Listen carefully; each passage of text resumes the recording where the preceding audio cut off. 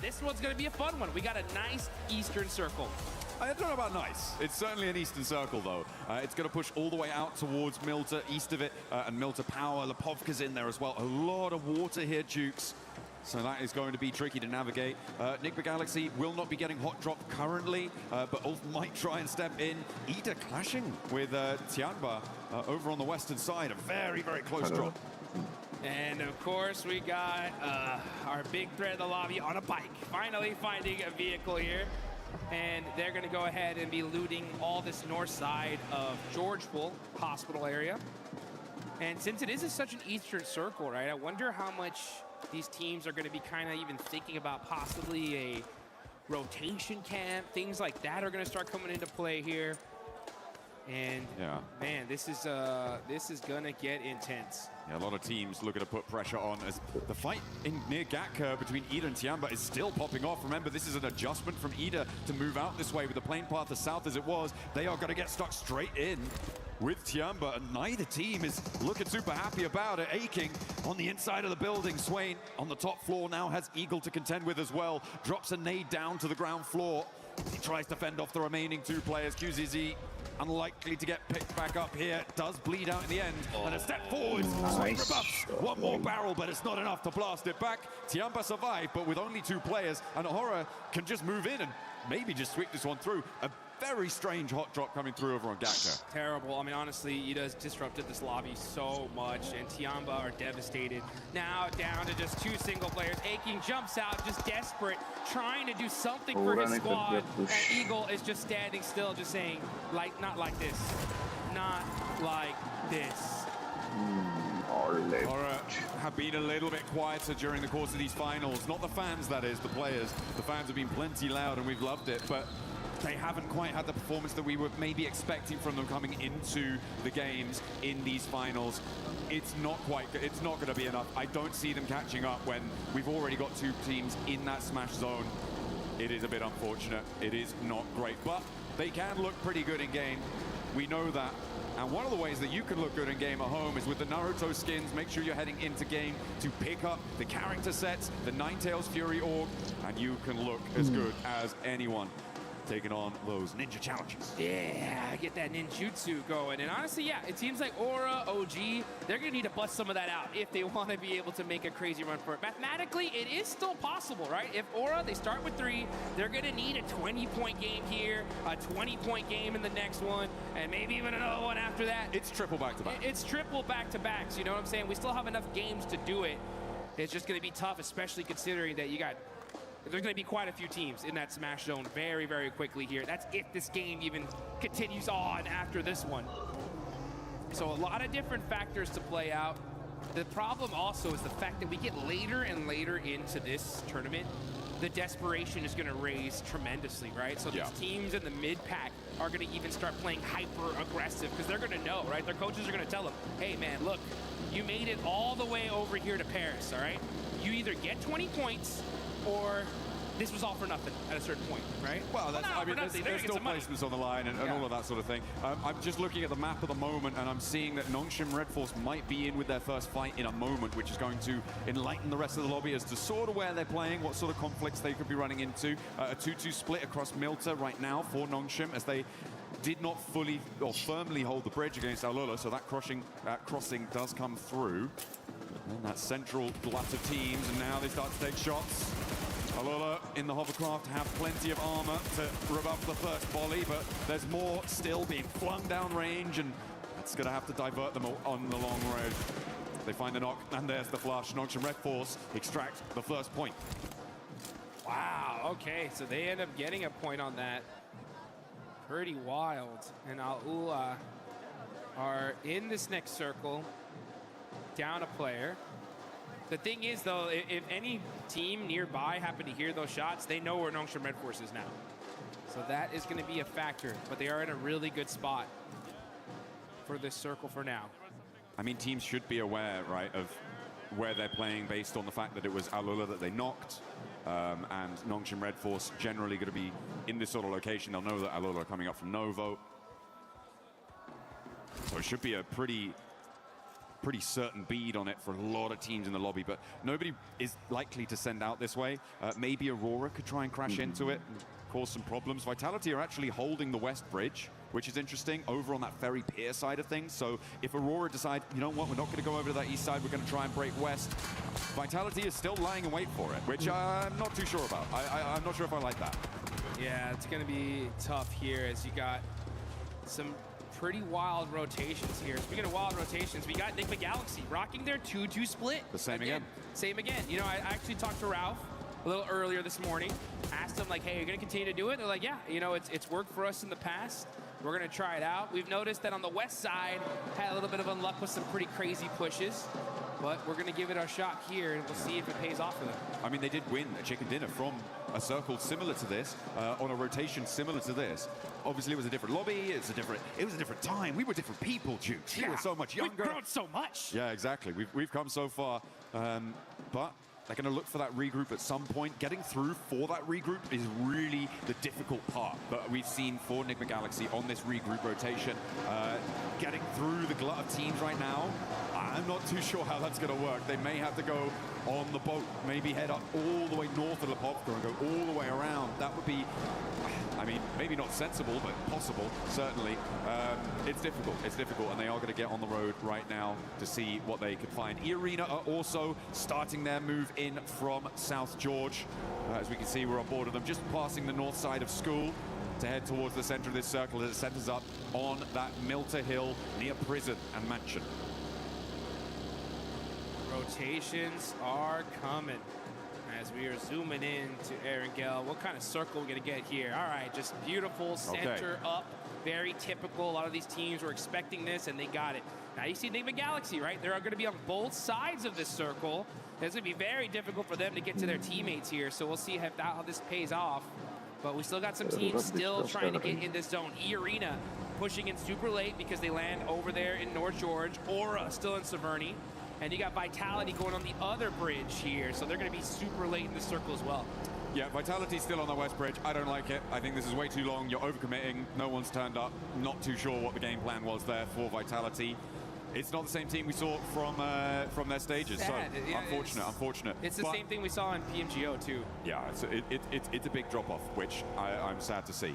Enigma Galaxy, they get their back duo caught up in a regroup, and this is exactly what I was worried about. It's only going to be Lord, his vehicle's on fire, and he goes down because he hops out. As it's on fire, they lose their back too. I guess, yeah, Ralph, keep doing that. See how that works out for you. Yeah, I saw his player cam, and I could see he said, what the heck? You know, oh, what happened? How is this? Why are there players here in the middle of the circle? How did I get knocked? What? Oh, that's crazy. That's super unfortunate. The 2-2 split, man. I mean, losing players like that is so rough.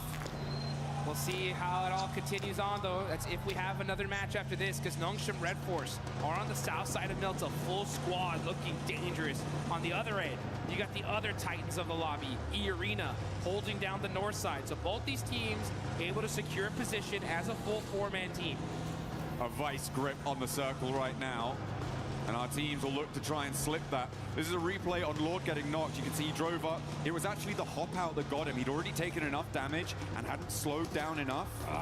He hopped out of the vehicle, kept that momentum, and it was the fall.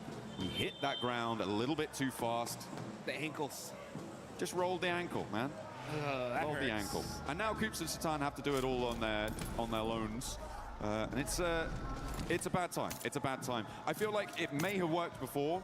Teams maybe weren't necessarily expecting something like that, and they weren't looking for a duo to be rotating in such an early fashion, especially because they know, oh, well, these players haven't lost, so it should be a full four coming from there. But there's been enough games now when Enigma Galaxy have done this that teams should be like, oh, yeah, that's what they do. Let's just clamp down on that. You know, it's one of those strategies that I don't know whether to be. It's just one of those strats that's just like, okay, it's different. You know what I'm saying? We don't see one of those bad ones. Yeah, I've heard of those. It's bad when it doesn't work, right? That's the thing. Is like if it does, it's like, wow, maybe more teams should try this out. But after that, it's like, I think we just stay together. You know what I'm saying? It's just unfortunate, especially considering that they're in 5th place, man. If they would have got a 20-point game here, boom, they would have been in that smash zone. Let's see where this next circle goes, though. And things are going to start heating up because we get a nice center up Arena are going to be over there in Lipovka, so they're going to have to fight their way into this next circle. But like you mentioned, it is a vice script right now. North and southern side is where the big threats lie. In the middle of the map, though, you got S2G, you got Enigma Galaxy as that duo. They had four, right? It is what it is. But you got Team Flash on that ridgeline, too. That is a very, very strong spot. They can be able to hold a lot of real estate there. That's true over on the east side, but I feel like they do need to move into the west edge of it a little bit further, which is exactly what Bo has decided to do there. They have to transition forward. The 3-building compound that sits sort of in front of them is viable, but it can be very difficult to hold against teams up on the north, especially if you get crashed. Multiple angles can crash onto it as well, so a little bit tenuous when you have to leave that ridgeline for Team Flash. For Nongshim, they're going to play nice and isolated on the southeast side. Remember, it's not big point-scoring games that are necessary. That's not what's going to be weighing on the mind of Nongshim, of Arena. It is just that chicken dinner. Be the last player standing. That's the only thing that should be running through their mind right now to try and secure that tournament title, the global stage glory. That's interesting. That's an interesting thought. And I hope it doesn't change their play style, because I'm thinking back to PMMI, where Tianba had such a massive lead, and they kind of implored that same strategy. Like, hey, let's just put up some basic points. They had so many points, as long as nobody smashed, they were going to win it for the most part. But they changed play styles, and they paid the price for it big time, going from what we thought was going to be an automatic first to like third place. So yeah, we'll see how Nongshim, who definitely learned from that, if they're going to replicate it or play the game that got them here in the first place. 4 Thrives in that last match were able to ignite those afterburners, send them into the stratosphere on the point scoring. And now 4 Thrives want to keep that pace, but they're kind of cut out on this northwest edge. They are boxed in by that prison cliff area on the east side of them. They're going to have to pick a direction and commit. Towards Vitality may be a good idea to start, but you've got Godlike behind that, and maybe Ulf on the top, on the lip of those prison cliffs could be a target as well. But either way, it feels like a third-party target. I can't lie, I'm so hyped for Godlike right now. After seeing that Rondo match, they put up so many points. If they would have won that fight with E-Arena, they would have, who knows where they'd be on the leaderboards here. But they put themselves in a good position. They're still in 10th place, 72 points. They're going to go for the back-to-back chicken dinner. They realize it, like, hey, we got to get it done here. If they do, it would be the comeback of a lifetime. You know that their fans are excited. They're hyped up. Oh, yeah. Waiting for this next zone. And it's going to go on over to the northeast side. And which team gets blessed here, John? Team Flash, right? E-Arena on the north side, on that road down from Lipovka. It helps them out. I wouldn't say blessed, though. I feel like they are still in a little bit of a dangerous position, especially with Hera descending on them. Look at that eastern sweep. That could be dangerous. That could be trouble. As Coops takes a knock in the meantime as well on the south side, bleeding out another player. Not good news. But Hera, look at a crash maybe towards E-Arena. I do think it is Team Flash that has been the most blessed by this zone, though. On that northeast side, it's exactly what you highlighted, right? That ridge line, the buildings in front of it, really, really good. But only if it goes out their way. Well, guess what? Here we are. And now S2G try and push in. They're being denied access. As Hera clash with 4 Thrives, who have, okay, they've lapped over the north side of prison, and they're third-partying on the rotate here on the north. Fights happening all over the place. Now we're going to be looking at Enigma Galaxy. Satan, all by himself, going to be challenging AORUS here as we switch over. 4 Thrives get eliminated. That is a huge loss right before the 100-point mark. There goes Enigma Galaxy as well. That's 5th and 6th out. And now Aurora up, trying to sweep past Nongshim Red Force. As Hera picking up those points is a great result for them. 7 eliminations now on the north side, right next to Arena, who take a knock as well. Turny K has gone down. S2G battling for the middle of it and taking damage from every single angle. Ulf will do a lot of damage to them, but S2G managed to weather that storm. A lot of damage across the board on these rotates, Jukes. And then here we go. We're going to catch this fight here as S2G are hurt. Vitality very, very close near to them. And it was OG that are putting up some points on the board. They end up getting 1. Kamikaze on the other end. Now finally Finally, the fight has calmed down, but this is a battle for the central position in this circle. I mean, this is another team, S2G, who is within reach of that smash point barrier up to 122, but they have just had the win taken out their sails. 113 right now. They need to get 9 more points on this match, and with 11 more teams alive as a solo Kamikaze, has he got something magic up his sleeve? I do not think so, which is going to leave Aurora to really be the only challengers to that smash point duo. And Aurora are definitely a threat, that's for sure. 110 points, 12 is super easy for them to get in this kind of position. They're gonna have to fight their way through it though. CS Power getting a knock from Godlike. They're down to 2 players, and that is WizGod gonna get that confirmation on 2 Power. Only 1 player up left for Godlike. Oh, the Arena did manage to just roll over to the ridgeline there on the shoreline. But Mormon's been spotted. Okay, Sky is still going. And the Arena not safe yet, not out of the woods. As Godlike and Orangutan still continue to clash. Up the stairs, Godlike. Look for it, but the drop down is caught. And there's the crash. Here it is. Take one down and the Arena fall. Only one team can stop it all now. Nongshim with a big opportunity on the south side, but they're right on the edge. The whole lobby breathing a sigh of relief now that at least one of the Titans is gone. It's still up to Nongshim Red Force though. They're on the south side, playing carefully, waiting in the shadows to strike. It's only a matter of time here. They're saying, yeah, you guys fight it out. But you better watch out.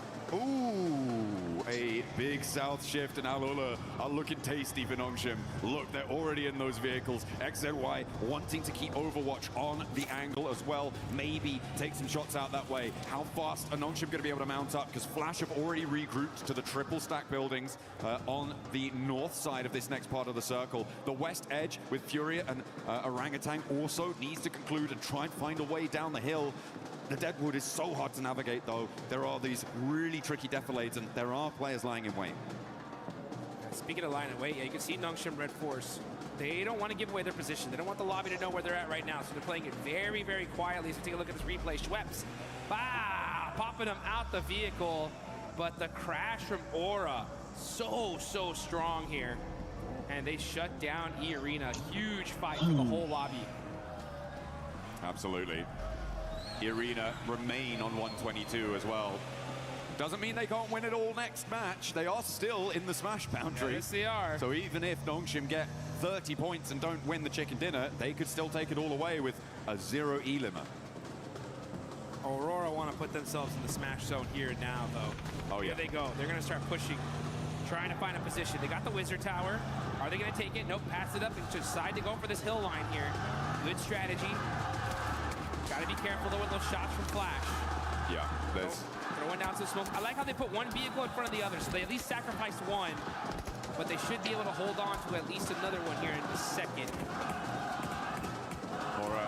They're going to have to pick a point to go, and I feel like sure, Team Flash can be taking shots right now, but the west side is going to have to conclude, and fairly quickly. Someone is going to look to crash Team Flash. I can guarantee you that at some point in this match. Yeah. But it may be a little bit longer than we were anticipating. I mean, as I said, the Deadwoods have a lot of those defilades, the hills that slope down from the top of this ridgeline. This tree cover has a lot of rocks to play around. You can sort of stutter your way forwards a little bit, but later on you're gonna have to find something. Oh, spot over onto Doc. They know who they're fighting now. Well, they will once that thirst happens. There it is. And there it is. So now they know 100%. Nongshim Red Force is right here. Aurora are going to put every single amount of their resources to make sure they can stop them. It may well be worth it with all the teams around them going down fairly quickly. Just sitting here waiting for Nongshim to roll out, stepping through, sacrificing shots to Team Flash. They may look to try and just block the road, shut the door in the face of a smash victory here in match number 2 today, match 14 on the series.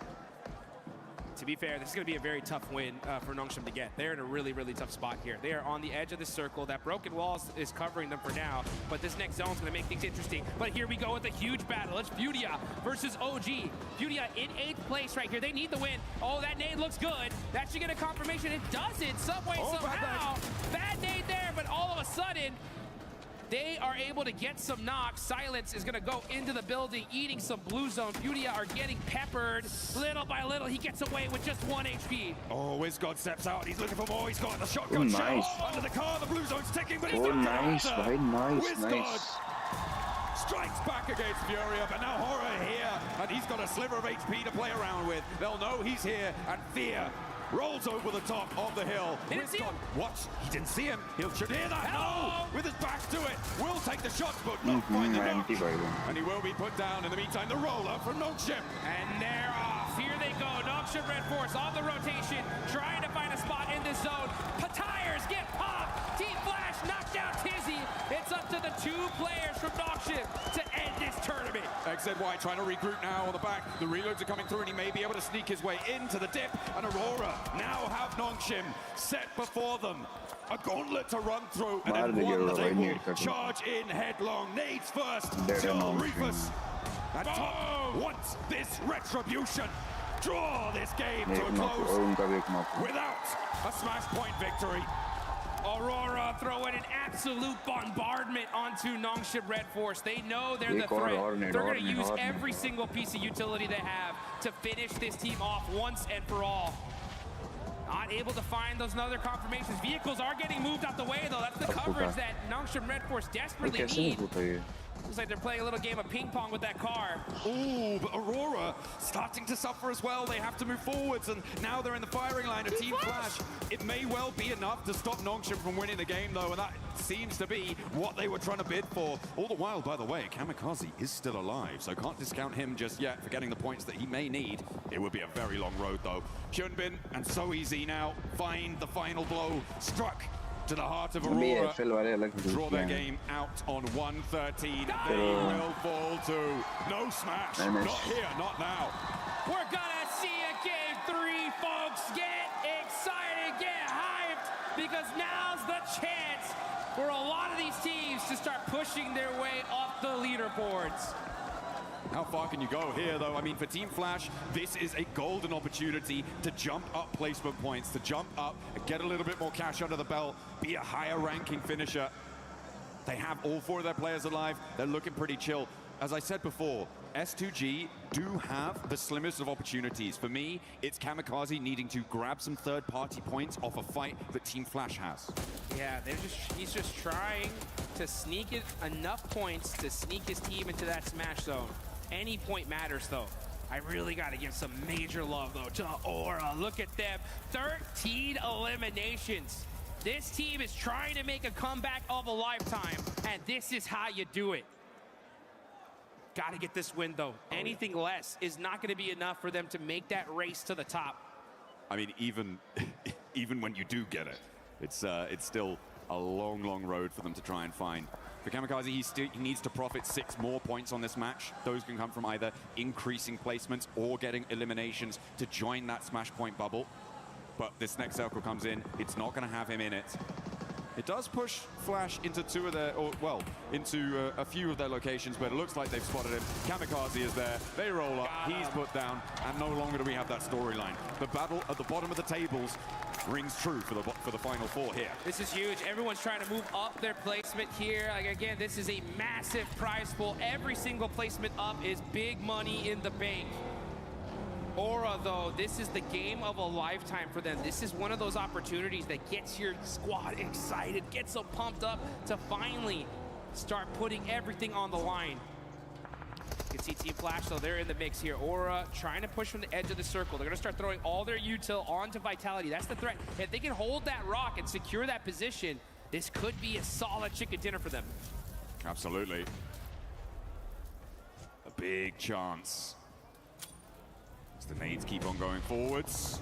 13 eliminations on side, and they want to add 2 more to the tally. Sky and Jiggle into the fight. Razak goes down first, immediately putting him out of business, out of action. Sky looks for more as well, and they turn it on. It's just too hot.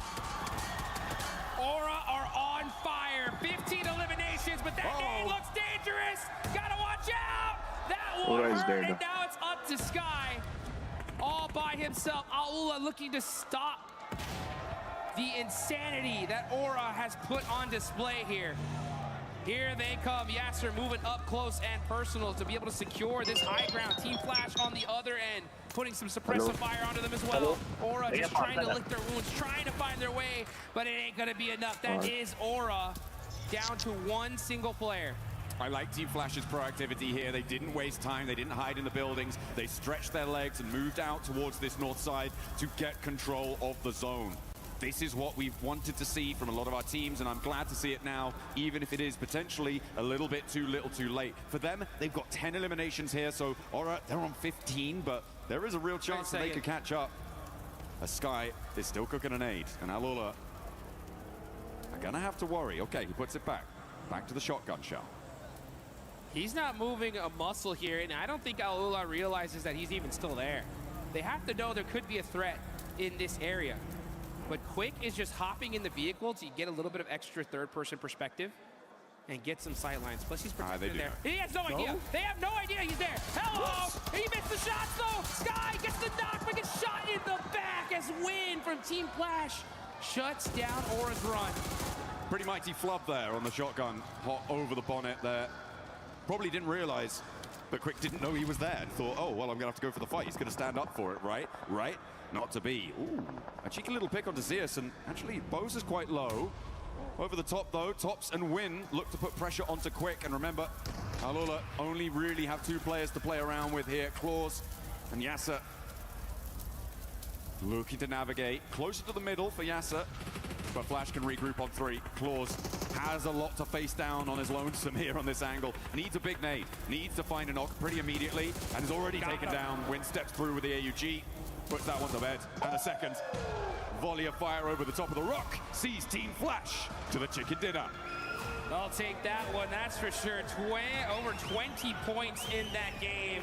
A massive one for them. I guarantee you, their coaches, everybody was telling him, right, hey, this is what you need to do if you want to make a run of it. And this is a start, right? This is a start. It's still a long road ahead, but now the road is there. You know what I'm saying? It had to happen in this game, and they got it done.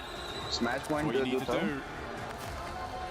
उसके लिए था NS वाले निकाल कर chicken निकाले तो हो जाता but NS वाले ने AORUS ने मार दिया NS वालों को. Unfortunate that Nongshim and eArena couldn't really get much further into that AORUS hold on the eastern side. It stopped them really from being able to break out in the way that they wanted to. Flash were an incredible suppressive force over the course of a lot of that final set of circles. So really, really great stuff from them. But yeah, it could have been very, very different if AORUS had played that slightly in a different fashion. For sure. I mean, unfortunate for them, super fortunate for the rest of this lobby as we're going to go into one more game for sure. Now, as far as teams that are still within that Smash Point threshold, I believe it's still going to be the duo, right? It's still going to be the 2 teams. But another opportunity in this next game, right? For more squads to be able to push their way on up. As we're going to take a look at the replay here. Team Flash, great job of being able to finish this game strong. Win especially, just boom. Putting the nail in the coffin. That's how you do it. I just didn't want to mess about, you know. Come on. Let's go next. Keep the pace. Because they do want to keep up that pressure. If you're on a run, now is the time to hold on to that momentum. There is no more runway that you need to cover to take off on this. It is just today. There is nothing that you want to leave out on Erangel and let it go to Miramar, because you may not reach it. No one might. Just look at these players' faces. Straight intensity. These guys are locked in right now. They know exactly what they need to do in order to make this happen. And it's going to be on the back of a ton of eliminations and securing those wins, all while stopping eArena and Nongshim Red Force, who had a great pincer on the end of that circle there. But, you know, I think teams now especially have understood just how threatening this Smash ruling is. And I think they're going to do extra and beyond to make sure that they can stop those 2 squads. Absolutely. I mean, there is so much pressure on so many teams. I think that, again, I'm gonna go back to my old favorite hobby, it seems, this game of giving a little bit of hate over to Ralph, because Nick McGowan did not work. It was really kind of catastrophic. And hey, you know what? The position that they went to, that they tried to go for on that east side, was where Team Flash won from. So could have been different. But we're gonna head down to the stage. Kalaris has a little interview for us for some inside information. Yes, I do. Thank you very much. Here with Nongshim Red Force, Hyunbin once again to get some insights on what's gone on so far. Let's talk about the Erangel that just actually happened. You guys find yourself in mini mill to power, but then the circles shift away from you. You sent it north instead of any other direction. Talk to me about that choice. Do you think it was the right one, or do you think there was another path you could have taken? 일단 현빈 선수 첫 번째 질문은 일단 아까 에란겔 경기부터 일단 얘기를 해볼게요. 에란겔 경기 때 사실 밀타 파워 쪽의 공장을 이용하셨다가 이제 자기장이 튀자마자 이제 바로 북쪽으로 지르셨는데 사실 그쪽이 좀 다른 선택권이 없어서 좀 강제가 된 건지 아니면 좀 되게 좀 가능성이 있다고 보신 건지 좀 궁금하네요. 일단 저희 자리에서 치킨 갖고 오기는 좀 많이 힘들었던 것 같고 저희가 오로라 한 명을 잘라나왔고 그 골에서 오로라 일단 한 팀 먹고부터 할 생각이긴 했습니다. Yeah, we already knew that that shift was actually really tough for us. So what we thought was Aurora was actually there, and we got a one knock of Aurora player. So I think we should have started with getting out, knocking out Aurora, and then we find our footing on the ground inside that circle. So the Rondo game, you just won another one here. You look always great in urban endings, does Nongshim Red Force. So talk to me about that urban ending. What were your biggest concerns? You had great roof control. So what was your guys' perspective on that finish? 또 론도판에서는 또 치킨을 드셨는데 사실 시가전에서 정말 좋은 모습을 보여주시는 것 같습니다. 그래서 그 시가전에서 특히나 이제 지붕을 통한 영역 그 컨트롤에 굉장히 또 일가견이 있으신 것 같은데 좀 그 점에 있어서 좀 어떤 점을 좀 중점으로 플레이를 했었는지 궁금합니다.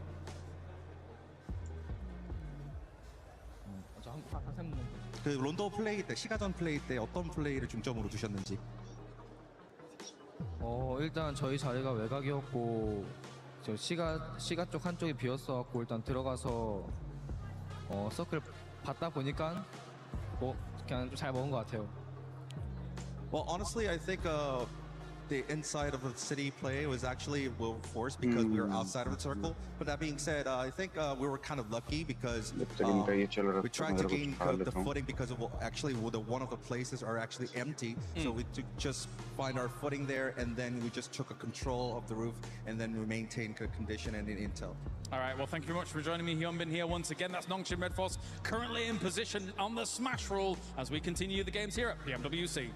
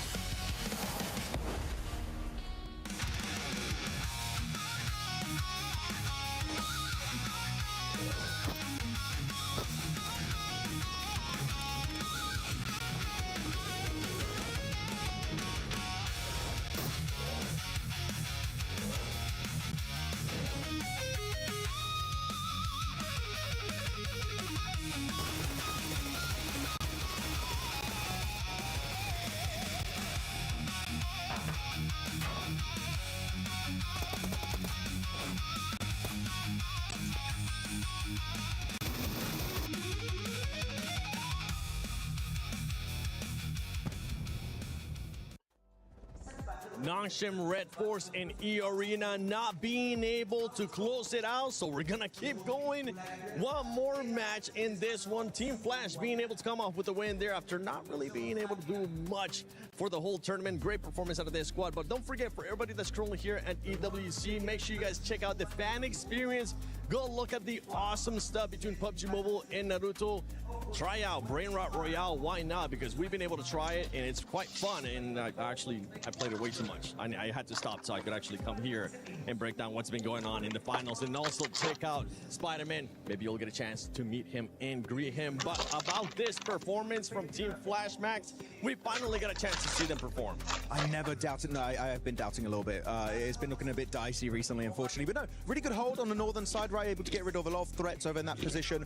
Definitely a team that has been very silent. But before this game, they had a total of 63 points. If my count is right, they just got about a third of the points they've made so far up until now out of all of their games in a single chicken dinner, 23 points. So that's going to get them way higher up in the middle rankings. And let's keep in mind, even if you're not number 1-7, the prize pool distribution is getting way higher on that first half of the leaderboards. It is. For some of these teams that might be too far away from that threshold of the smash rule, they're going to be pushing up because there is that prize pool at stake. $3 million that we're going to be giving out. And Hera Esports being able to perform really well, seeing the aggressiveness. This is what we've been expecting out of Hera Esports, the aggressiveness, 16 eliminations. I mean, it's a real shame we just didn't see this from the get-go, right? From day one throughout to today, because they could have been in a very different position on those leaderboards than we see them right now. But also, just mention very quickly, as we look at the team stats here for Green, Sleepy and Sky actually doing some mega work. They did have some really good nays. They were pushing very well. They are the team that got rid of Arena in the mid phase of that game, taking shots onto Nungshin there. So, you know, very, very proactive, really looking around them and trying to get as many elims as possible. I think we can call that farming.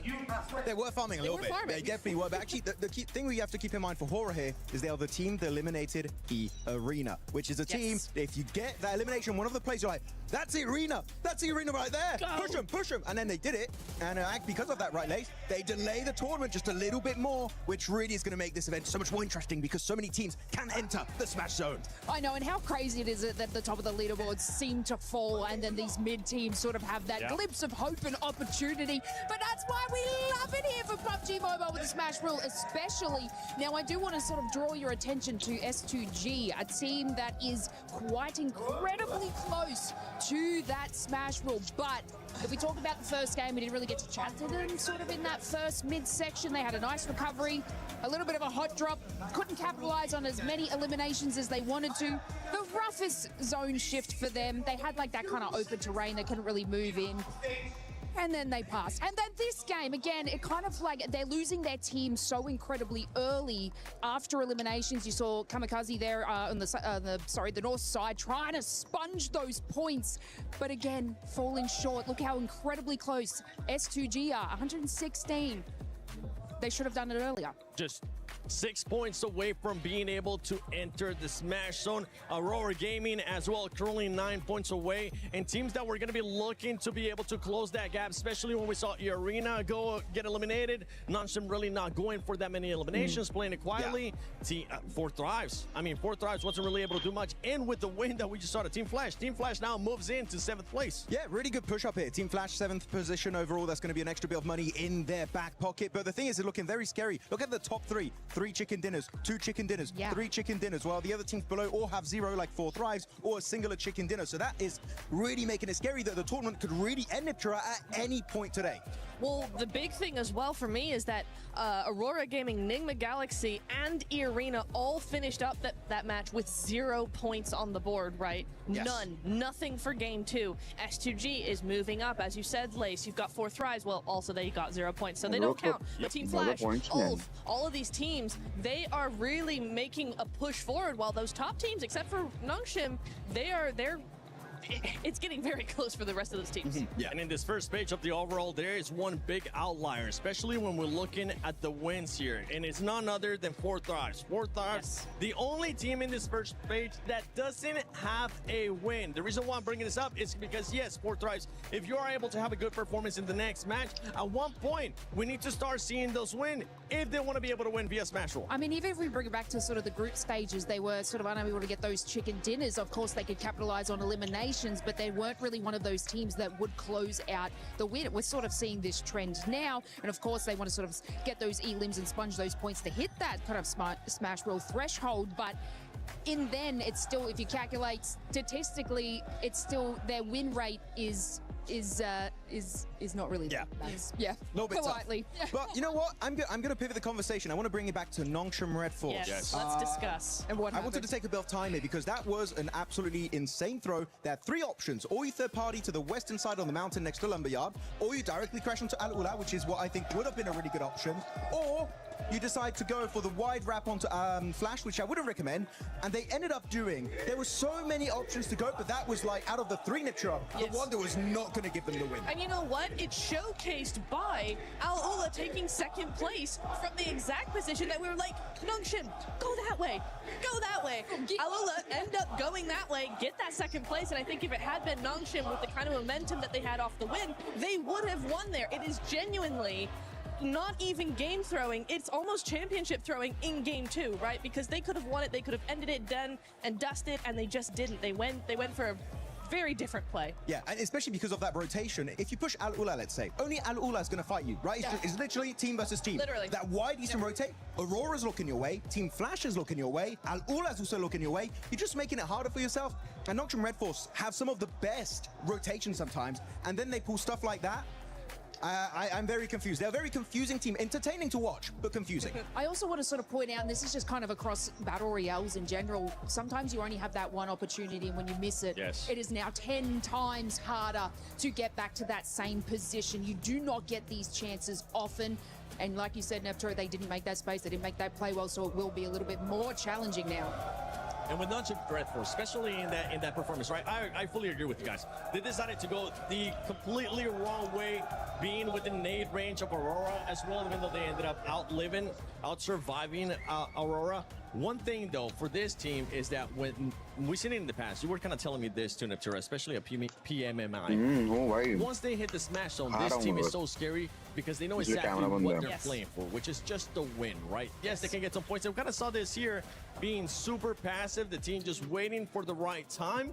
And I think maybe that's what could have hurt them there. They was just looking for something passive. They weren't looking for an actual fight, and that's why they decided to go with that rotation. You know what? I 100% agree with you there, Seven, because, yeah, they are so scary. They are so patient. And we saw that them lining up on Milta Power there, lining up on that wall, going, okay, what's the next play? They didn't look scared. They weren't going too quickly. They were just being very patient. They were sitting and going, okay, what are we going to be doing next? And then they make the most harebrained, like, under pressure play, it felt like, right? Another team I would have expected that from. Not from Nongshim, not with the presence of mind they seem to have while in the smash point. They are not a team that falls under pressure, and it felt like they just did in that moment, so very, very odd. Next game, though, still that chance. No one's quite caught up to that smash zone, so really EA still the only competitor for them right now. Game 3, we can do this. I'm going to pivot the topic again. Sorry, I'm all over the place. There's so much to talk about right now. But I want to talk about actually the MVP race, which is actually, we could have a dog situation on our hands, which is we saw Aaron being top damage dealer. He had a ton of eliminations, and they're currently at the very bottom of the first page. We could have a situation where they're nowhere near winning the tournament, and a player on Ulf could actually become your Pmwc 2026 MVP. Got to be careful there because he is in 4th position, but it's Hyunbin, it's Tizzy dominating here for Nongshim Red Force. It is. And Hera, with that performance that we just saw there, Sleepy being able to put up the numbers. Aaron, you were talking about it as well. But we have a lot of fans here in the arena. We got 4 tries. We got a bunch more over there from Godlike. Let's see what Barney's currently up to. Ladies and gentlemen, we've said it time and time again that we wouldn't be here if it wasn't for the fans. We've got so many around the arena, so before we dive into our third map of the day, it is time to check in with them. And so, Fury, Godlike, make some noise! इसकी ID कहाँ से ढूंढ लूँ मैं? उस पे जाना है DWC के उस पे वहाँ पे होगा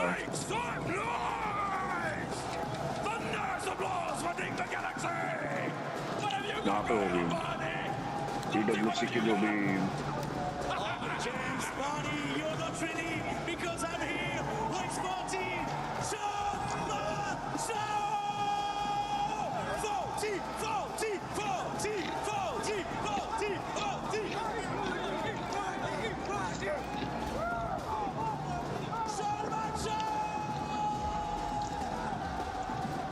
You can hear the celebration in the arena. I'm sure you can hear it at home as this Hall of Heroes echoes with every fan's hopes and dreams, giving out their energy. because the tournament still goes on. Not ending in a Game 2 smash, we run it right back. And anticipation has reached fever pitch here in France. Everyone's loving it.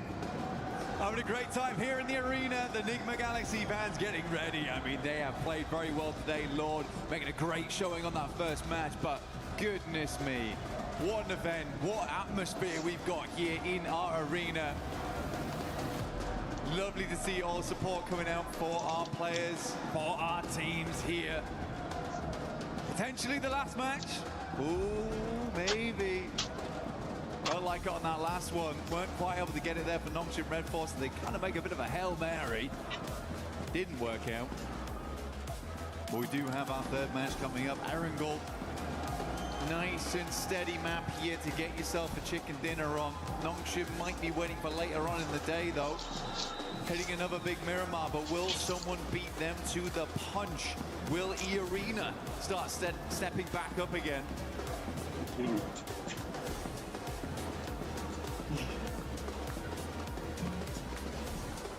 A lot of fine margins.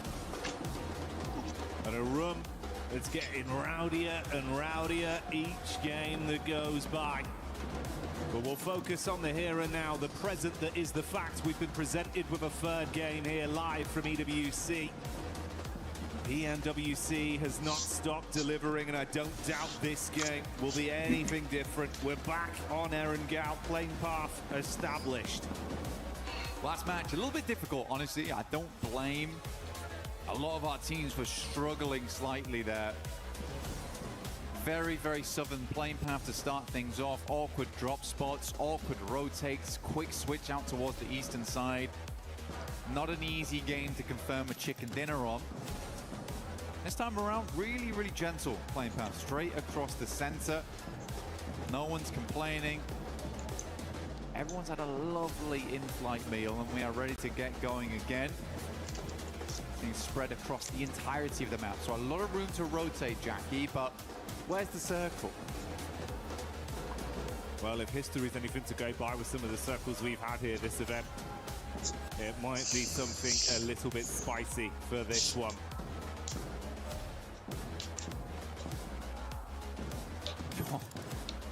Might be. Might just be. Fair bit of Sosnovka pulled into play here down towards the south side. We got plenty of water in play. Teams have to start getting their feet wet into this one to make it happen. Those bridge crossings, absolutely diabolical. Aurora, also tough decisions. S2G, bit of a menace team to run into on that eastern side, but Fourth Rise have been consistently oppressive over towards the west. So hard decisions need to be made for this squad. They're getting vehicles, likely will loot down towards the south side of the map.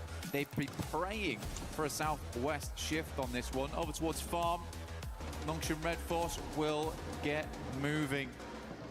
Planting those seeds of destiny. Hopefully get themselves another chicken dinner today. E-Arena far out over towards the northwest side, South George.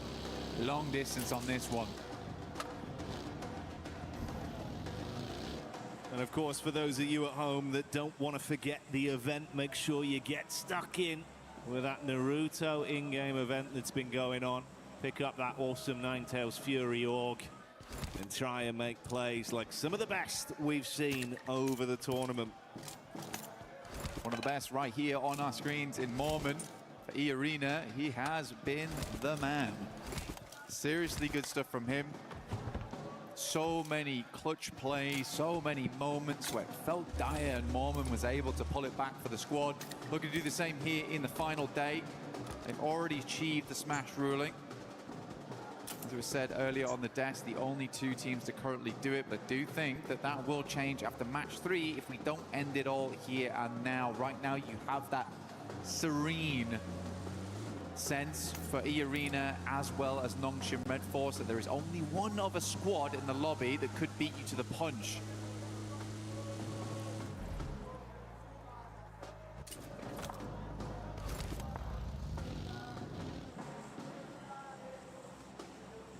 I do think, mate, with our S2G have looked, if you could come alive here, get a bit of a big boost off this game, they've still got a chance to be a dark horse, to be able to upset in this lobby. And I think we saw some of that talent yesterday when they were fighting under so much pressure as well. In disadvantaged situations from distance. Hamzy G, he was popping off. There's a lot they can do, bro. You know, we touched on Kamikaze an awful lot over the event, but I think it's that duo that brings so much firepower. So we'll see what they got this time. Hamzy as well as Kamikaze looking great. And for S2G, they're a team that's put up quite a lot of chicken dinners so far, actually. I think they're currently on 3.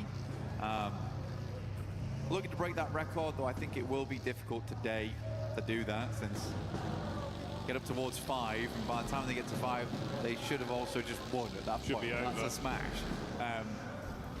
So possibilities of broken records ruined by the format for them.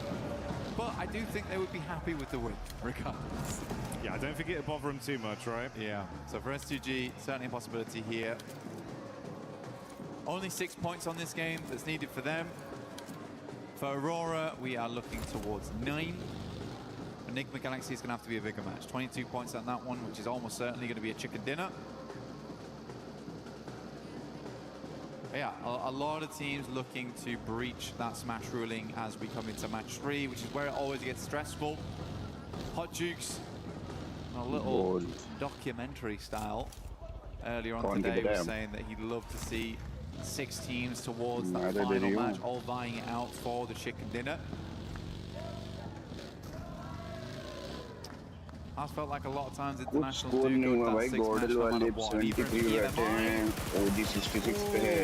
For Nongshim Red Force, oh my god, he's alive. For Nongshim Red Force, he did go to match 6 when they got that smash. Satan immediately peeling off there for Enigma Galaxy, but they are in close contention with 4 Thrives, who are exiting from very clear and yellows. तो दोनों में से जिसने भी chicken निकाल दिया जीत जाएगा. क्योंकि पिछले में 122 था ना, 112 था ये पॉइंट. तो एनएस वालों ने 128 मार दिया और ये ने 122. I was just as surprised as you were. He actually got out from that one. But Lord, not lucky enough to bypass either. That back and forth conversation between those two teams continues even this far into the event. Emre running down Lord to get that confirmation off. Yeah, now that idea of getting the chicken dinner and getting into smash ruling feels a little further away. 4 Thrives will aggress over towards Ida. Should hit them up towards the 100 now, so they've also hit the century on this game. Getting ever closer to that count. Nongshim Red Force was able to make a fairly good rotation towards the central position. They like to play around this area. They are cut in with S2G though. Slightly scary spot to be working with. Very central. Still only here in zone 1. Anything can happen as long as they're set up. Position to move from should be okay. Finds S-Power.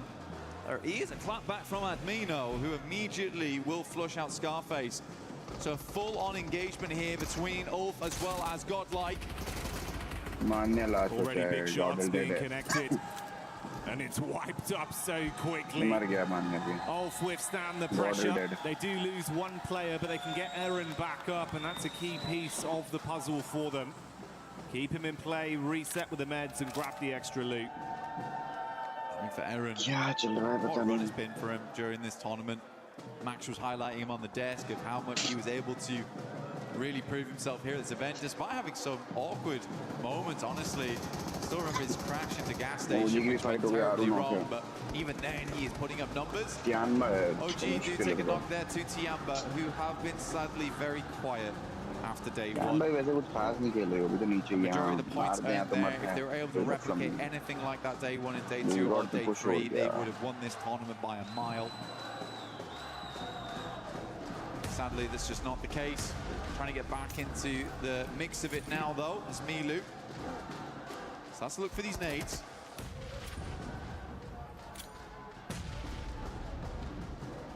Maru on about half HP there. AKOP in the backline. Oh, nice arc from Milu. Milu, the madman, when he's feeling himself, he can do so much damage on a battleground. He's got back up from the boys. If they can get out of this one cleanly, maybe they can at least try and ruin some of the runs for the other squads above them. Milu keeps it going to get that flush as well, so that will remove Aru. Hard cut him out. Blue coming in to make it a bit more suffocating between these two sides. Quite a few nades already expended here from Tiamba as well as OG. We're right in zone 2 now. Blue starts to tickle a fair bit. QZZ gets a bit panicked there, will drop a couple of shots through and then immediately send in Milu. He's just going to prime the nade. That's a nice one from him. Good patience. Lets it go through. Is he going to peek this onto AKOP? It's me. Does not care in the slightest. अबे क्या चूतिया पर कर रहा है? विस्गोड को पूछ लिया उसने. Denies the point. Oh yeah, and they're going to bounce around, make sure they clean up on that one. Trying to snatch away some of the earnings from it. Good to see Tiamba though, getting a bit of fanfare back from the crowd and big plays from Milu. I think he was sat on about 11 elims off the back of 3 games back on day 1 as well, mate. He's a killer, that's for sure. Tiamba lucky to have him. Great to see him back on the team again. Some subs came through yesterday, Shallow in, Milu out, but looks like he is ready to play today. Gameplay looks clean. For Nongshim Red Force, hard rotate up towards that north side. We've got Dip in play, but not fully. At least we did confirm away from the south side. A lot of the water got cut out immediately. A hard shift over towards the northwest, and an easy rotate now for Tiamba to actually get in. There's Catch popping up in the elim feed. Couple shots over towards the Furia squad. Furia that have been a little bit more shaky today in some of the battles we've seen. Hasn't been as cutthroat. We'll see if that one results in a bit of a flush. Seems like they have grabbed Igor's back up for now, so he'll live on. Nongshim just ahead of the Aurora crew that have made their rotation over the bridge left of Novka. Oh, are they going in for this aggro? Aurora might be looking just to swing on the coastal side, deny as much sightlines as possible. Top though, Anchor, backstop here, taking some good shots. There is another play here alongside him with Doc. Hamzy G at distance, also watching, so this is a dangerous rotate here for Aurora, because even if they get down towards the beachhead, S2G might have a sightline with Hamzy, and we know just how good Hamzy is at distance. An eagle eye on him. Nades go through, but so easy, brushes them off. Dirt off the shoulder for so easy. Can't keep this man down right now.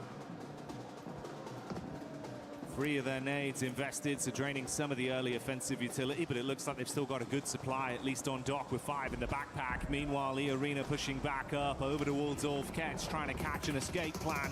Dives behind the driving, but it's not quick enough as Joker will adjust his crosshair and find that one on the exit. Mormon takes a knock back over. Bit of a disjointed Irish exit there from Ulf. Alula under pressure though, as S2G just flies in over towards the garages. R3B in the corner, and S2G cleans it up. Not a single player lost, should be able to get that res. Nongshim Red Force in the meantime, after seeing those players leaving, did get that leapfrog on, so they get a little bit further into the circle here. Milta, not the main feature. If we go down towards the southeast, we know just how good Nongshim can be in an urban finish. Thriving in the concrete jungles.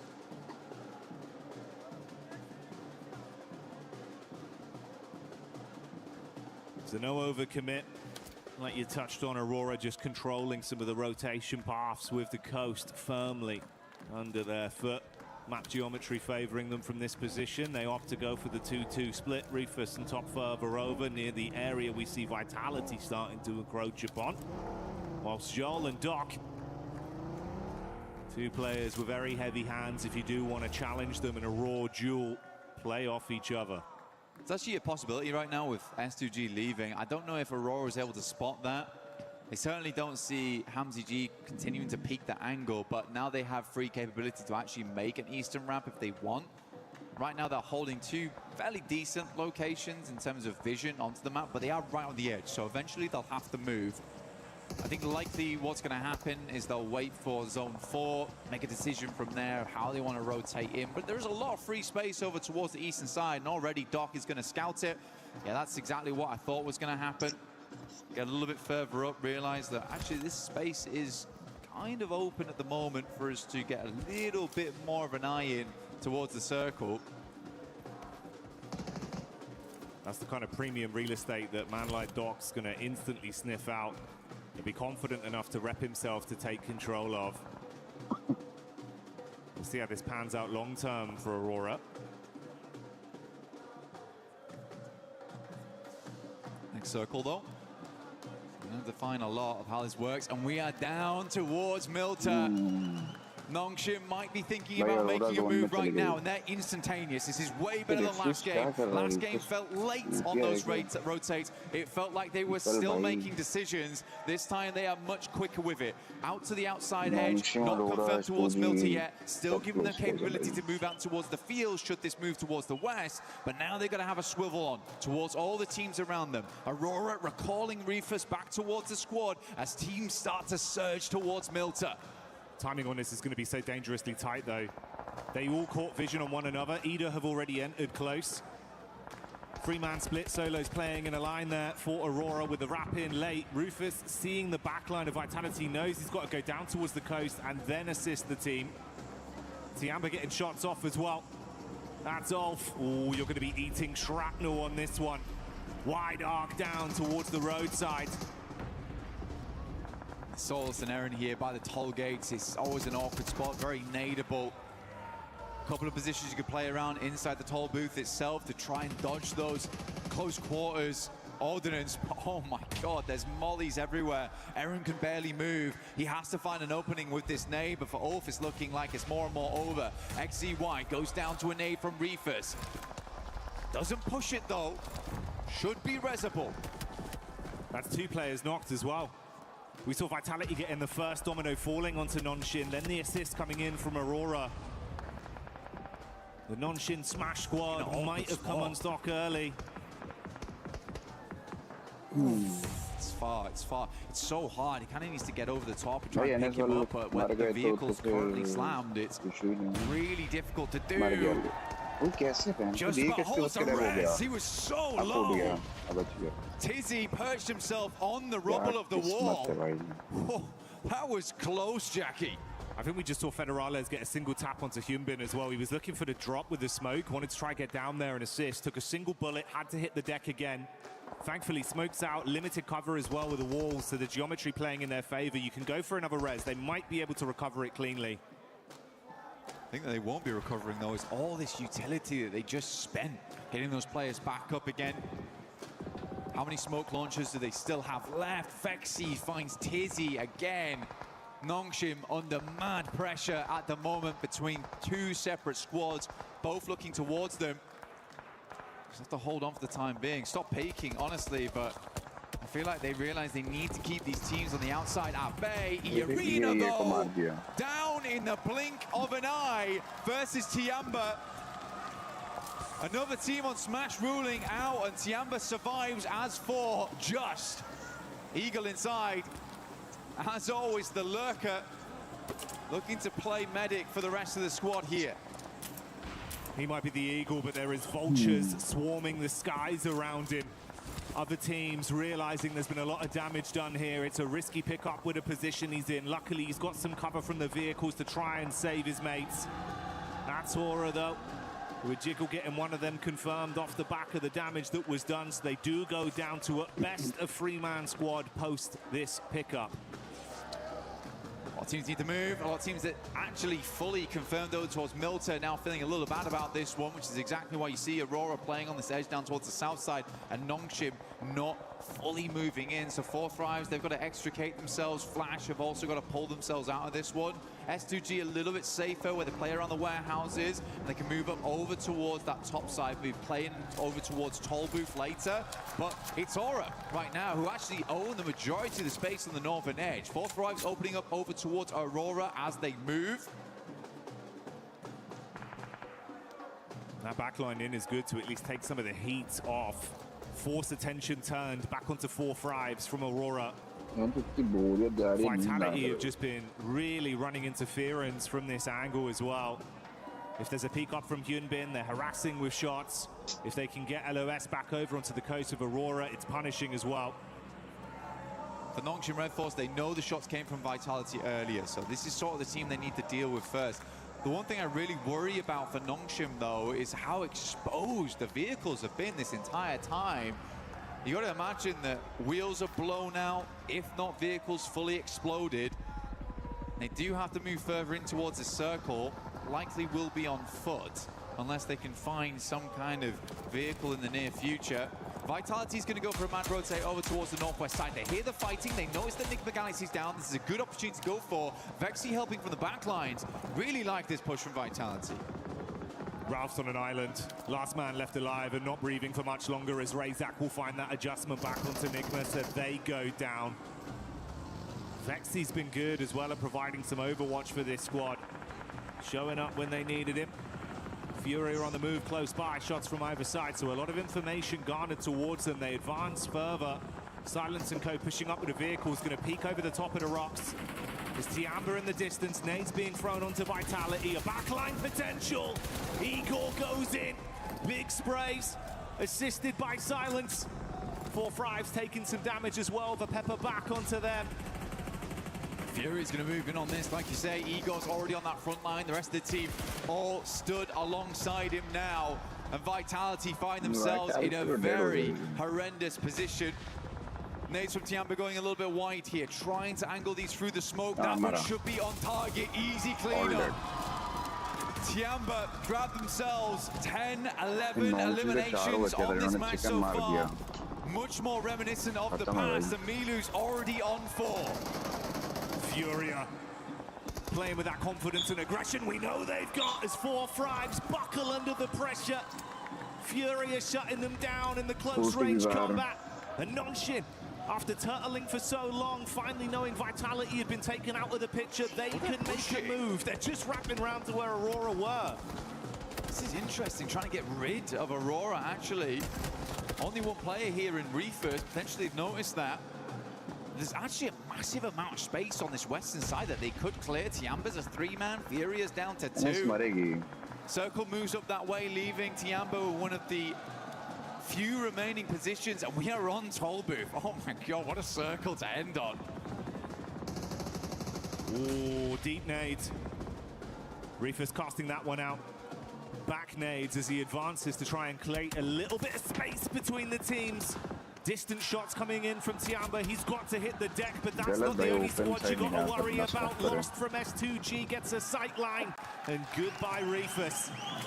The only thing is just like kind of flashbacks to last game where there is a massive capability of moving west on this one for Nongshim and clearing up towards that north side, having all that space. You'd imagine that they saw the amount of teams that moved into Milta. They are just charging headlong into danger here, where there is so much more room to play on the northwest side. Guys, you don't need elims. You need a chicken. And they might get barbecued if they take too much time on this one. Joel was cooking a molly. XCY so paranoid about the peak from the top side with Tiamba. And with Furia not needing to force the issue amongst them, they've got a crystal clear line of sight down onto the rotate path for Nongshim. It's so uncomfortable. Come back, lads. Just come back off this angle. We don't need to play it anymore. You can wrap back over towards. So easy.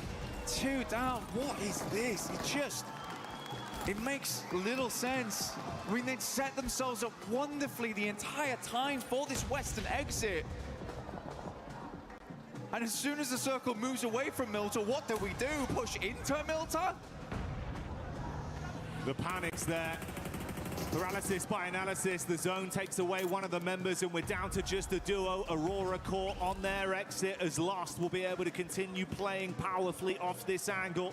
XZY thankfully given a few moments of respite as he runs to try and find any cover at all. Kamikaze from S2G, we talked from the start of the game. They have just about hit that 122 now. So they have hit that smash ruling going towards that next match. Another team steps up to the plate. They've done enough here, even if they go down. Looking to take down Ida regardless. Hams. Ooh, what a shot. Reaction coming through clutch there, but Kamikaze, as always, the backbone in the team. Standing straight and keeping S2G in a position to recover from this. Quick reactions from Ida, but a shutdown play that will let S2G fight on for another day. Flash, though, getting eaten alive by Hera. Wrapping down the ridge, the nades bouncing in. Tops is down. And Kamikaze scanning to see what more points they can steal. Aura on for a big game here, actually, Jackie. Looking to push themselves further in the rankings. Only 2 eliminations so far, but so much more to grab here as most teams are bruised and bleeding coming into these final zones. Tiamba also having a good time of it. Nades going over the top here from Nongshim Red Force, rolling down, and we are directly on top of Toll Booth now. That's okay falling. XZY getting the tags off. They've been under constant pressure the entire time. It's not clean. It's awkward. Not even a helmet on So Easy here anymore. Mate, you're playing with a bare minimum. Concessions had to be made, but a nade could be coming their way. Lost with 2 left in the back pocket. The first one thrown in looks good for the bounce. Oh, see ya! Double bouncer. XZY is down. Comes to the end of his line there. Nongshim is floundering at the moment. Confusing moves. Win, though, from the backlines. Will get the backstab, but immediately spotted out by Lost here. S2G absolutely have done enough, but they're looking to push further into this game, as is So Easy.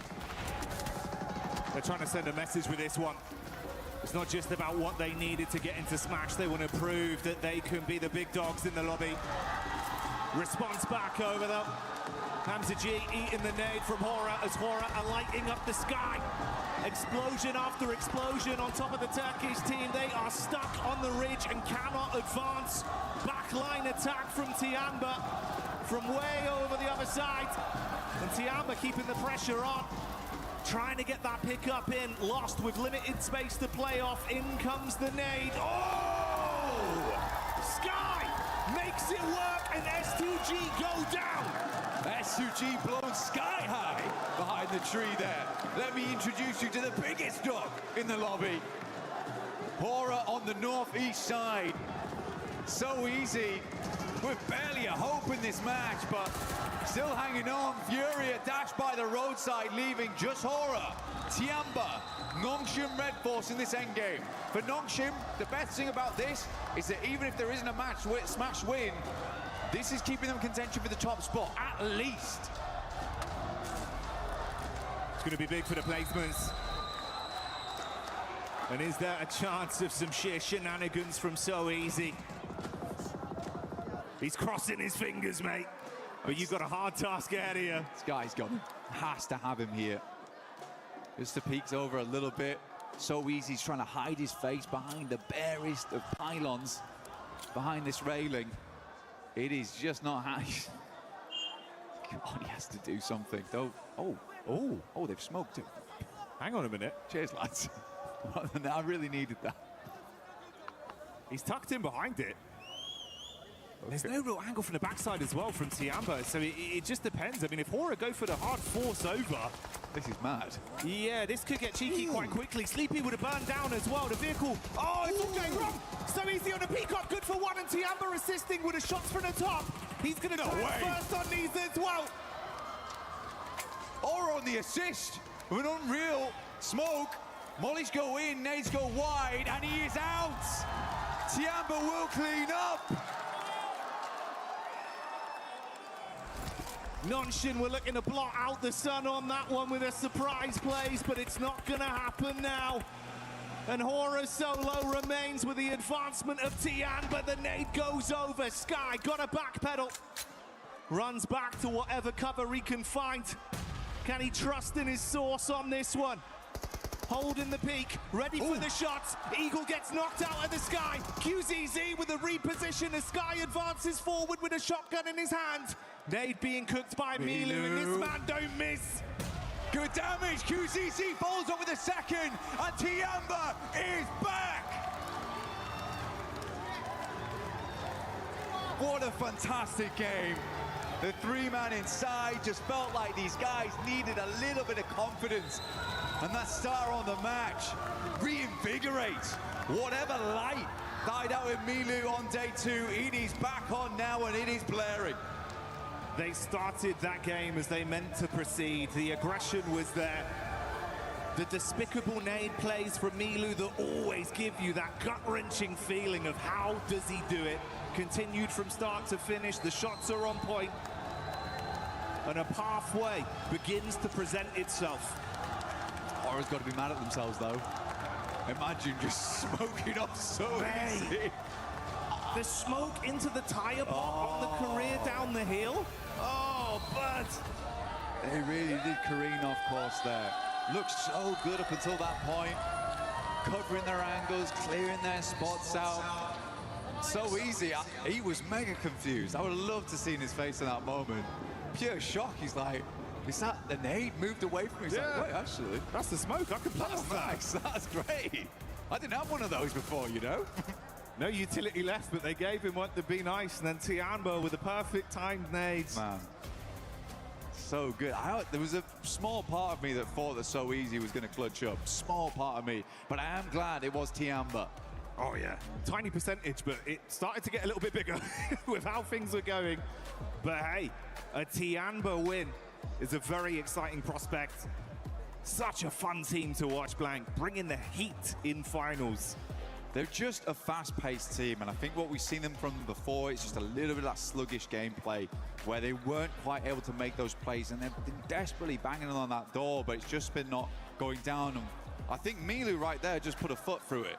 So it looks good. It looks way better now. They're pulling off those maneuvers too. So yeah, great work to Tiamba. Really, really happy to see it. And it was, I think for me, it was fantastic to see these guys happy. Yeah. I think that was my favorite thing about that win. It's nice to see him smiling, nice to see the success story of how they're playing. And mate, you're right. I think if there was a door there, Milu not only kicked it down, he just destroyed the entire house. He's just a whirlwind. Yeah. Came through, blowing everyone away. And mate, I'd love to see that. I hope that continues. I hope it does continue as well. For Tiamba, it's not over yet. We haven't rung the bell. They might have been uppercutted, but they have got back up again. The count did not finish. It's scary, no? Going into these final matches, we've got 3 teams at match point right now. It's S2G, E-Arena, as well as Nongshim. Nongshim's been making some crazy decisions. E-Arena, sadly, on the other hand, have just not been able to eke out those performances so far. It's felt a little bit timid from that team. S2G, though, I think this is a worrisome squad to have in that top 3 because they could just light it up at any moment now. Unless the pressure gets to him, which it seems to be the case for quite a few of our teams. Well, yeah, that's kind of the contrast we're painting there for E-Arena, right? Where it feels like you had some flash-in-the-pan moments, but now it's come to, you just got to follow through. It's not happening, whereas S2G, we know they can strive for greatness. It feels like championship mentality is going hand in hand with their aggression, the way they're approaching these lobbies. All it takes, one big game.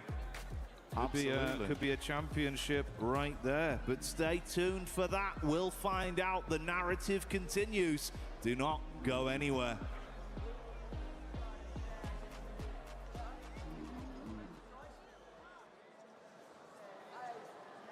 Human body was built to move.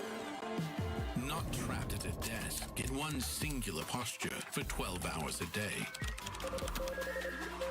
It's time your chair evolved. This is Secret Lab Titan Evo.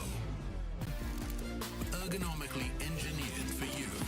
Gamers, hybrid workers, artists. Backing your every move.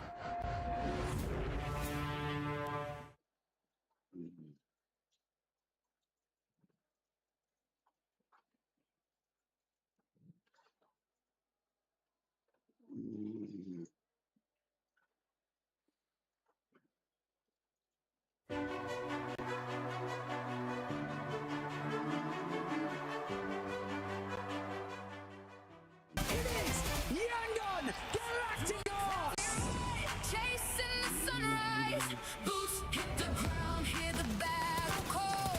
Loot up, lock in, we're ready for it all.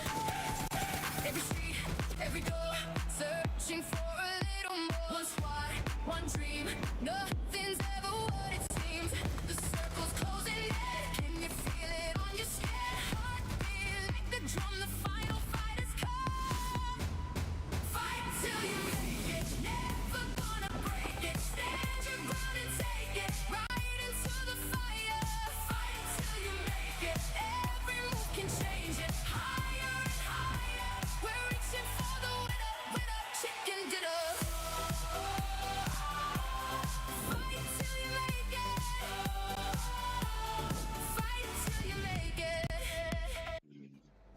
Fighting until we make it. These teams are in Tiamba, able to get that chicken dinner, full control of the zone. But we have to talk about something that's very important. S2G being able to get into the Smash Zone now, not coming up short this match. I mean, I just sort of want to touch on that. From their compound, they actually probably had the better position out of the squad, sort of moving that rotate in. But I mean, we got to talk about like their push on AORUS. I'm sure Max is going to cover this nicely a little bit later. But yes, just the, I guess, raw power that they had from start to finish from that game, they were finally able to get over that threshold. Do I believe they should have done it in the first 2 games? A little bit, but that's okay. They've done it now, and obviously this is one of the teams that can take a victory. They definitely can take a victory. This is a team that has already gotten 3 wins in Erangel in the finals when we're talking about S2G. If we're looking at some of the other teams looking to get to that Smash Zone, it's none other than Aurora. I actually thought Aurora was going to be able to make it already. They're struggling a bit today, Max. Yeah, a bit of a weird hold onto Nongshim Red Force in particular, looking kind of weird. But by the way, I want to bring it back to S2G. They not only make it into the Smash Zone, they got a 9-point lead on top of eArena, which if we do not get a Smash, is going back to the OG rules, which is the most amount of points becomes the champion. So right now, S2G are loving it, but so are Tiamba, shattering dreams in this game, eliminating eArena, eliminating the final player here at the very end for Nongshim Red Force, man. They are the reason why the tournament has not yet ended. Hora Esports back-to-back, great games here out of them. And for 4 Tribes Neptura, this team, after that rondo that we saw, they're starting to struggle. They ended up the first Erangel with a big old donut, and in this one, at least they secure 4 points. I mean, at least they do. I did see that they had a really fantastic rotation around from just massive wraparounds into Milta and then out of it. But yeah, 4 points is all they're going to get for that. Fantastic nades from Hora. Oh my goodness me. You were talking about it, right, Max? Sky is fantastic with the nades today. Really, really on point. And Tiamba, I mean, honestly, the word that I would use for both Tiamba and Hora, they're feeling very intense. You don't want to go up against them. Look at those sprays. Long range, through the smokes. There's no escaping this team. What are those sprays from QZZ? Oh my god. That was crazy stuff going out from him. I mean, he was just lasering everyone through the smokes. Incredible stuff. But at the end, Hora, another solid finish, right? Yes. Sure, maybe not chicken dinner, but it's a strong back-to-back, but so easy. In that smoke, actually, that was a smoke right from Hora Niptra. I thought maybe if he stays hidden, he could third-party it. But at the end, Tiamba put the nail in the coffin. That's something that I was actually hoping that So Easy was going to do. He was going to end up waiting a little bit longer, maybe use that smoke to his advantage. But Max, he didn't want to wait for that third-party option. He just wanted to take matters into their own hands. And it goes back to what we're saying with Nongshim. It feels like they're being passive, but they're not quite sure when to be aggressive and when to flip that switch. They are a little bit hesitant, right? And that's the thing about the Smash ruling. Love it or hate it, teams, the mindset does change a little bit when you do have that chance of getting those chicken dinners. It is quite stressful for now. Not just 2 teams, but 3 teams. S2G are going to be joining their ranks, but of course S2G got 3 chicken dinners so far in the final, so they're looking like a team that could actually wrap it up. But looking at the rotations this game in particular, I know you in particular, Niptra, were quite critical about their push on the western side of Milta. There were other options that maybe could have been more valuable. Absolutely. I think any... Oh, wait, hang on. Hold on. That's my clip right there. So looking at this play, so actually S2G, sorry, I have to jump into it. We're very split. Lost solo, literally in the 1v4. And even then, he's popping off, but he's also getting a bit of assistance from the teams on the other side of the road, right? His particular Kamikaze's got a fantastic angle. And there, the backup. This is literally the play that gets them into the Smash Zone. Soulke going to be sending it forward. He's going to be joined up then by Hapsajija, an absolutely superhero style in the building. And they get 1, get 2, get 3, and the final player. And because of that, they get the 4-man reset and actually get enough points to enter the Smash Zone. What a hero save play of the day. They don't do that, they would still not be over that 122-point threshold. It's insane. I think I missed that play. Thank you for that replay, because oh my goodness me. So HamCG is just like crashing in the wall. We are not going out. They just send it. Absolutely send it. And that's what we want to see out of some teams. Being able to send it. E-Arena, one team that's currently also running into that struggle when we talk about teams struggling that are already in the Smash Zone lace for E-Arena. That was Tiamba's fault. I don't know.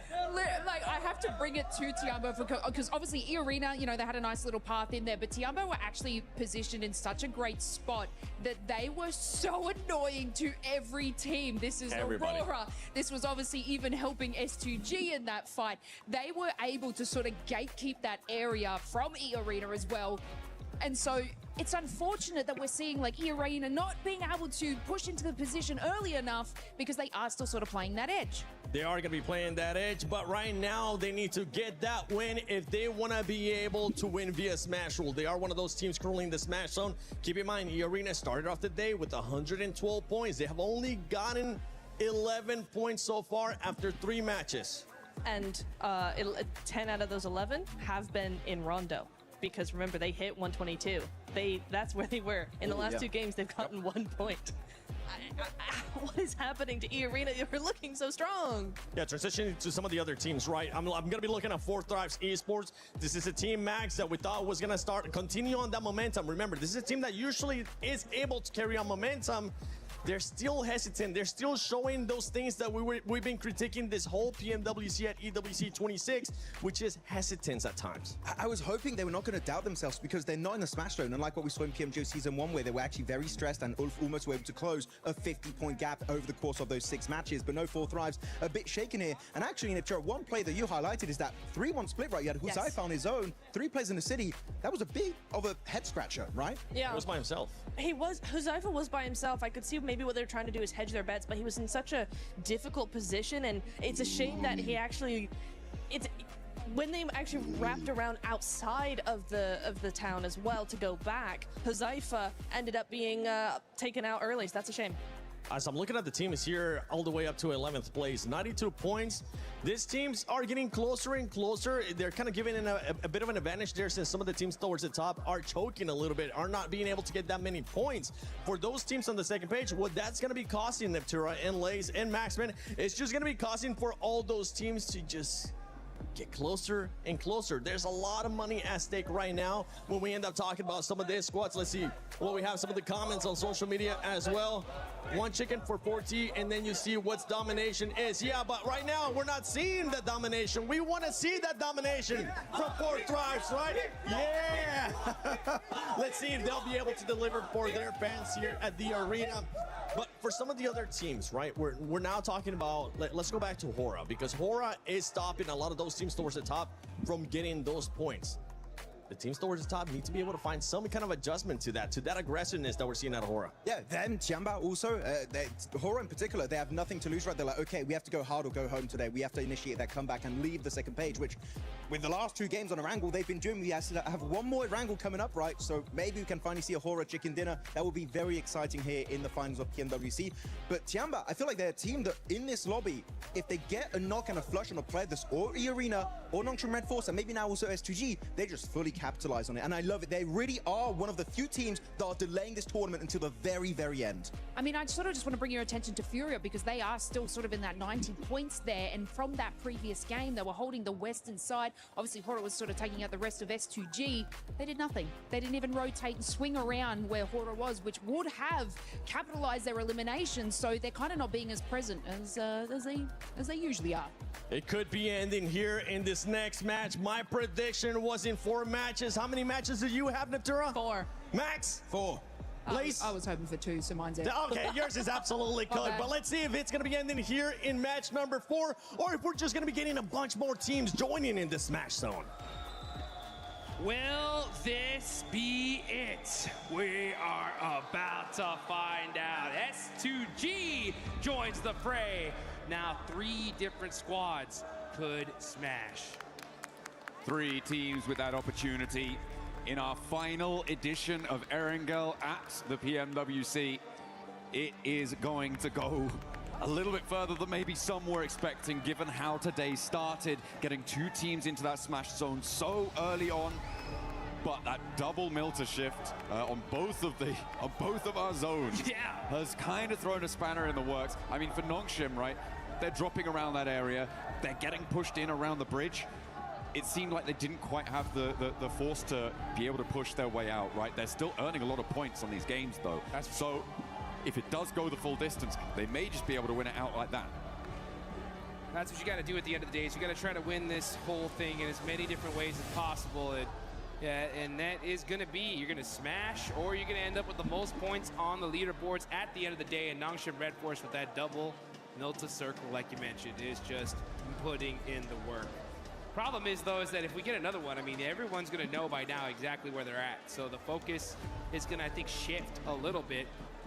But this could be the game where we get another crazy Erangel circle to finish out the Pmwc here at EWC live in Paris. You can see these players cracking their knuckles, getting ready to drop in one last time. On Erangel, that will be the final bill. 3 teams, as you say before. Out of those 3, I feel like for my money, given today's games, I'm favoring either S2G or Nongshim Red Force. I feel like for me, Arena today has been solid, consistent, but not a game-winning team. And I need to see a little bit more from them to be confident in their ability to fully confirm on that smash. But we've seen them do some crazy stuff, right? They have broken records on their road here, and now they're in with a chance to take that title, give Schweppes his 3rd performance at a global level to get a global stage title with those 2 PMWI trophies already behind him, looking for a 3rd time to take it home. Well, here comes the big one. We're here in Paris, folks. Let's make some noise as this is the last Erangel of the tournament. Could this be the final match? That's the question we're about to find out as we're looking now at the plane. These players are locked, loaded, ready to go. And we got one going right down the middle here in a nice diagonal coming from George all the way down to Novo. Yeah, going to give a lot of access to everywhere on the map here. Shouldn't be too many hot drops. I know we've seen a couple of those certainly earlier on. I mean, in our first Erangel, we had that hot drop over near the Gatka Fields that was a little bit questionable. Godlike not super happy about that, but there have been performances across the board here. Sorry, I think it was Ida and Tianbo actually who were on that hot drop earlier on, but still, yeah, a really tricky situation shouldn't be unfolding here this time around. Nobody dropping straight to North George, maybe just grabbing some vehicles and heading there later. Orangutan sending WizGod very far up north, isolated from the rest of the roster. Potentially, again, just grabbing a vehicle, gonna break out and rejoin in a moment. As we take a look at our top players, though, it's a 3-way tie with Ulf, Nongshim Red Force, and Hera all having their representatives on our highest elimination counts. Oh! And it's a milli-circle. Let's go. I saw some people pop up in the stands after seeing that zone shift. Here we are in military. All right. Aurora are going to be down there. Nongshim Red Force are going to be close to this circle as well. Man, oh man, Erangel doesn't disappoint here. As, yeah, we had to just touch military just one more time, huh? Hey, we got to do it. We got to do it to them. Aurora already dropping there, obviously, could potentially have some fast rotates there. What we've seen as well from Nongshim Red Force is a lot of times where they've been able to transition very effectively over towards the military island. They've had 2 chicken dinners on 3 of their military island finishes, which is going to hopefully be something that they can repeat. That's what they're looking for here. So a big opportunity for Nongshim, who tends to go for the rotate of 1 player off of the shark fin, rotate down south fairly early on circles like this, try and get a foothold on the north side of the island and work from there. That's what they're going to be looking for. But if we've seen it, the other teams have seen it too. Yep. So is anyone going to try and counter that? Yeah, you know that these teams are prepared to their gills here. They know exactly what these teams are going to do. It's just, how are they going to execute it? That's going to be the question. Speaking of execution, if we look at the leaderboards right now, there are some teams that could still definitely win this whole tournament further down. I'm looking even all the way down to Team Flash, Aura, Furia, right?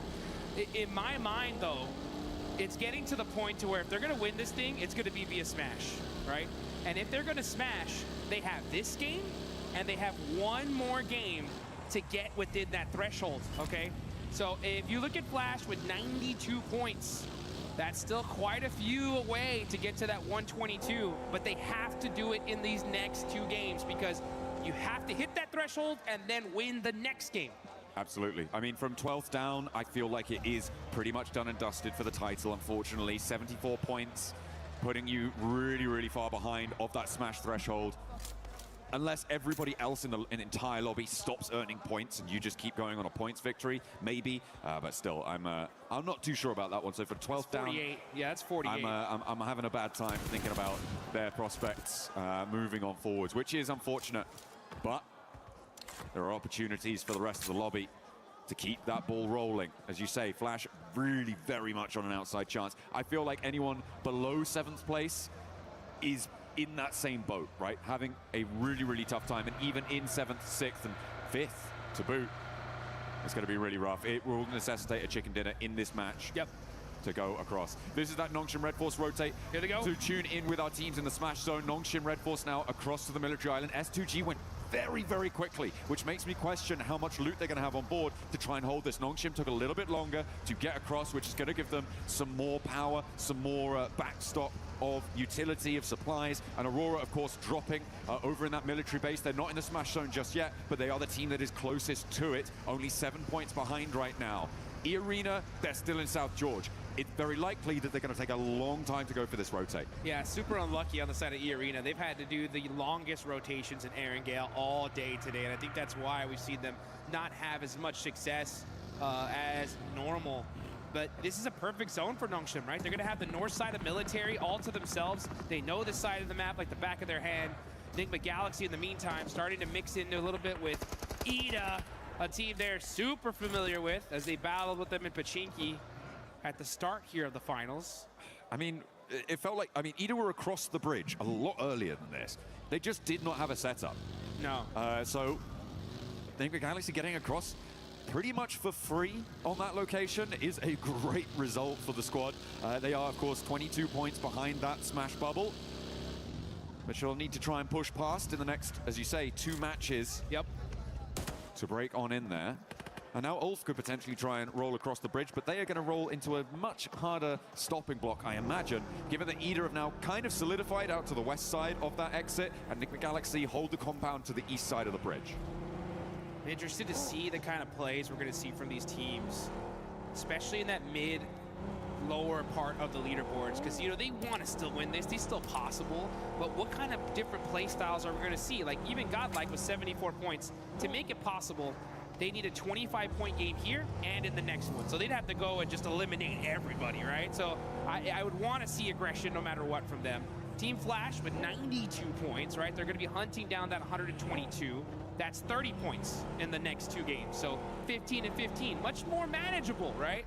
At the same time, that's a chicken dinner with 5 eliminations, so it's not going to come easy. Hey, we're just going to see. Sure. We're just going to have to see what happens in this game, because right now 4 Thrives with their opportunity crashing into S2G with theirs as well. 1 step closer to the Smash Zone. 4 Thrives denied there as S2G put their first point on the board after gaining that Smash point in that last game and holding this south edge. I mean, they're feeling all right. They're feeling all right. We're still waiting for Zone 2 to really decide where it's going to go. Yeah. I have this sort of bubbling feeling in my stomach, Jukes. And it is, what if we get a really hard north shift and we go back to the mainland? Ooh, it's so unlikely, and it's not even really worth bringing up. But I just have that little feeling. I'm like, oh, what? Oh. Back of my neck is prickling. My spidey senses. The John Allen tingle. That's right. Is in effect here, folks. If we see that northern shift, oh boy, will this be one heck of a party here. Fortunate for 4 Thrives, they're on that most southern part of military, just thinking they can kind of get some of that loot. S2G finding one of their players isolated, and that's IQ gone, just like that. Only player out of the lobby so far. Looking on over, there's still a lot of teams that are in the blue zone still. I mean, we got E-Arena still in South George, so they're going to be pushing in super late. Tianba's up there, Godlike's up there, Aura are still just crossing Yasnaya. So a lot of teams going to be very, very late on this rotate. Little family outing for Vitality. Pop into the hovercraft, luggage in the boot. getting that fuel back on board. Minimal vehicles, though, makes this south side for them a lot more difficult to navigate. I'm not too happy with the amount of mobility that they're going to have. They do need to potentially try and find some vehicles or steal some from another team, as our circle will be coming in fairly soon. Yeah, for Vitality, might be a foot-based approach for the future if that hovercraft draws the fire like we see it. The circle shifts out west, and it does keep a lot of that military island in. It's got to push Al-Ula away from Novo, and the teams on the east bridge potentially going to have a little bit of a hurry up, but Al-Ula have that outpost over to the west. The east bridge, it's going to be a fairly easy disagreement to settle, I imagine, for Flash and Orangutan. Not for either of the two teams, but it should be a fairly simple solution for whichever team comes out on top. At the moment, looks like Orangutan might have the better end of the stick because the res does need to come through. Res needs to happen. Unfortunate for Al-Ula, they can't catch a break. You know they wanted that observatory position so bad. But they're at the bottom of the leaderboard. It's going to have to do it the hard way. Still on the north side of this island, we got OG battling it out with Team Flash. Two teams pretty down on the leaderboards. Trying to soak up some points here, get some extra placements. Again, you know, Team Flash have a possibility to make a run of it. They need 15 points in this one and the next one to reach that smash zone, to try and smash in that final match. That's if we even get there. We could end this game here and now, folks. But you know what? Before it ends, you guys got to get in the game and get one of those Naruto Uzumaki skins right there. We got the Ninetales Fury's AUG still available. Get it while you still can. Aurora, though, at fourth right. This is a huge fight. They are battling it out over by these plain fields. Zol's going to have the angle there on T24. Throws the Molotov on him. He's going to have to move. The nade goes out to Zol. Picks him off a little bit. And now it's a battle. The util, he touched the molly! He touched it with the tiptoe and gets knocked. Another huge mistake here out of Four Thrives. Hey, Four Thrives had so much momentum, but the pendulum swings back the other way. And Aurora now are another step closer. They put a second elimination point on the board. They are drawing inexorably towards that 122 metric. Now 5 points for them left to try and claim, to join for a potential smash in Miramar if we get that far, because remember, 3 teams can still win it. And we've seen 2 chicken dinners on milli circles coming from Nongshim, who have a 2-2 split on the north side of the island right now. Furia may look to try and challenge the northern point of this. And are Nongshim going to look to regroup over towards the northwest side of Millie? They will have to, at some point, decide which outpost they want to commit to. It may need another circle for them to do so. Yeah, they're in a really great spot right now. The problem is that everyone's going to want it. And they are completely surrounded by squads. And I guarantee you, the second a team realizes Nongshim where they're at, they're going to full commit to them for sure to try and stop them. E-Arena, meanwhile, going to be coming in through the zone on the north side. Where's this shift going to go? If it goes to the bridge, oh, this is going to be straight chaotic. It's going to go. It's going to go a little bit close to the bridge. Now Nongshim need to regroup. For my money, I think that southwest side might just be a little bit better for them. They're right next to Ida there. Fury are going to charge on in over the hills. E-Arena have yet to get across the zone as well to get towards that military island crossing. Godlike are going to contest them on it. This could be the make or break moment for E-Arena. If they can get across, they've got the backline of that coast to keep them a little bit safer, but they have to get there first and challenge off Ulf. Maybe Nigma Galaxy will join in that fray, but they have to get across. Yeah, they're gonna have to get across, and it's gonna be a tough one right now. I mean, there is so many different teams crowding these bridges, and on both sides, on the eastern and western bridge. You can see Nongshim, though, they got those sandbags. They're going to be holding this hill. This is a great spot in this circle. They're going to have so many different sight lines. They can rotate away from it if necessary. They just got to watch out for the crash. These guys are set up for this one here. I'm not kidding. They are the biggest threat in this lobby right now. It's crazy. Nongshim in a command point in this circle with the chance to smash this away. Put another military victory under their belt as well would be incredible. What a way to close it down, but they have got a long way to go. We're only 12.5 minutes into this game, and there's going to be at least 15 more of them ticking away. Every second, a drop of sweat beading on their foreheads of one of our players. There's Godlike keeping an eye on E-Arena. Oh, it looks like we did get a huge knock. That's XZY. Okay, that's reasonable. Yeah, that is resable, so you should be able to get safe. Yeah, okay, so Nongshim gonna keep their player up here. Okay. Remember, they don't know who it is until it's flushed, so they still don't have a clue it's Nongshim just yet. We'll be able to get that healing done. Unlikely that there's any full crashes onto this Nongshim position, given that the direction of crash would need to come from the north side at the moment, and Furia, AORUS generally not going to have the greatest of times getting across whilst each other are still there, not to mention NVIDIA pushing in from that north side as well. So I feel like for the next circle 2, maybe, Nongshim Red Force going to be very, very safe and secure in this position in a central spot. I'm also looking at S2G on the southwest side. No one really contesting them. Of course, you do still have Falak from 4 Thrives, the last player to stay alive, who could potentially find a backstop position, find an off angle, a cheeky little snake in the grass play. But for S2G on the southwest side, I think they have a good run up as well once everybody else crunches in. Yeah, there's so many teams here. I mean, S2G, Nongshim Red Force, they're going to have some big dominant positions and could win this game and end the tournament here and now. The question is how are they going to handle these fights? Do they take some of the fights early on like they normally would? Maybe not, because it's going to give away their position and a lot of attention is going to be laser focused on them. A southern shift happens. S2G have the high ground. Now, this is really important. Sure, S2G have that high ground. This is really good for them, but Nongshim's decisions in the next minute or 2 are going to be pretty make or break. The teams on the northeast side will have to figure out who's going to take a crack at it. I feel like Nongshim can kind of stay here for a little bit longer, but they have to be able to hold out as the crossing on the bridge starts to unfold. We've got 4 teams behind the queue, and actually Arena sweeping in to try and play in behind this. They think, oh, surely the eastern bridge is going to be empty.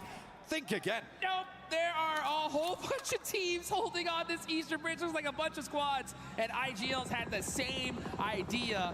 And this is stage 4. The blue zone is really going to start chunking them here. They cannot afford to be holding here for so long. And for Team Flash, this is their chance to disrupt E-Arena. A real big chance. E-Arena have stumbled at every block since that first match that saw them into the smash zone. And they are being denied access. So many players sit in front of them. You've even got Eagle behind in Milta for Tianba to try and make that one happen. So a really, really desperate scenario now for E-Arena, whilst the 2 teams that sit with them in the smash zone are laughing, and there goes Schweppes. There goes Schweppes. Unresable now, stage 4. And now WizGod is going to be looking to get that thirst, soak up them points. They know it's E-Arena here. Oh, the pan shot. Okay. Woo! He said, okay, let me go ahead and get back to this side. Mormon desperate at this point. Just going to be full sending it across this bridge to try and survive. The blue zone chunking them down. And the crowd, you can hear them chanting. I can hear the S2G chants already. They know this looks really good, but can they finish it out? God, this east side concluding, and we didn't really catch it on camera, but Furia went up towards Enigma Galaxy to take that fight on the northern side. They were able to take a player down and not lose any themselves, but again, that leaves no challengers from the east towards that Nongshim high ground position in those sandbag spots. Everybody from the east side is going to be coming into this zone raggedy, run through, as the Arena do manage to get across the bridge, but at the cost of Schweppes. Yeah, at the cost of Schweppes and a whole bunch of utility as well. They're going to be going through almost all their meds here just to try and survive. And then they're going to have to get lucky into this circle. They're going to have to hope to catch a third party, something. If they do get that third party, though, and win that fight, this could be dangerous. Let's see how this works out, though, as now we're going to look at Furia getting mighty close to Team Flash. That nade just a little bit too far from Bose. Falak's still going. He's taking shots over on the northwest side, over at Godlike. Don't think he's going to manage to push through with complete ease, but it's a good start. As the blue zone at his back, Bose for Team Flash. Remember, they were the team that was holding out that east bridge. They alleviated that pressure, and now they might try and turn their attention to our tabletoppers, Nongshim Red Force, in their bunker spot. It is really dicey for everybody on this east side. They have to push past such a difficult, impregnable position. Hey, they found a spot though, right? E-Arena was able to find a little bit of space here and possibly some eliminations as WizGod is trying to drive by. He thought this was open. No, it's not. WizGod almost on fire, somehow still alive. And now getting taken out by AORUS. All right, okay. Well, that was a crazy dash out the open through the melee position. A team that we haven't talked about in a while is Aurora, who sit as a blocker to AORUS. And remember, they are a team chasing towards that smash zone.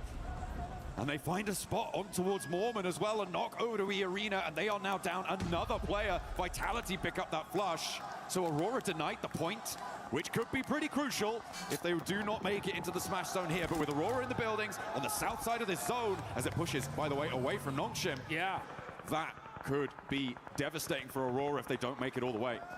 Aurora looking dangerous, though. They're actually going to be fighting out with eArena.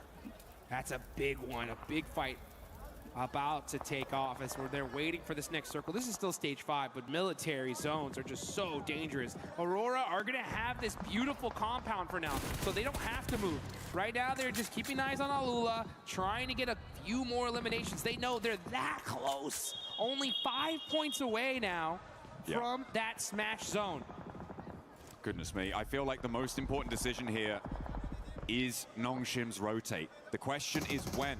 What do you need to have in place before you go for it? And I feel like this is one of them. Clearing out the back, Team Flash, as soon as they roll out, they're going to get hounded down. So the ability to clear that out is brilliant. But then where do you go from there? Maybe you try and crash towards the arena, but we'll see what they can find in the fight with Flash as they roll up for a second rundown. So easy goes low, but he's still got a little bit more bite behind him. Woo! And he snaps back.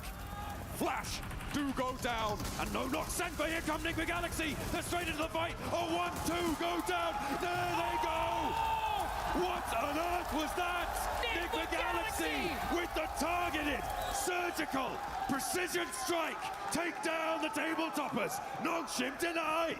Out of here. NVIDIA heard that fight. They knew who was on top of the hill, and they say, you know what? We want a piece of that, baby. And they got the whole thing. Nongshim Red Force are out. S2G, eArena still alive. As NVIDIA in just one fail swoop could have saved this tournament, and we could see another match. My goodness me, but S2G with that opportunity now on the southwest side of the circle. Have to get a little bit closer to it. They've still got the madman Pubg to deal with, though, in the foothills of their position. And Lost is rolling up to it. There's a nade cooking, so have to be careful. Feel like they should know there's someone in the shack.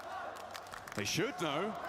As the nades are flying, Godlike are launching forwards. Kamikaze will certainly know about it now. Godlike wants to challenge on this hillside, the southwest side, getting hotter and hotter. Oh, okay, it's the Lone Ranger. On horseback, charging into battle. Valak on the move. 1 horsepower, man. He's on the move. Can he survive? He hops. Jumps out for a little bit longer and survives. Hey, he's got that big iron on his hip. He's ready for the fight. Godlike try to take it down. You're going to have to do better than that. One more under the belt for Valak, but he goes down to a long-range third party, and the circle goes south too. Over to S2G. For Turkey, they have the shot. They have the inside track. It is about conversion now. And the whole lobby needs to understand who is the greatest threat in this lobby. It's S2G. They're alive. They have the high ground. They have the ammunition. They could end this tournament right here, right now.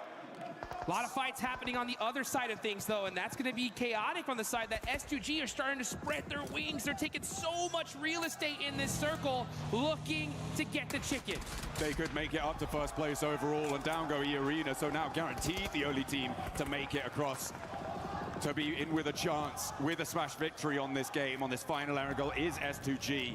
But Aurora could change that tune. They are 2 points away from the smash zone. One more team goes down, they are in, and on the north side, it makes it happen. Aurora will join the top 3 in the smash zone if we go to another match. Oh, and you could see Zol, he knows it. He knows exactly where this S2G squad is. He spotted them.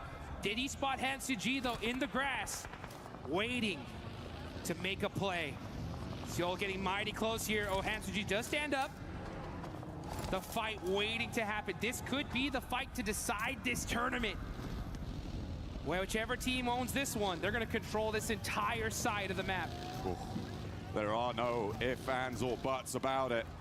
The only way for Aurora to keep this one going, for a chance at their own victory, their own table-topping performance, is to take down S2G, who sit atop the mountain, presiding over the military finish. Nongshim Red Force swept aside with a targeted strike from Nigma Galaxy. AORUS struggling, clawing their way towards the circle, finally fell apart at the seams and could not go the distance, but S2G have their chance. They've got it. You can see Kamikaze spreading out, rocking a 3-1 split on the side of S2G. Team Vitality, another squad that could be dangerous. They're focusing on the wrong team, though. They're looking towards Aurora. All of their efforts need to be going towards S2G. If Vitality fight Aurora, that's a perfect opportunity for S2G to third-party this and take this tournament. But I mean, where do Vitality go? Where do they go to try and make the most of this match, right? It is towards Aurora. You can't sweep West. Furious still have some snakes in the grass, and Kamikaze's reinforcing that position. I feel like Vitality might just be giving this one over to S2G. You got to realize, Vitality, it's either go anywhere else or go home right now. If they battle this out, it's going to give S2G a massive advantage here in this game, as these are the two squads with a full team still alive in this tournament. We need to put the aura in Aurora right now. They need to look big, play big, score big, get into the smash zone, because they are the only team really in the driving seat. The circle takes the backstop position out for S2G. Vitality are just gonna have to cross, but S2G might take shots at them as well. On this approach, up to the ridgeline, the fight is teetering. We are on a knife's edge. Here we go. We can hear the crowd chanting S2G because they know they have the high ground. They do lose that building, though, so that backstop there by Soul K. He's going to have to jump on down and look at this position. This is all about fight timing.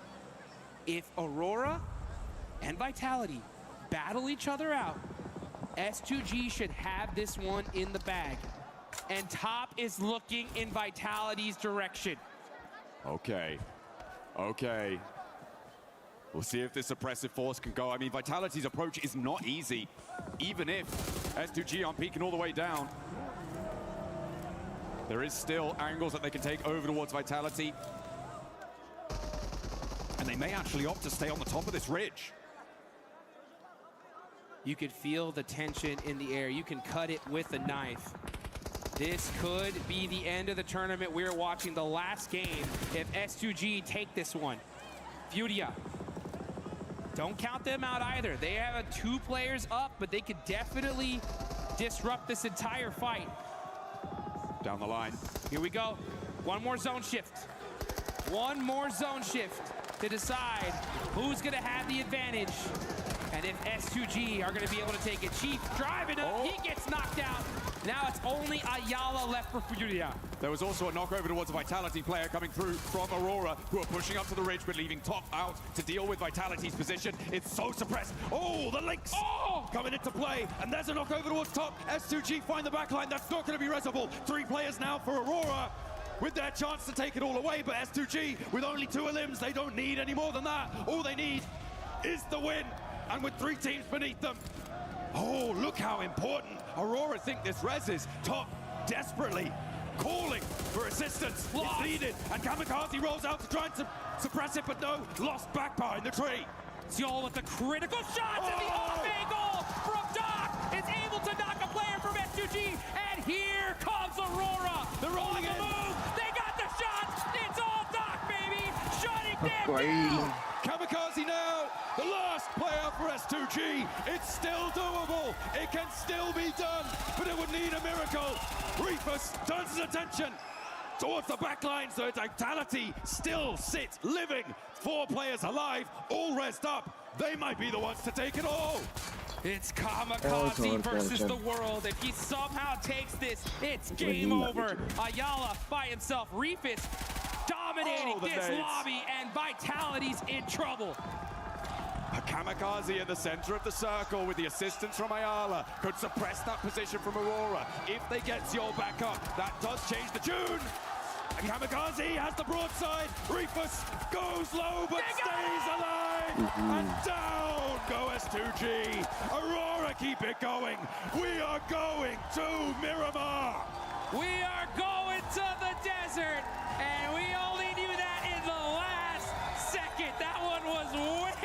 too close for comfort. At S2G, you can see the look on their faces.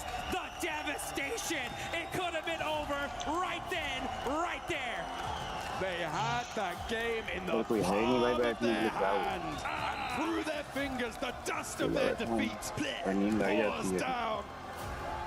And they are going to feel so bad about that one.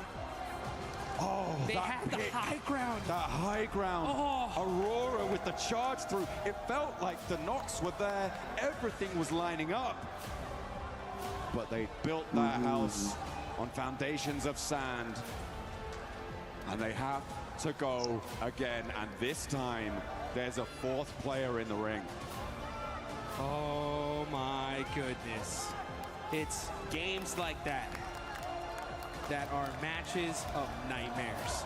Those are the ones that stick with you, that you remember, that you wake up in a cold sweat in the middle of the night just thinking, oh, if I would have just looked in this direction, made this one little move, we could have won it right then and there.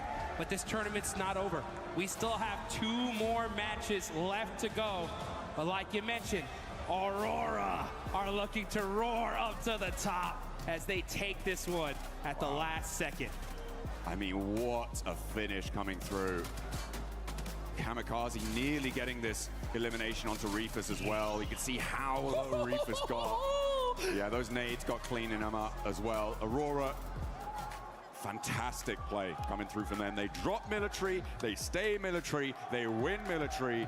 That is how you want to close down Erangel. And what a sigh of relief for Nongshim and for E-Arena, who have another crack at this Smash victory. Yeah, and I mean, I got to give some a major love to so many of the teams that we saw. Fudia put some good points there towards the end. Nigma Galaxy, honestly. Nigma Galaxy pushing, taking out Nongshim right there. Kinda crazy. That was crazy. And I think all of these teams need to give Nigma Galaxy a little pat on the back, say, hey, thank you for that one, because that was dangerous. Absolutely, dap them up. We are going to be heading out for a few, but make sure you don't go anywhere because there are crucial games left to play. Let's see what we got for you. We were there for every click, every clutch, every respawn. We were there for the years of grind, and we're here now. The proud founding partner of EWC, powering the biggest event in gaming, shoulder to shoulder with the world's best, making history. Greatness deserves a stage. Lenovo Legion, reach your impossible.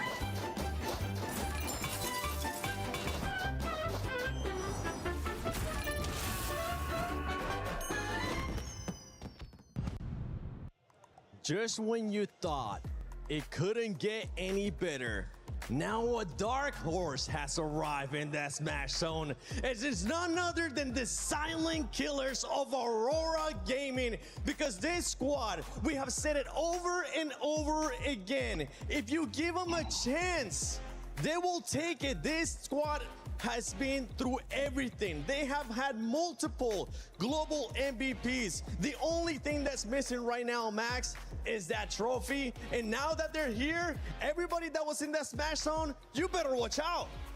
Doc, I'm sorry. I was doubting you this tournament. He woke up and he chose violence that game. Oh my goodness, Vitality, S2G, it does not matter. He was chasing you down. And because of that, Aurora make it right into the Smash and can be competing for that trophy. Can't they just? And guess what? We are looking at the final few matches here. We are going to be going into Miramar. Aurora do very well in Miramar. 9 times out of 10, they are big fragging, big winning. Cannot wait for this next one coming up because Aurora are in. They just might do it. Yeah, and the position that they were in too, obviously on that bottom zone of the hill, they had Vitality to worry about. One player from Furia, and obviously, you know, you look at S2G sitting on the high. Lost moving out of position there. And obviously Aurora catching them off. You can just see the dominance that this team has when they're under pressure. 15 eliminations out of this squad, 25 points total. And Hachu said this too, and we gotta make sure we double it up too, because Enigma Galaxy, everybody that wanted to go one more game, thank you Enigma Galaxy, because you decided to just full-on crash it to Nongshim Red Force. Oh yeah, Flash and Nongshim Red Force. The fight begins on Crate Hill. They fully third party it. What a great re-engage from them. Something we need to keep a close eye on is this right here. When you're not able to close it out, and it's something that you brought up earlier too, Lace. Sometimes in a battle royale, in PUBG Mobile Esports, you only get one chance to win it via smash roll. If you're not able to close it out, you start overthinking yourself. You start seeing what those players are currently doing, which is just putting themselves down and starting to doubt stuff in their head too. I mean, we've seen it with the arena. Now, obviously, S2G, they had such a powerful position from the get-go. They were moving their rotation so well with each and every zone close. The height on the hill here, but like I said before, the positioning from Lost, sort of moving over this top side of the hill, unfortunately was caught out by Aurora looking down. So oh my goodness. You can see the upset on their face from this, and they just knew from that moment they messed up, Max. Oh, the Doc and Reefus wombo combo. Like, that is what you want to see as an Aurora fan. That is such a good execution. And really, the push from SGG, I would say, was not even a bad idea. But the thing is, they had so many angles on the side of Aurora. No tree, no rock was going to be enough cover to keep you alive in the very end. Kamikaze, of course, trying to keep the dream alive, but Aurora were just way stronger at the end. And Aurora now making the jump up, man. A four-man race. We don't see it very often on the global stage, but any of those four teams could still now be crowned your champions. They can be crowned their champions, and we do have 2 games left. If it doesn't finish here in a Smash, with the Smash format in this next match, which means that some other teams could still end up pushing out. We got a chance to see earlier that Smash race graphic. You can see Fourth Thrives is still, even though Fourth Thrives hasn't really been performing that well, awful day after that rondo, they could still find themselves a way up towards that Smash zone. But when it comes to Aurora, when it comes to that fight with S2G, I kind of want to rewind a little bit to that, because I was thinking maybe S2G took a little bit too long to try to get even more angles and spread out even more. I'm not sure. I thought that S2G played it well enough. I thought that they had enough angles, that they were timing it very well. The problem was Lost getting knocked. For Aurora, that is like smelling blood in the water, and it just activates immediately. Like, once they get that knock, Aurora are all over it. Full push, full send, complete synergy. They like, right, we have a target, we know what we're doing now. So for me, I think it's less S2G and more Aurora. Yeah, they were in great positions. I absolutely agree to you. And Aurora were moving to the rotation on Vitality. If they were just to wait another moment, it would have opened up an even better position for them. But obviously, you know, like Max says, they were sort of making that push. It wasn't the worst decision, it was the timing decision that put them out. With that overall now, we see the Aurora jumping up to that second place in tying Nongshim Red Force at 140 points apiece. Nongshim Red Force does have 3 chicken dinners, Aurora with 2 here. And as we're looking at this overall ranking, even before this one, we got a chance to see the top teams for Miramar, Max. Yes. And we ended up seeing Nongshim there, and as well as E-Arena. This could be the turnaround for E-Arena. I mean, especially, wait, Neptura, remind me, PMMI, Macau Invitational, which map was it the Nongshim Red Force won on and got the smash? Was that game 6? It was game 6, and it was what battleground it was? I think it's a Miramar. I think it was a Miramar. Exactly. Thank you very much for confirming my suspicions, Neptura, because it is Miramar. It's Nongshim Red Force o'clock. But I do want to say, Four Thrives, Enigma Galaxy, Furia, Tiamba, if we do get to that hypothetical scenario where none of the top 4 teams get chicken dinner, these guys, the top 3 is not going to cut it. You need a win if you want to do it. And you know what? That means from those teams on the second half of this first page, you need back-to-back chicken dinner to be the champions. And we're starting to see the crowd pop off as well, especially towards the end when S2G, one of those players, ended up getting knocked. You can see all the fans from Hera, all the fans from Four Thrives just getting so excited, because that just means one more chance for those squads. Four Thrives, you are 17 points away. I don't know if they're going to be able to do it, Lace, but they're going to have to try. I'm a believer. There's still time, absolutely, for them and to be able to capitalize on that. And what we've seen, and obviously a lot of these zone pulls on Miramar, they could have that potential to be able to do it. obviously, you know, we saw it from the, you know, the hashtag EWC posts. They just need that chicken dinner, which will maximize those points for them, and obviously to close it out in the following game. I'm just looking at a bunch of squads here as well that you have absolutely nothing to lose. Throw everything. Do anything you can for those eliminations. Do anything you can for those points. And for everybody currently watching at home, don't forget that the Pmwc Lucky Spin is currently available in the game. Log in and do your spins before it's gone. You could get the Electron Energy set, the Proton Power set, and that grows out that I'm just so close to getting it that I feel like today after we crown a champion, I'll be able to get it. The Pmwc Lucky Spin available now. Go check it out. Co-created with PDP creator Nana. But you were wanting to say something before we were talking about those awesome skins. Talking about the bottom teams, right? The teams that have nothing to lose. I want to look especially at the Indian teams, right? Orangutan, and also looking at Godlike. AKOP had some really good plays, by the way, earlier today on Rondo specifically. So good one on AKOP. But at this point, it's just about getting experience. Just try and get as high a rank as you possibly can. I would say top 10 would be great to see you try and one of those two teams to try and finish on. But I'm sure that with how much they've learned this event, next time we do see them 7, they're going to come back even stronger, maybe in PMGC. I think so. I mean, we already seen a strong performance out of OG, this one being now their second international event. For Godlike, they have completely shattered my expectations, even though after what I saw from earlier on, I had them in my top 5 for the finals here. The pressure, I feel like, ended up getting to them because it is their first international event. But I'm with you. I think that experience that they're going to be getting here is going to progress not only just for them, but also for India as a region. Oh, exactly. I mean, if you look at the likes of X-Force Rejects, for instance, down in Africa, right, the African region, their global experience has been moving forward and actually influencing other teams around them in their local area. So it's the exact same thing for our Indian teams here. I've been very, very impressed with Godlike, very impressed with OG. Even in the finals coming in here, day 3, looking really good, making some fantastic plays against the likes of Tiamba, like a lot of different teams here. I do think that, yes, the experience is one thing here, 7. That's definitely not to be overlooked because they just don't have the experience these other teams do. But I will say, even I was surprised by the big jump between group survival and finals. Like, it's a completely different lobby than what they played earlier in the week. So for them, it's just really hard to adapt as well. And yeah, they're getting left behind, but still massive GGs. I'm very impressed. Completely different playing style here in the finals. Group A, we got a chance to see just tacticalness. Group B, we got a chance to see aggressiveness. And survival, we got a little bit of a sneak peek. It was still passive, but now we're here in the finals. And now we only have possibly 1 match left. If nobody wins it from the top 4, then we will have that 6th match. But Barney, do you think it's going to be ending here in this first Miramar, or are we going to go one more? Oh my goodness. What is happening? Dude, my heart is coming out of every orifice that I have, Lucy. I don't know what is going on. It's getting insane. It's getting so spicy here on the Gadia City grid. Of course, we now have 4 teams that are on Smash Point. We've got Nongshim Red Force. Yes, indeed. E-Arena.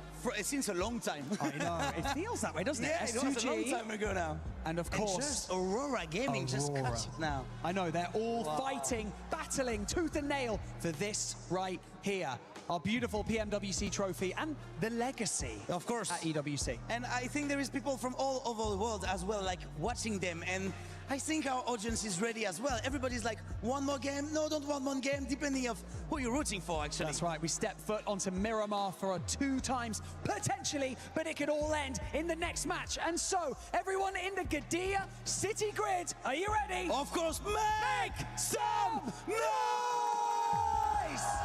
Here we are, back to you, Caster, for the game 5. There you go, setting the stage perfectly there. Shout out to Barney and Luke, you've been absolutely killing it over the course of the event. And so have you, Paris. You've been absolutely electric here in the Gadia City grid. And all of us are sat in anticipation for what is yet to come as we move over from Erangel and set our sights on the new geometry that is Miramar Blank. And we said goodbye to Rondo, we've said goodbye to Erangel, and we are saying hello to our 2 final Miramars, which will cap off this tournament.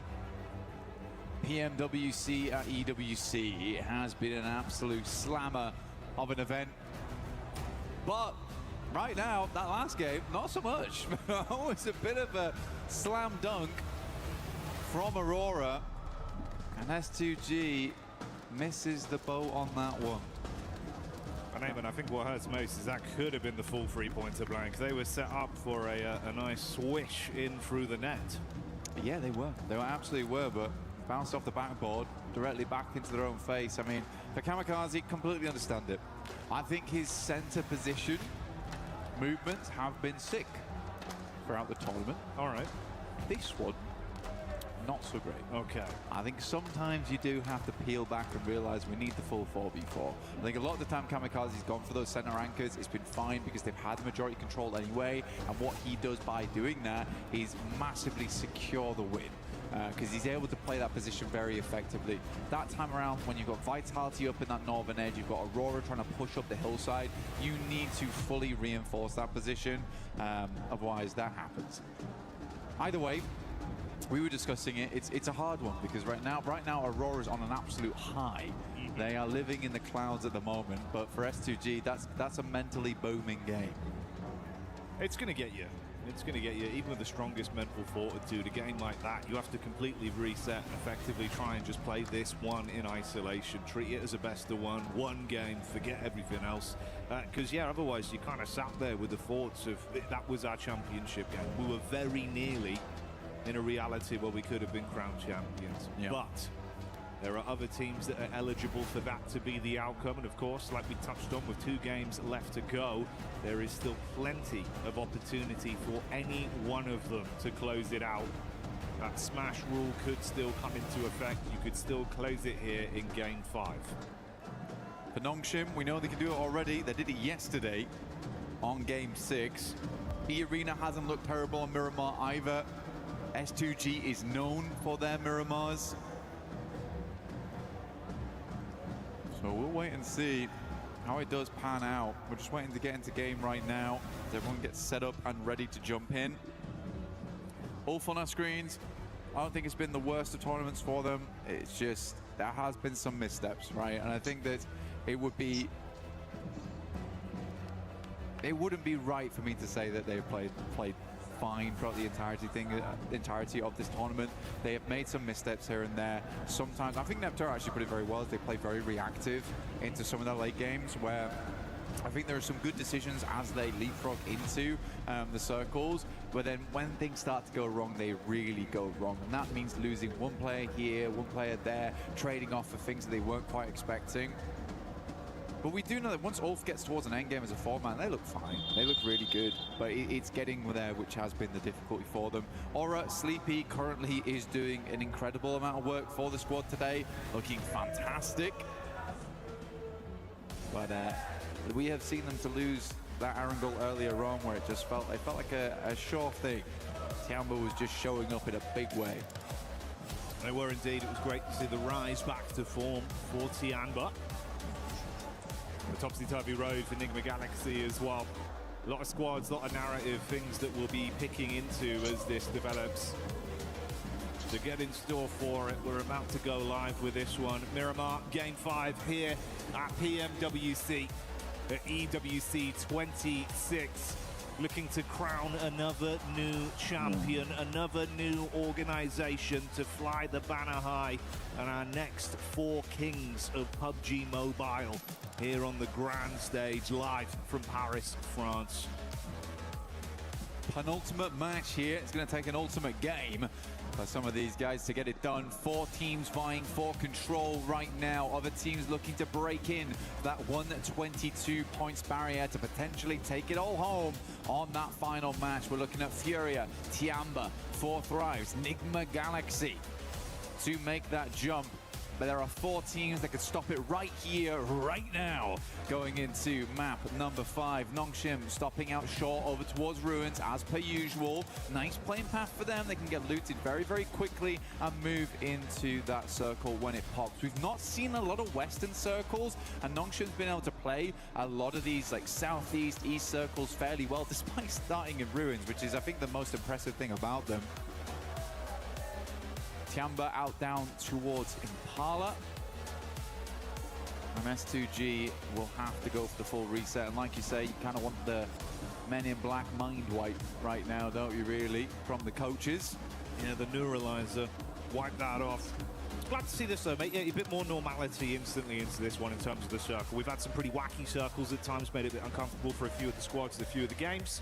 It's going into our first of the 2 Miramars, potentially 2, that is. Glad this is a more consistent start to open us up. Yeah, we're around El Azahar, Hacienda del Patron. Kind of don't want to center up too much around here because we're heading over towards those horrible dead fields. Always a bit uncomfortable to play. You got Death Valley down towards Ricardo way. La Bandita is going to create a little bit of a funnel for our teams playing Los Leones, Valparaíso, as well as Impala. For S2G, straight shot towards the center available for them here. I think they're fine playing from truck stop. Nongshim Red Force, a little bit more of a journey, but can wrap on that north side. And again, jumping into this one, got to get a move on. Just like Naruto Uzumaki. Just straight running across that water. But we want to bring some heat to the equation, some fire, with the Ninetales Fury Org skin as well as the Naruto Uzumaki set. Plenty to win in game, plenty to grab. Make sure you do join in. But join us now as we head back into the game. Yeah, that'll always be there waiting for you whilst the event's ongoing. To take advantage of it, but like Blank said, we'll stick with the present for now and see what we get out of this. Obviously, early doors into it initially. No over-aggression necessary from the teams, not worth the risk due to the damage it could do back upon you. So it will be a fairly safe opening few minutes here of looting for a decent majority of our squads. Bit of a split there from OG early with the 3-1 setup. Aru further back. Ooh, and this has actually resulted in a bit of commotion as well.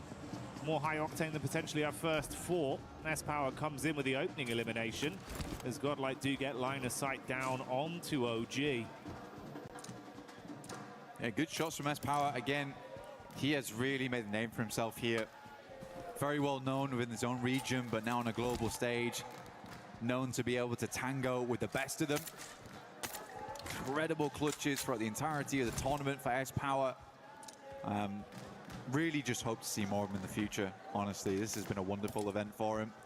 Alongside with the rest of the squad supporting him wonderfully. Ulf getting nice and central on this one too. Just underneath Hacienda. Still a lot of teams yet to move in just yet though. Aurora getting the full loot on. You can see them on our screens right now. Still looking for some supplies.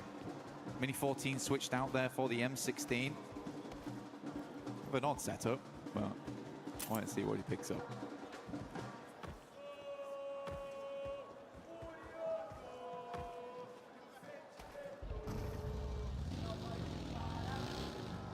Tiamba, genuinely from Impala right now, would be nice to see them getting another strong match in.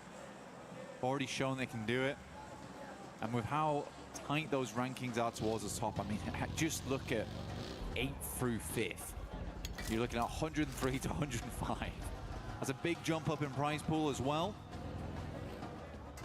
And it may all end here on this match, so you can really switch things up very, very quickly. I think for Tiamba, you know, getting a top 5 in this event would be a really, really good result for them. A bit hard to jump up over towards that top 4 with E-Arena on 123. I think that does bear mentioning, though, of E-Arena 123, because remember the first match on Rondo, they hit 122. Yeah. Over the next few matches, they have earned a single point. And this is what Smash Ruling does to you, man. Because you are so focused on getting that chicken dinner, so focused on hitting that smash that you forget that this might just go all the way through to the 6th match. And then Nongshim just takes it off the back of the tiebreaker between them and Aurora. Now that is the double-edged sword to it. You're scared to play it out like a regular game due to the fear of having it slip through your fingertips and not getting that instantaneous win. But then, like you touch on, you leave yourself very susceptible to be lapped, and it's been a nice step up from the teams above them that are dangerously close to all being tied. 1 point of difference there, S2G on 139, everyone else on 140, and Nongshim and Aurora. The one saving caveat could be the fact we've seen a bit more aggression from our teams trying to first onto the big dogs in the lobby that are in the smash zone. So that's been saving these games and keeping them going for a bit longer. Cheeky peek there. Shots on target, but goes both ways. Bit of damage back over onto Ulf, and the 4-5s boys do start to turn tail. Lovely pickup from Huzaifa there. He had his eyes over towards that concrete there, understood that that's a potential position a team could be playing in, instantly rebuffs the shots, and because of that, Falak stays up. In that position, I'm pretty sure he drops off the vehicle, he gets insta-flushed. So that does keep 4-5s as a 4-man, which they need, because they're right on 105 points. Get themselves 17 more on this match. They set themselves above that Smash ruling. Challenge out for that top 3 as well if we do go all the way to 6 matches, which at internationals does tend to be the way things go down. Yeah, it's not a win though. Scarface, tight timing on the turnaround here. Being ran down by 4-5s. He's calling for the backup, and they're starting to swell over. Ooh, so How close. is he alive? I don't know. He's tucked in, finally found by Falak. He will fall. This is just as the rest of Ulf have pulled up to the party as well. And they've got a read on this, they know. Instantly peppering the bullets back, and there's no reason to be here anymore. Call it quits. I mean, it's so central. It's not a bad place to play, but I think you're right. Ulf just realizes that going to cut their losses on this one. This stage of the game, trying to get yourself further up in the rankings, not worth it. Take the fight against a team which might be elongated with the nades, been thrown through the windows, playing off the upstairs, can get very dangerous in there. Dropping those mollies as well. Zone 2 though coming up, and Zone 2 will cut in very hard on Miramar. Plenty of fun areas this could head over towards on some hard shifts, can head over towards the high ground now as a highway over towards those fielded areas on the north side. Torre Armada, Cruz de Valle, water treatment also in place, so a lot of elevation as well as very, very shallow spots of the map. So quite a bit of fun here to work with going forward.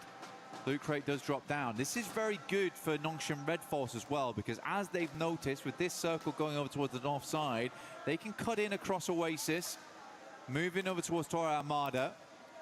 Enigma Galaxy will be the first team to grab this spot though, coming in from El Pozo. But yeah, I think that Nongshim Red Force cuts out the majority of the queue on this.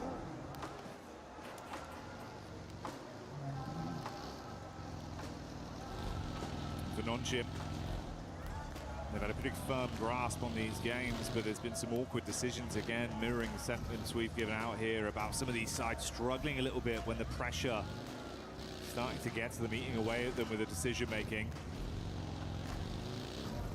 I mean, this does feel slow as well, Jackie, for Nongshim, because I think they stopped off almost in Oasis, had to think about what their next move was going to be, and they're still just making it across. It is rocky ground though, so they're slowly finding their way in. But again, the more time they waste on this rotate, the more teams are going to make those wide routes. Furia being one of them. They're actually going to meet them on the roadside probably quite soon. And Furia has not been traveling through the blue. Right now, the rest of Nongshim Red Force are trying to keep themselves at a reasonable HP count. Getting very close now. Might just tuck in. You've got Ulf here as well that have been hit from pillar to post on their movement throughout this game. They ran into OG. Bit of damage done. I mean, 2 players already hard flushed out. One of them knocked up on the ridge side. It's Aru, the last remaining member, throwing the nades down. That's nearly all of the offensive utility used as well, just the Molotov. So broken bottles and his teammates gone as the fire spreads. Meanwhile, top side, what we touched on before, the Nongshim rundown with Furia still hightailing behind them. They actually get ahead of them on this as well. But Nongshim Red Force, they're kind of an unsuspected rotation. I think if Furia was keeping an eye on those drop spots, they should know that Nongshim drops towards Ruins and likely has made a very northern rotate, but they're going to take a very, very quick move in. You can see here, Igor's playing bumper cars alongside with them. Are so easy, moves forward. The rest of the team hasn't quite regrouped yet, but they've got the 2-man on this. Igor stops short over towards the concretes, forcing Nongshim Red Force to actually move away. He is quick with the positioning. Not very fun, and all this while the circle has been pulling in here, so Nongshim Red Force might need to make some quick decisions later on. Cruz de Valle actually quite free at the moment, but Do you want to go there too early? You might want to now.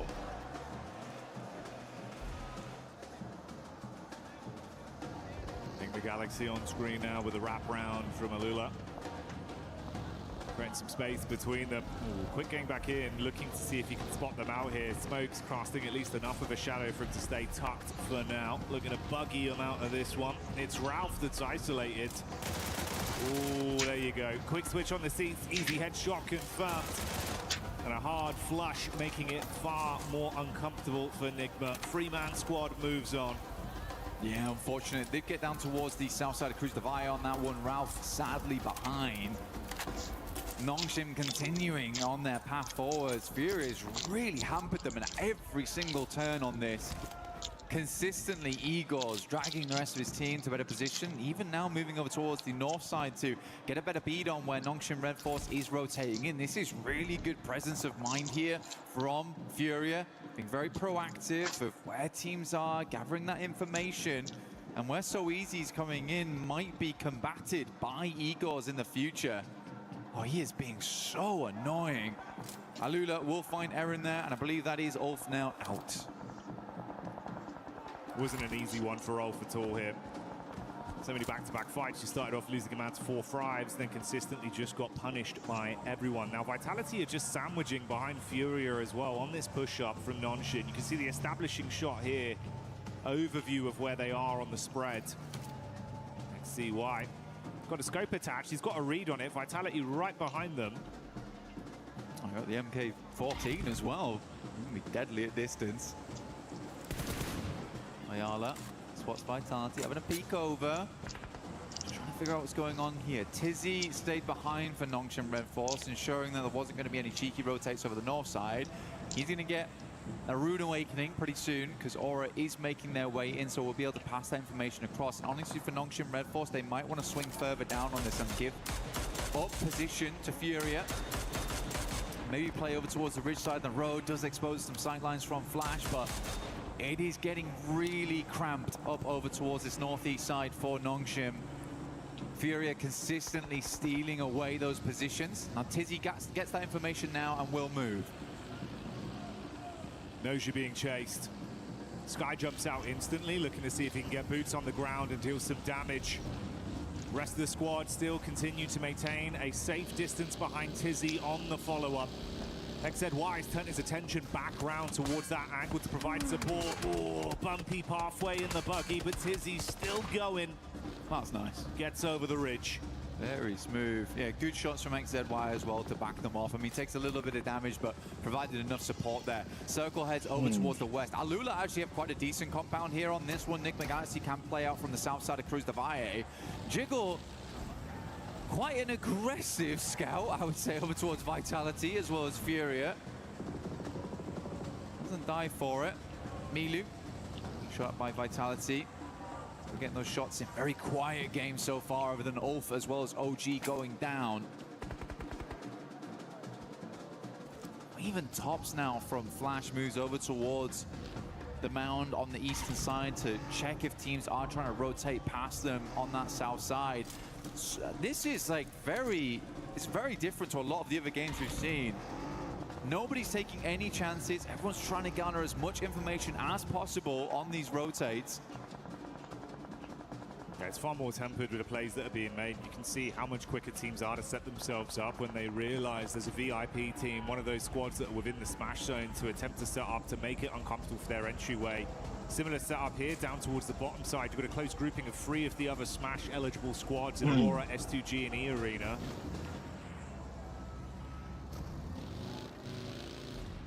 Aurora late to this one. They stayed in Chumacera for a long, long time, and sort of fair enough to them because this went very northeast on the circle. There has been areas they've found to play in. E-Arena taking this 2-2 split right now. Have to evacuate this compound. Tony K will take shots over towards Doc, who makes it out of there. Gets over towards a little bit of high ground, a little bit of elevation to work with. Actually a playable spot. I mean, he's threaded the needle on that one. The rest of the team can move in. It pays dividends, but it felt a bit risky initially when I saw the peak over the top of the roof. I was thinking if Doc goes down here, it could have been hellish. The rest of the squad now confident to join him on the push-up. Wow. Hamza G making the plays that we know he can deliver on. That's S2G getting the long-range shot off with a nice knock. Getting a tasty adjustment over. And Arena, if they can follow up onto the three-man squad, there could be a bit of a punishment play coming over. You got Joker off into the distance. S2G still getting a read on this. These three squads were so close to each other that nothing could get past them. Aurora, yeah, losing one player here, not ideal. Makes a chance at a chicken dinner here in match 5, slightly more difficult. With Alula still controlling center zone. Tiamba, again, went up to down towards 6th as 4 thrives. Able to grab another point here. Nongshim need to move though. So Easy's actually outside in the blue at the moment. Taking a fair bit of damage off the back of this one. And they're really racking their brains of where do they want to go, how do they want to play. I mean, he's still out there. Come on, man. Get in. Don't know what he's trying to say. I think he's waiting for Tops to get off the angle or something. I'm not sure. Finally, will regroup with the team, but burning through meds to do it. That's been a caveat we've seen happen a couple times for this team. Yeah, it's Always pretty feel like they're kind of somewhat trapped in the dirt and then having to burn a lot of utility, offensive or medical-wise. See what the zone shifts from this, though. I mean, Alula's living life, right? I mean, it's clear to see that Furia knows that they need to create some space for themselves.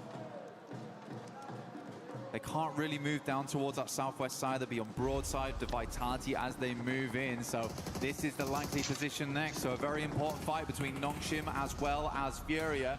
Hyunbin takes a lot of damage. Chizzy up front right now, gathering that information, passing it back for the nades to be sent through. Maybe just dipping back down again, realizing that maybe this is not the best of fights for us. A long nade has quite hit on. So Easy will move away. Vitality giving Nongshim a little bit of life force here. Finally, a pathway's presented, but they've got to fight past teams to get into the safety zone. Oh, you can play highs on this one, yeah, for sure. It's free, it's open.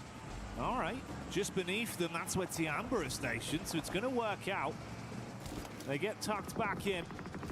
Finally bypass the awkward setup of the Furia squadron that were advancing towards them. They're chasing someone, Flash keeping a bit of the attention off them. The triple threat of Aurora just off in the distance as well. A little bit of a ridge there. Yeah, tuck in, buddy. Yeah, because Fury could at any moment silhouette themselves on that ridge side. Scary stuff, though. But yeah, Nongshim Red Force can play this for the time being. I'm not sure how likely Tiamba's going to allow this to go on without contest. Maybe a couple of nades set up. But yeah, highs and lows here. This is very playable. Usually, Tiamba, when you get a central zone like this, is kind of the guard dogs for where Nongshim Red Force is playing, but with Tiamba being further into the circle here, much better result for them. Yeah, Fury is locked out, so that was a nice swing through from Nongshim Red Force. Some slow decisions today here and there of how they want to play stuff out, but that was a quick maneuver from them. Aurora, Reefus, last left alive here, getting the first aid kit off, and yeah, chicken dinner's not happening. Definitely not likely, as Aurora gains no points on this game. There you go. That's the final nade coming through. Tops blowing away. Back up as Weiss as they get that one on target. So Reefus removed and Aurora. The lights go out. Fury are advancing though. Starting to run out of the nades they had available with how many staggered fights they've had, dashing the last few down. It's actually cool because the way Nongshim Red Force layered on that top side as well, it forced a lot of nades out of Fury, but they're just going to send it. It's going for a dry push right now. Nades are being pulled in the meantime. Beautiful from Hyunbin. Really clean engagement. It's just done. Yeah. Primes it perfectly, blows them away on entry. Fury chasing them for so long, but no, not today. Vitality on that north side.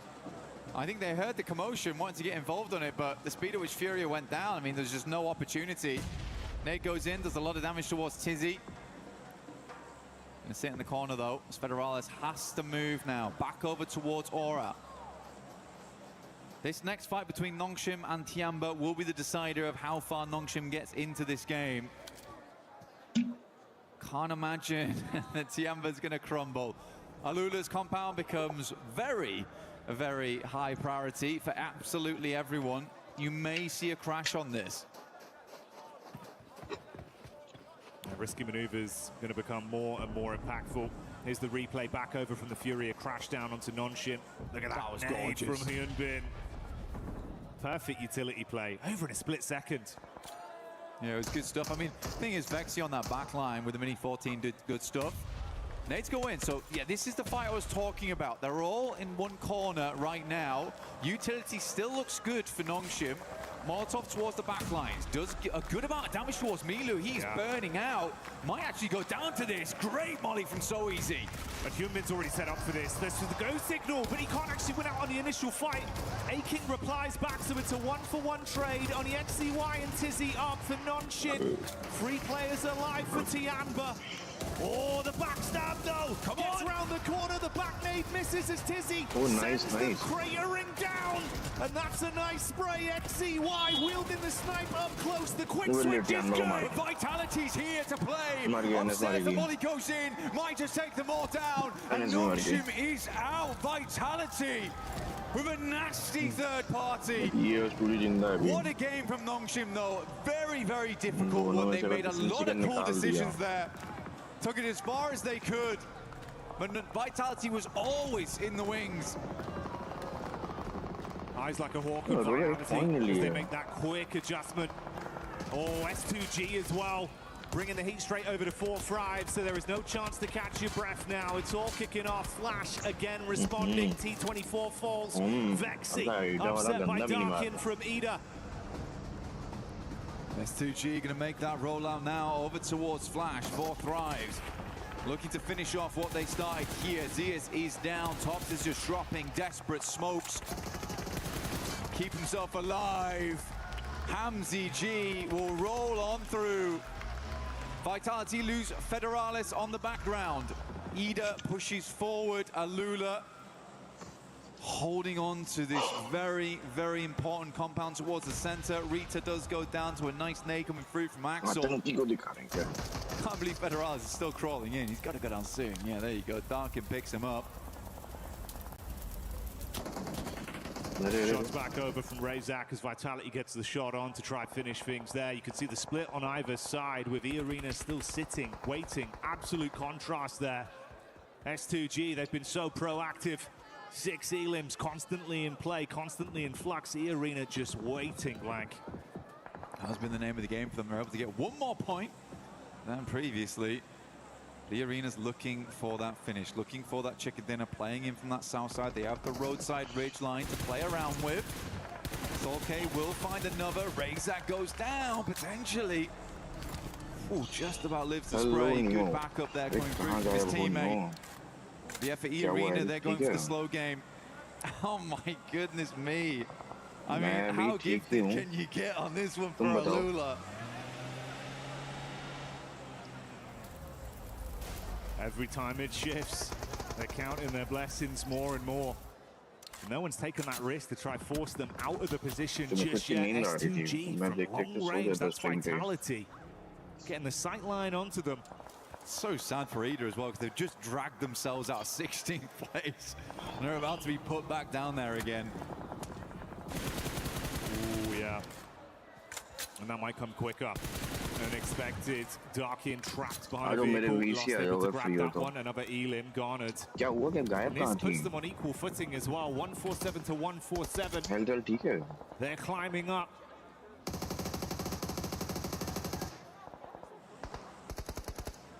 Emre takes the knock there.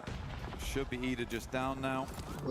As Alula gets set up towards that central side to hold off all these teams. E-Arena will clean up the rest over towards the northwest. Swain still up and kicking for Ida though. Desperately trying to stay in 15th. Very unlikely. See how far you can go though on this one. S2G eyeing up that compound. Looking to redeem themselves after that last game. There's certainly a chance here. Up to 8 eliminations on the match.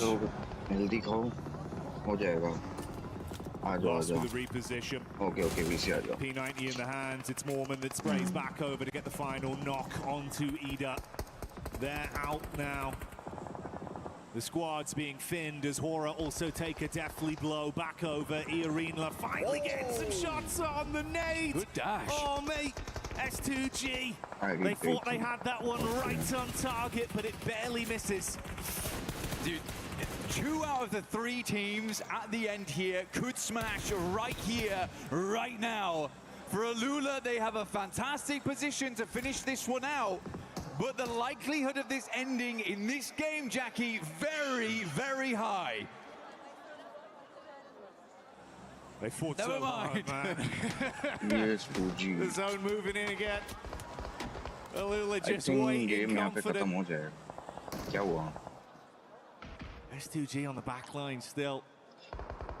The vehicle's still in play. I mean, they've just popped all the tires on that buggy, understanding that it's better to have it with no tires than one and dragging as they move it in. It's going to be slow, sure, but maybe better than nothing down the hillside. Vitality desperately hanging on by a thread at this end game. We're getting down towards stage 9. It's going to pull all these players inwards more. Arena desperately living on the sidelines. Goodness me, both teams with a white knuckle grip on this game, holding on for that win, for that victory. Here at PMWC. Body pain ho gaya kya? Okay. 1 vehicle. 2 vehicles in play right now for them that look decent. Smokes are starting to be sent out from either side. Both S2G as well as Arena will be breaking down the gates of Alula soon. Hamzy G attempts to get into the vehicle. Solke is going to swing wide on this one. The quick repairs have paid off. Nade still being thrown over, slight shift down. Arena running through their line of smokes with their own cars on the move. They've got a good sideline blocked off with the smokes they put down, but this has drawn their crosshairs off S2G, but the same will not be said for that squad. Their eyes light up. Bullet shot out downrange, keep the punishment on. Meanwhile, in amidst the moves, Yasha peeks back over. Good work done. 1 player hard flushed out for Arena. Neither team wants to make the play. Kamikaze is trying to get in. Hamzy G up front, doesn't go very low. He's bounced off the geometry and gone flying up in the sky, but their dreams might be dashed back down to reality as Hamzy G hits the deck. Punishment play onto Alula.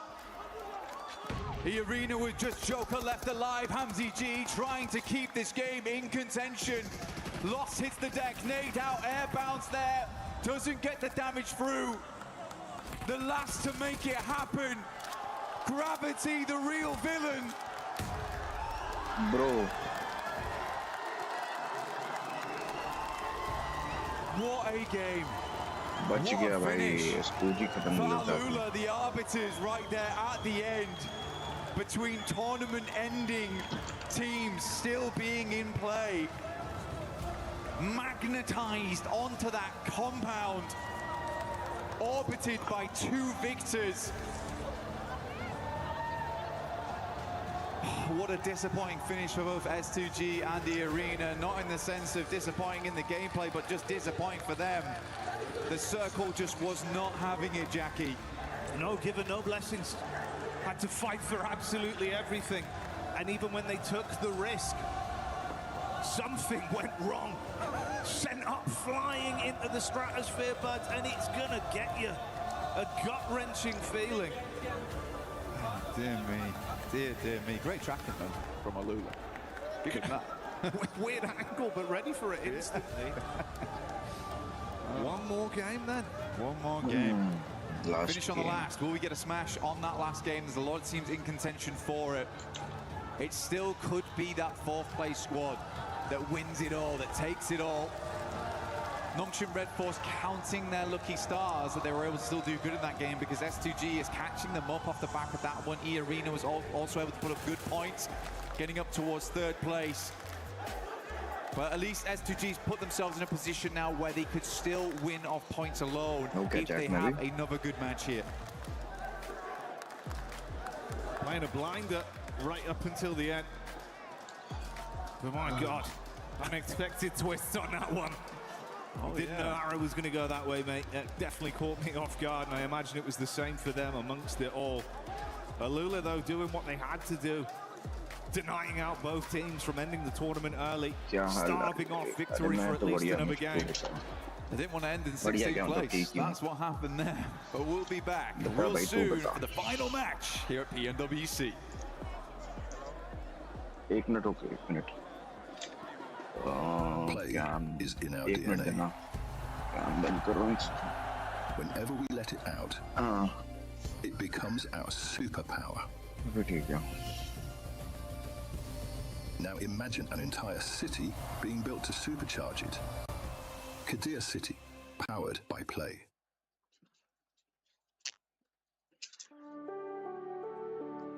भेज दे mood खुश कर दूं अबे साले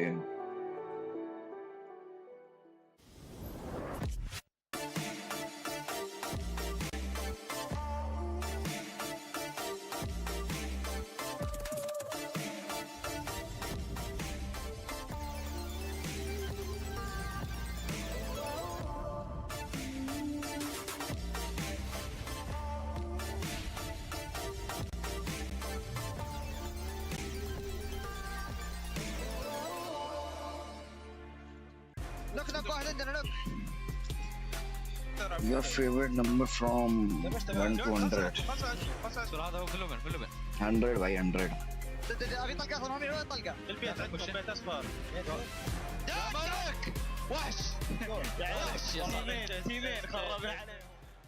When you least expected, AORUS Esports takes us to the final match, which is going to be upcoming here at PMWC at EWC 26. Welcome back, everybody. My name is The7WG, joined by Lace, Maxman, and Neptura. And Max, I'm going to go straight to you because another heartbreak here for S2G at the end. Oh man, I feel bad for them, man. Like the last one was like, hey, great, we got another game. And I'm like, oh, that must feel kind of bad if you're S2G or an S2G fan. But you know what? AORUS, they started off the day in 16th position, and they are literally alone as their main team, right? To keep the tournament going, getting rid of eArena, getting rid of S2G, and keeping it going with those 22 points. Also, extra prize pool. AORUS going to be loving it.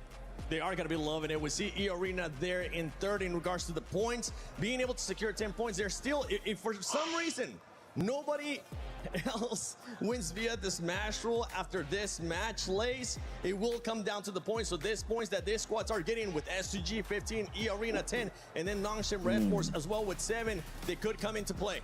I mean, yeah, a lot of teams are going to realize that this is the right time to maximize all your eliminations to move you up on that leaderboard because that's some cash money, baby. But I mean, look, from this position, even from eArena, they were kind of going to lose this regardless. S2G had that position to sort of push them around that west side, and AORUS obviously had the compound the entire time. So it was going to be denied. Denied, regardless of, you know, sort of their movement in from that. But look, S2G and their situation flung into the air, obviously, off of that, and then not being able to get that nade of the, you know, positioning in that middle, the teammate, sorry, on AORUS. I'm getting it together. I'm just upset. Clearly, I'm upset, guys. I'm upset. But I'm not upset because we go one more game, and I'm very excited for this to happen. But look, we're going to have another one in this situation, and it's going to go to the mountain, guys. I'm calling it. It's going to get crazy. Which mountain? There's many. Hora Mountain. Yeah, I like that. Actually, that's where Nongshim Red Force won in PMMI, so actually. Exactly. And guess who won the last match yesterday in Miramar? I forgot, actually. Can No, you just said it. Nongshim Red Force. Okay. I was like, wait, what do we do? Come on, it was an easy layup right there for you, Max. But yeah, Nongshim Red Force, they've been able to showcase that they can actually win, not only at PMMI, but here as well in the finals when we end up going to Miramar, when we end up going to the final match. AORUS found themselves very, in just an unfortunate situation, especially with the circle, with the rotation that this team had to make. I have strong words for AORUS, which I will not be saying here. But just one play I'd like. Don't worry, I won't say it. I won't say it. Maybe later. Maybe later. No, I'm so confused because yes, it was a really difficult entry into zone. They couldn't really get a very easy way in. They were trying to thread through a couple of different teams there. But for me, they made that initial push in between EA and S2G, right, on the road. They actually moved in. Doc found a position, but then the entire team all came in and just went, we're just going to spread around, we're going to drive, we're going to have a little Sunday drive. It's nice, it's good weather, it's the desert, it's fun. And it's like, just stay on the position. You found a position, stay there, play from there. You could have won the game. They had a really decent position. EA, from the similar side of zone, got a 3rd place. So, you know, again, it all comes down to what I was saying earlier about Nongshim in that one Erangel game where Alula went and won from the position I thought Nongshim should have taken. If Aurora had taken EA's position, we could have had a win from them as well. We could have, but one team that was able to do a great defense was Nongshim Red Force against Furia, Max. Oh, I'm loving it. Like, sure, they don't win it, but that was such a clean, instantaneous fight. Like, I saw John for a second. Thanks for the $100. Here we go. They go for the crash. Hyunbin cooking up that nade. Look at the nade. In 1, 2, 3, boom, gone. He's done. Chief couldn't do anything. Thanks and instantly the synergy, the timing, they just go on a full-on aggression. They push. They counter push onto Furia. And because of that, they don't use a single player and barely take any damage. That is the Nongshim Red Force I want to see more consistently throughout these games. It goes to show that they have what it takes to be a champion, but sometimes it's a bit topsy-turvy, but Nongshim Red Force looking so good in that particular fight. And it's this kind of thing, right, that I was talking about with Nongshim, is like the presence of mind they have. Do you know how not panicked, how calm, cool, and collected you have to be to do that? And Nongshim coming into 2nd place here. I mean, it's so close behind S2G. For S2G right now in 1st place, a 7-point lead. Aurora Gaming in 3rd place, Arena. Nobody else was able to join the Smash Zone here as we're going to be heading into the final match of Pmwc at EWC 26. Nick Galaxy 106 points. There's still a lot of money at stake here, Lace, between all these squads, even if they cannot win it via Smash. Yeah, and even if you have a look at Tiamba and the way that they were able to move up this leaderboard from just a few games, you know, this is where the money happens, and it's incredibly exciting, obviously, moving into this. You know, obviously, we have a look at S2G, 154 points. If none of these sort of get into that position, they'll capitalize it. They have been getting those positions in late game to get those extra placement points, so it is looking good for them. But yeah, I've got to hand it to Max. I'm feeling like a Nongshim. I feel like that this is going to be the closeout. S2G have had 2 opportunities, and I said you only get 1, so the 3rd one may not happen. This is looking like one of the best finishes we have had at a global event for PUBG Mobile Esports. S2G Esports, we know they're going to be showing out, especially right now with the 7-point lead that they have. Nongshim Red Force showing that they can win via Smash Roll. They could be challenging as well, not just via the points. They could be challenging for the win. Aurora Gaming, we know what that team is capable of, Max. In E-Arena, all they need is just 1 match, even if they have been kind of non-existent today. Yeah, today's definitely been a bit of a slow one for the side of E-Arena, but look at the top of the rankings. 3 wins, 3 wins, 2 wins, and 2 wins for at the end Aurora Gaming and E-Arena. We've been threading the needle. We've been barely missing out on this smash ruling happening for these teams, but now I feel like it's finally time to get the smash ruling on Miramar. These teams, sure, maybe a few fumbles here and there, but they're going to throw everything at the wall and hope it sticks. And finally become your Pmwc 26 at EWC 26 Grand Champions. They're on the 2nd page, and if Chura, still more money is there to be gained. And it's all still so close, right? So we're so used to seeing big gaps between these teams, but look at this. Ulf 98, Hora 98, Team Vitality 83, Alula 80 with that win coming in there. Massive jump for them up into 13th place. And you know, when we are talking about that prize pool coming down to the final game here in Paris, we're looking at some really decent jumps up in that rank, jumps up in that prize pool. All these teams are going to be fighting. Yeah, I want to take a look at the top 5 players so far, though, because that MVP, it's not going to be coming from the winning team. It can come from a different team as well. But right now, it's none other. Usually, we're used to talking about Hyunbin. Max, you might have a new player to fanboy over because Tizzy is popping off.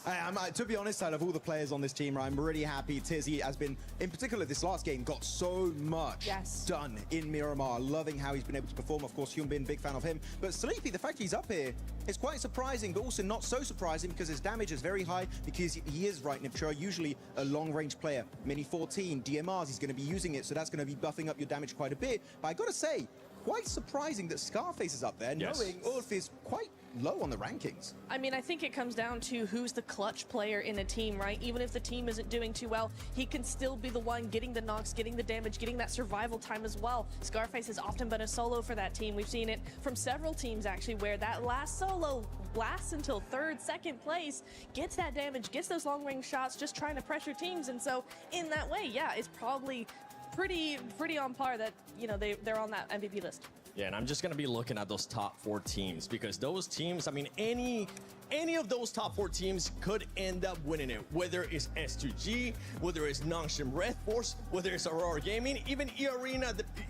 You know what? I'll scratch away that you have had a bad day, eArena, because right now, this is your moment to shine if you want to be able to lift that trophy, if Ravenclaw wants to win here again. But let's take a look at this head-to-head between Nongshim Red Force and S2G, and this is for today. And you can see which team has been performing better overall, and it's none other than S2G. Yeah, you might be saying the survival time is actually relatively close for the two teams, but the fact that with a similar survival time, the average placement point of S2G is an extra 2 ranks higher compared to Nongshim Red Force is highly impressive. They've been very consistent, of course. 3 chicken dinners throughout the entirety of the finals, also looking good back in the group stage. I feel like S2G, if they just don't have those shaky finishes, I feel like they might be one of the most likely teams to end it with a smash.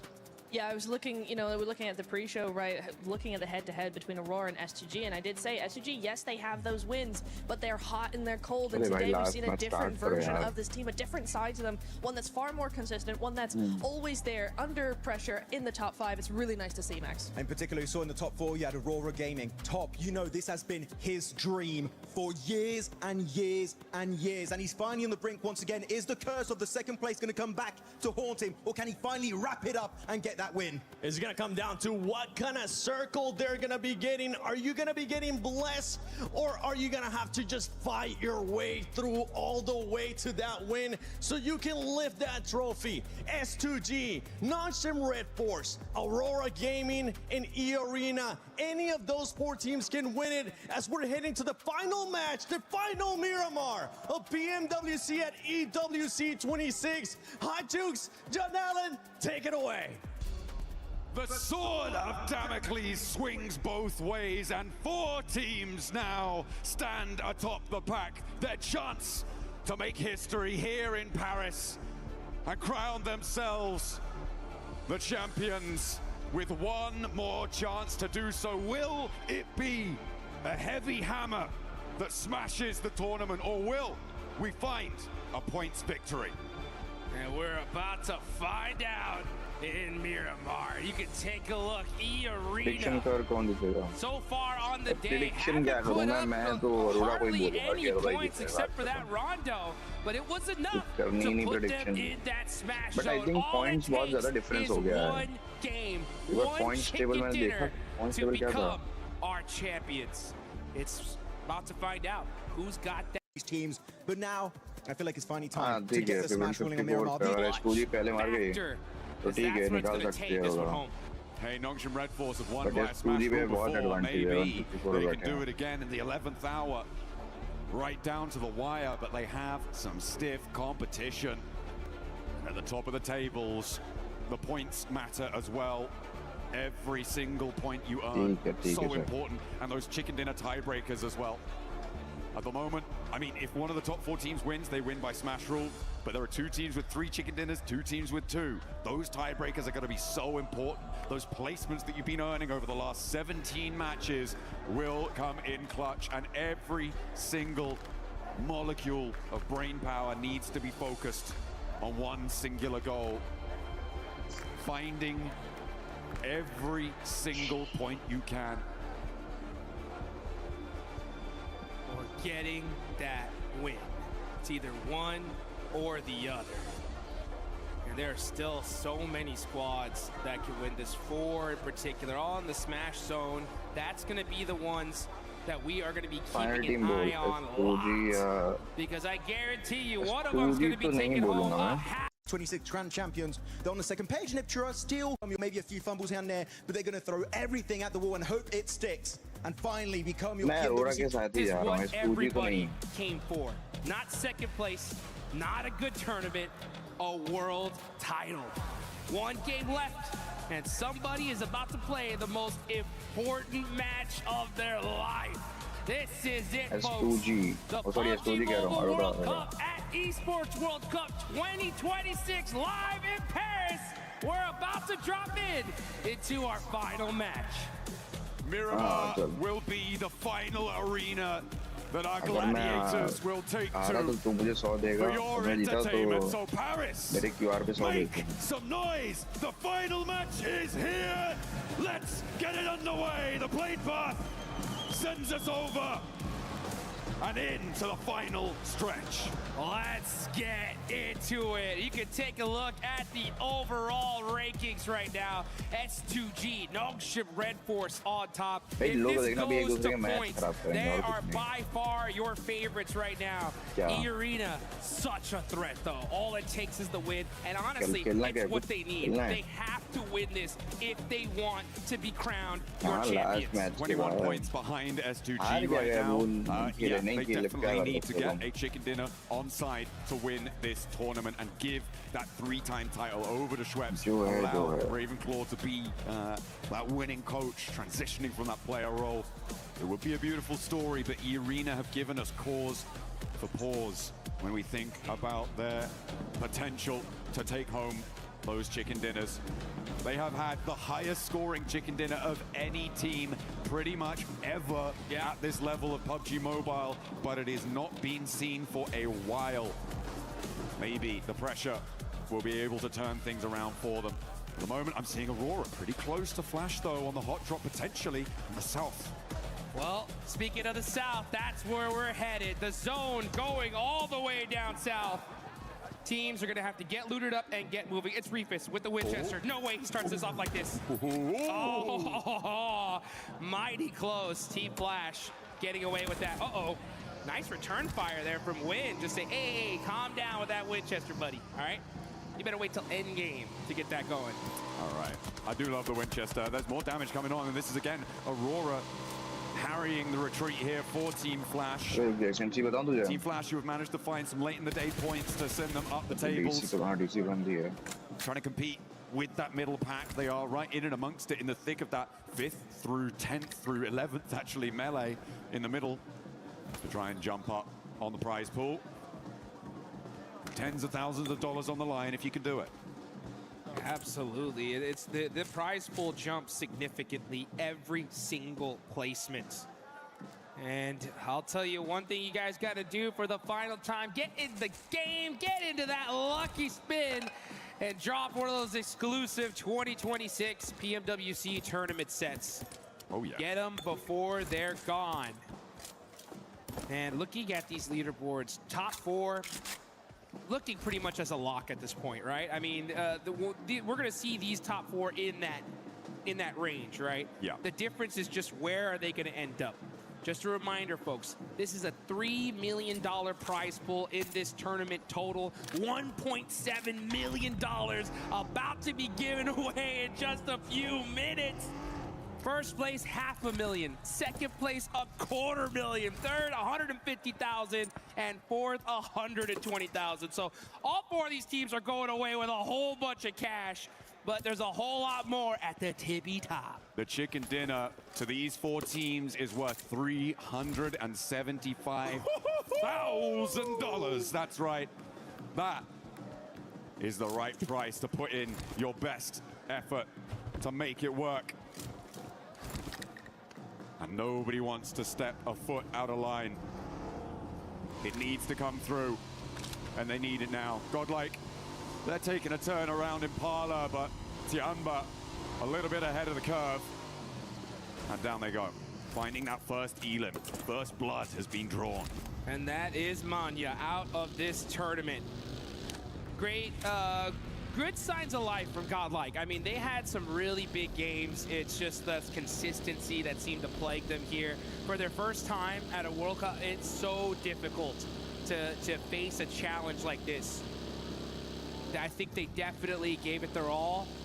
I think time will definitely show them, and they'll get that seasoning going, and we'll see them rank up the leaderboards in the future for sure. I've also loved watching 4 Thrives over the course of this tournament, topping their group stage. able to do a lot of work and really impressing here. Currently in 6th place, a chance to jump up to 5th place in that, as I said before, that 5th to 11th place melee. They are very much in flux. But what I think the most important story for me when it comes to 4Thrives is that it was not a flash in the pan performance back in PMGO. They have managed to improve and consistently keep that improvement under their belt. There have been times where they've got a little crazy with it. I have to say, back in those group stages, some crazy flex outs. One springs to mind over on that military finish that they were on the south side of the runway and just going for it. But absolutely impressive stuff for this 4Thrives roster. They should be so proud to be able to put this sort of a record down on this tournament. And I'm sure we'll be seeing them again. That's for sure. I want to see almost all these teams stay together. I mean, this was one heck of a tournament. I think every single squad here, for the most part, has what it takes. It's just a matter of time here. It's really tough, though, when you deal and face some of the best teams in the world that have been doing it for so long. And we're starting to see Ulf get into it with OG.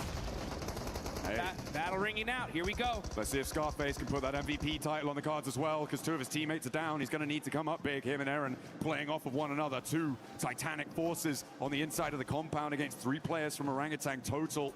I don't know if they're all here and in the fight, though, but Ketch will get flushed away. And they are now, all 3, looking to take this fight. Aaron on the outside, but Scarface can't.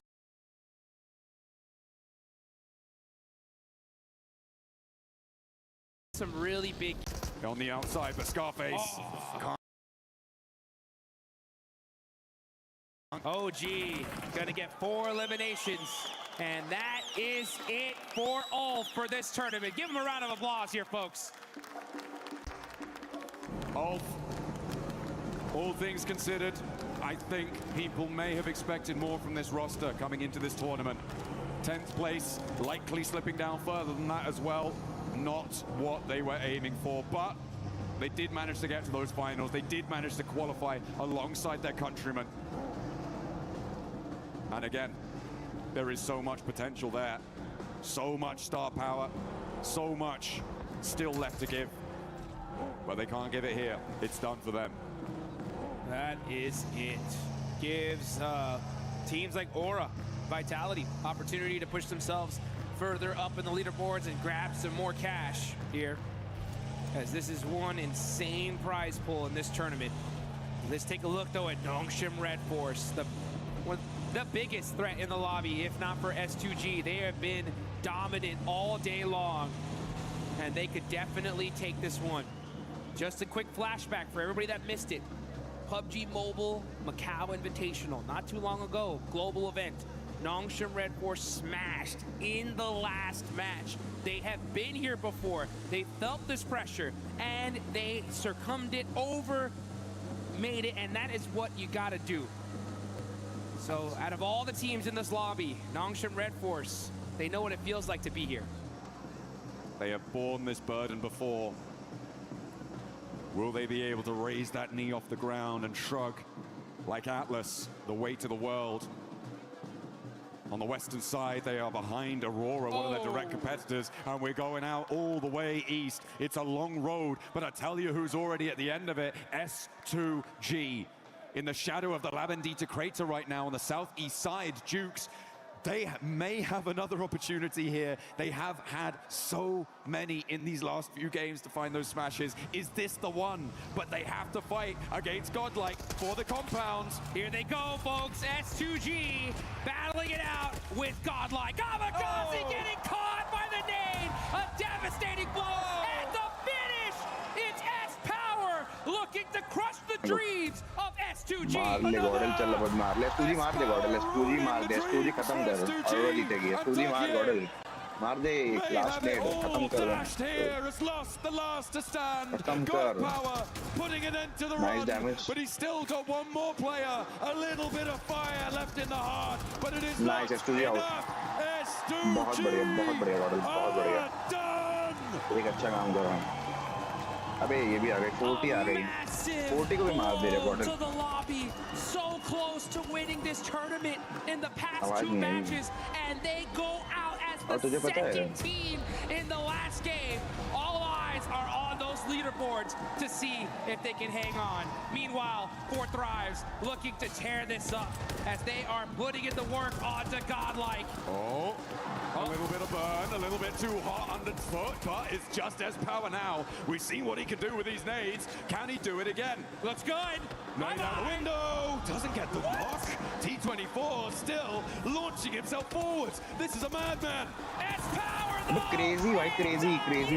ले मुंह में ले 40 मुंह में. One-man army putting in the work for भाई star पागल हो गया, स्टार पागल हो गया. अबे स्टार तो चूतिया हो गया भाई.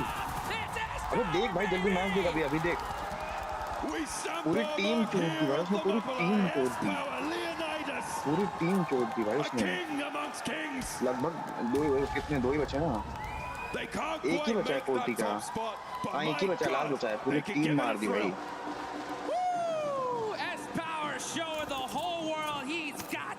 क्रेजी है भाई इस बार ने क्रेजी मारा भाई crazy and refusing to go down here in the last match of this tournament.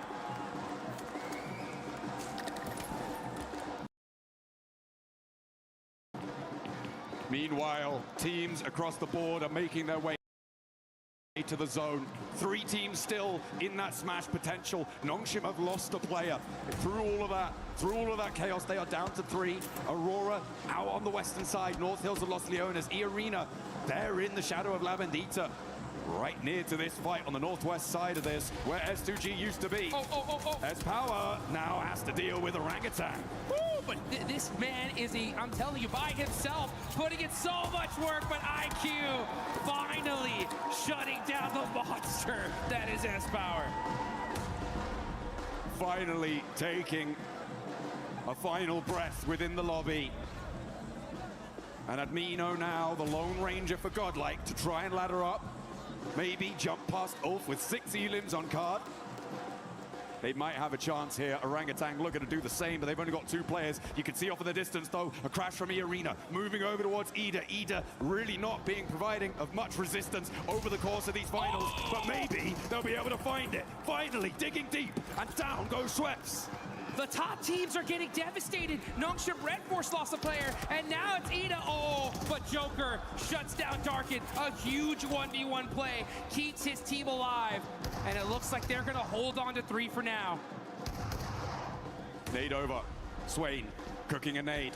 Wants to answer. Doesn't connect with it. Darkin off in the distance. Emre also still in action, but not quite on the angle. Ooh, bad nade on the bounce. Doesn't quite find it. As Godlike do get eliminated, but there's one underfoot. Dashes back with the MG3. Needs to find something. Needs to get a big cannon spray down, but not to happen. Emre now, the last for Ida. And he's completely off in the distance. No way he can get back to this. So for E-Arena, they managed to make their way south, but Nigma Galaxy are cresting the ridgeline. Here comes Nigma Galaxy. And I'll tell you one thing, folks. S2G fans everywhere are rooting for every single team to take out these top squads, because right now they're still at the top of the leaderboards here. It's just these teams below them that can surpass them. They have a little bit of a point gap, but Nongshim Red Force, Aurora, and E-Arena are still alive, and they're putting up points. E-Arena already has 4, but they are down a player. That they are. And on the northwest side, we said before, to win this one, it's likely a chicken dinner needed for them. Aurora with 4 players alive, but they have got the blue zone biting at their heels right next to Hera. They will need to push up a little bit further and get into the fight. In the meantime, IQ, the last player alive for Four Thrives. This has been a devastating position for so many, and IQ wants to dish out a little bit more pain here. Around the corner, spots the shotgun wielding player from Orangutan, but nobody steps out through the threshold, goes for it, darts it, and nobody's connecting. Jukes, they're not figuring out whose turn it is. IQ putting in the work there with the shotgun, and again some more shots on the WISCOT. Finds the angle! Nice. IQ making the plays here at the end. next circle coming on in as well. The circle shrinks pretty central here. Does not favor Aurora or Nongshim Red Force, two of our really crucially placed teams, but gives eArena a little slither of it on that western side. The difficulty for eArena, though, the surround on their position by those roads. They act like rivers on Miramar, very frequently finding it very difficult to get across. Let's see if they can hang on. They know they need to do more if they want to take this tournament. Meanwhile, S2G just having to wait and watch. Hope that they did enough and can hold on and take this tournament. This zone, though, proving to be very difficult. Enigma Galaxy, Coops ends up getting caught out. Oof. And he is out of the game. Enigma Galaxy gonna have to do it with 2 players remaining. S2G, despite being out, may still be able to hold on. If the 3 competing teams go down, Nongshim have to go down first. On this south side, their approach is not the easiest. They are very spread out right now. I mean, it could be that S2G didn't need a single point in this game. It's possible, but 7 points. 7 points will 100% guarantee Nongshim Red Force.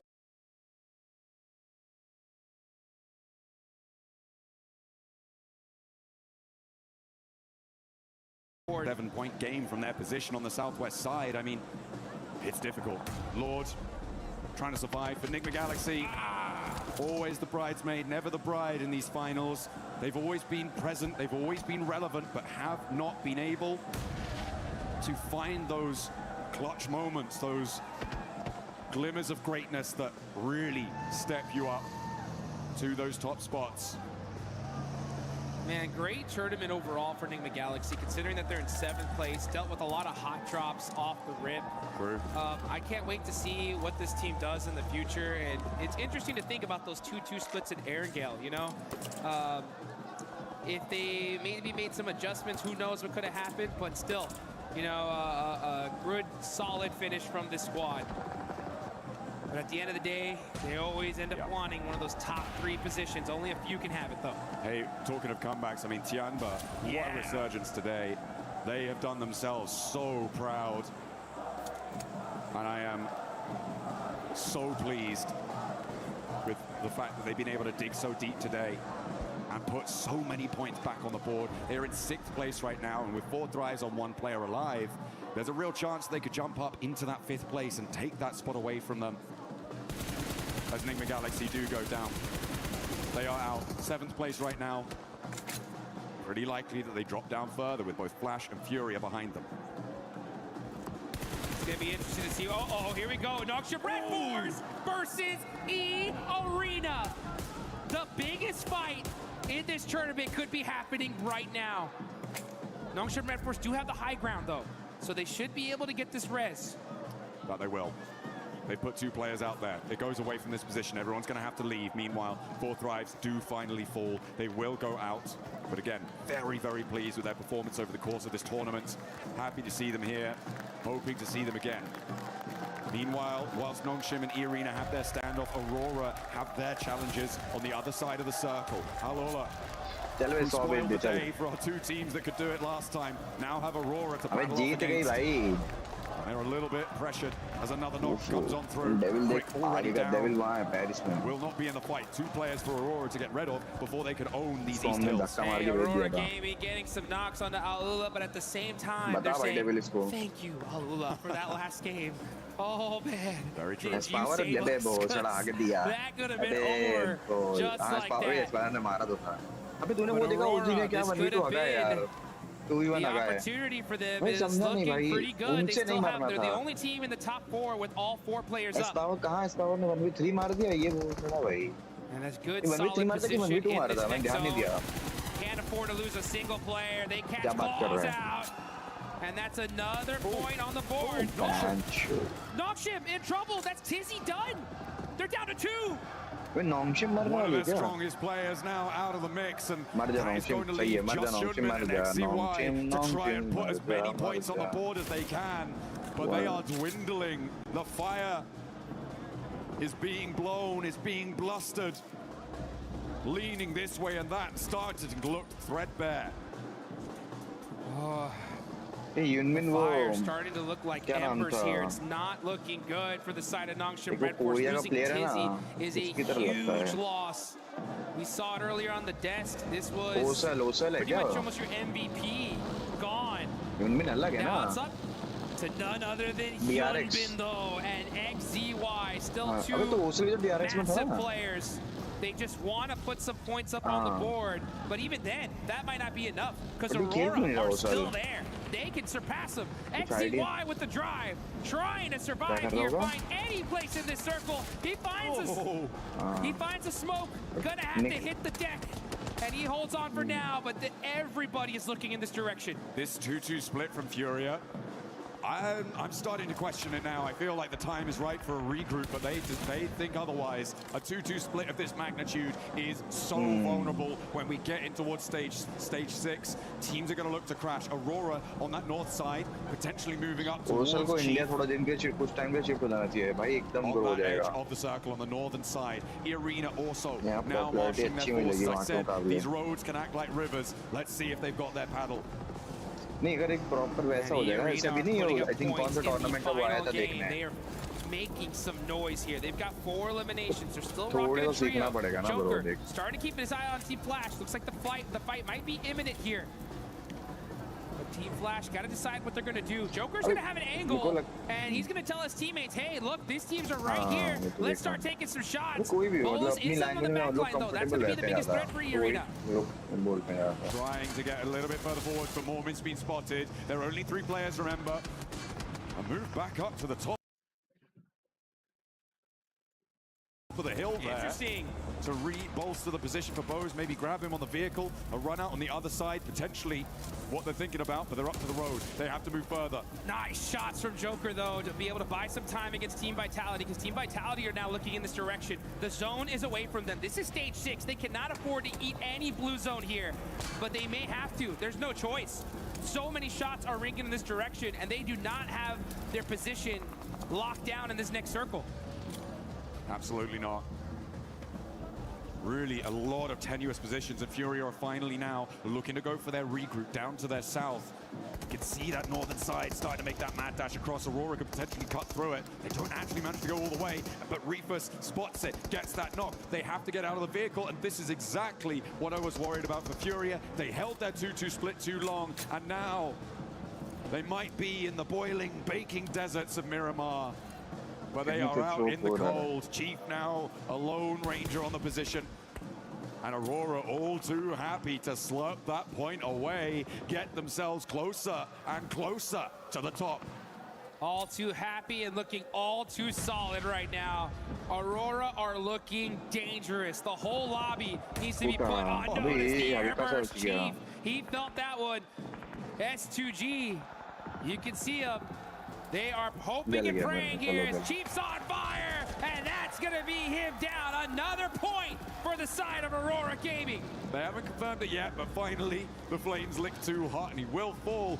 Ayala and Igor's, I mean, that's it was just they held that split way too long. They didn't go for that regroup in time, and they had paid the price for it. It could be quite an expensive one as well, given where they are on the tables in 9th place. They had a real opportunity to jump up fairly high and get things going, but the southwest side now, Jukes, is looking pretty hot. Arena could potentially get involved here if Flash, Horror, and Nongshim Red Force have that scrap.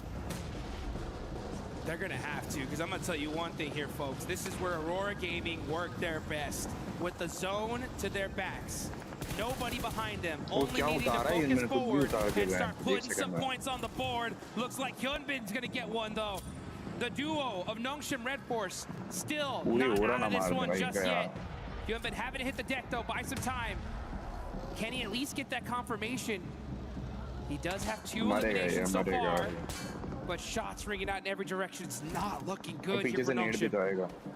Oh, it is going to be a tough time for them, but they are much more central than a lot of other teams, and these South Hills will need to conclude quite inaccessible, but Reefus कहाँ से मर गया? keeping him suppressed. And XZY go down. Oh, okay. So close. And if Nongshim fall, S2G are going to Vitality be a right now, little okay. bit safer. But with Aurora taking a knock from Alola, the last player alive from it, a second as well. Two players down from Aurora. Is it all coming crashing down around their ears? They are outside of the zone now as it's shifted. They got 30 seconds on the clock to get these reses going and to be able to support their teammates. But Team Vitality are looking in this direction. They got nothing to lose at this point. And they are looking straight at them. Can Aurora get these reses? They're desperate. They're moving as fast as they possibly can. 20 seconds on the clock now. And it looks like they just might do it. When it comes to one single player, and it's none other than Hyunbin. He needs a Herculean effort to do it. Aurora अबे गलत भाई vitality वाले बकचोदी कर दी vitality वालों ने. अब मारेंगे इनको लग रहा है पीछे से सूर्य आ गई है. अब मुश्किल है. Back छोड़ दिया ना वहीं खत्म हो गई है. One single player for Aurora Gaming to make this happen. Nongshim Red Force are out. One player from Aurora, 3 from E-Arena, and S2G trying to hold on. It's up to Reefus. ले भाई Reefus दोनों को मार दे. They're looking in this direction. अरे चूतिया है भाई Reefus ने बकचोदी कर दी भाई. This is it. He's got to get the shots. मरेगा ये मरेगा. Oh, it's so close. He gets the spray. मर गया मर गया. अरे भाई बकचोदी करी है Reefus ने पहले फायर नहीं करना था भाई. अब तो भाई मुश्किल है. S2G जीतेगी. अगर ये ने चिकन निकाला तो आई थिंक ये जीत जाएगी.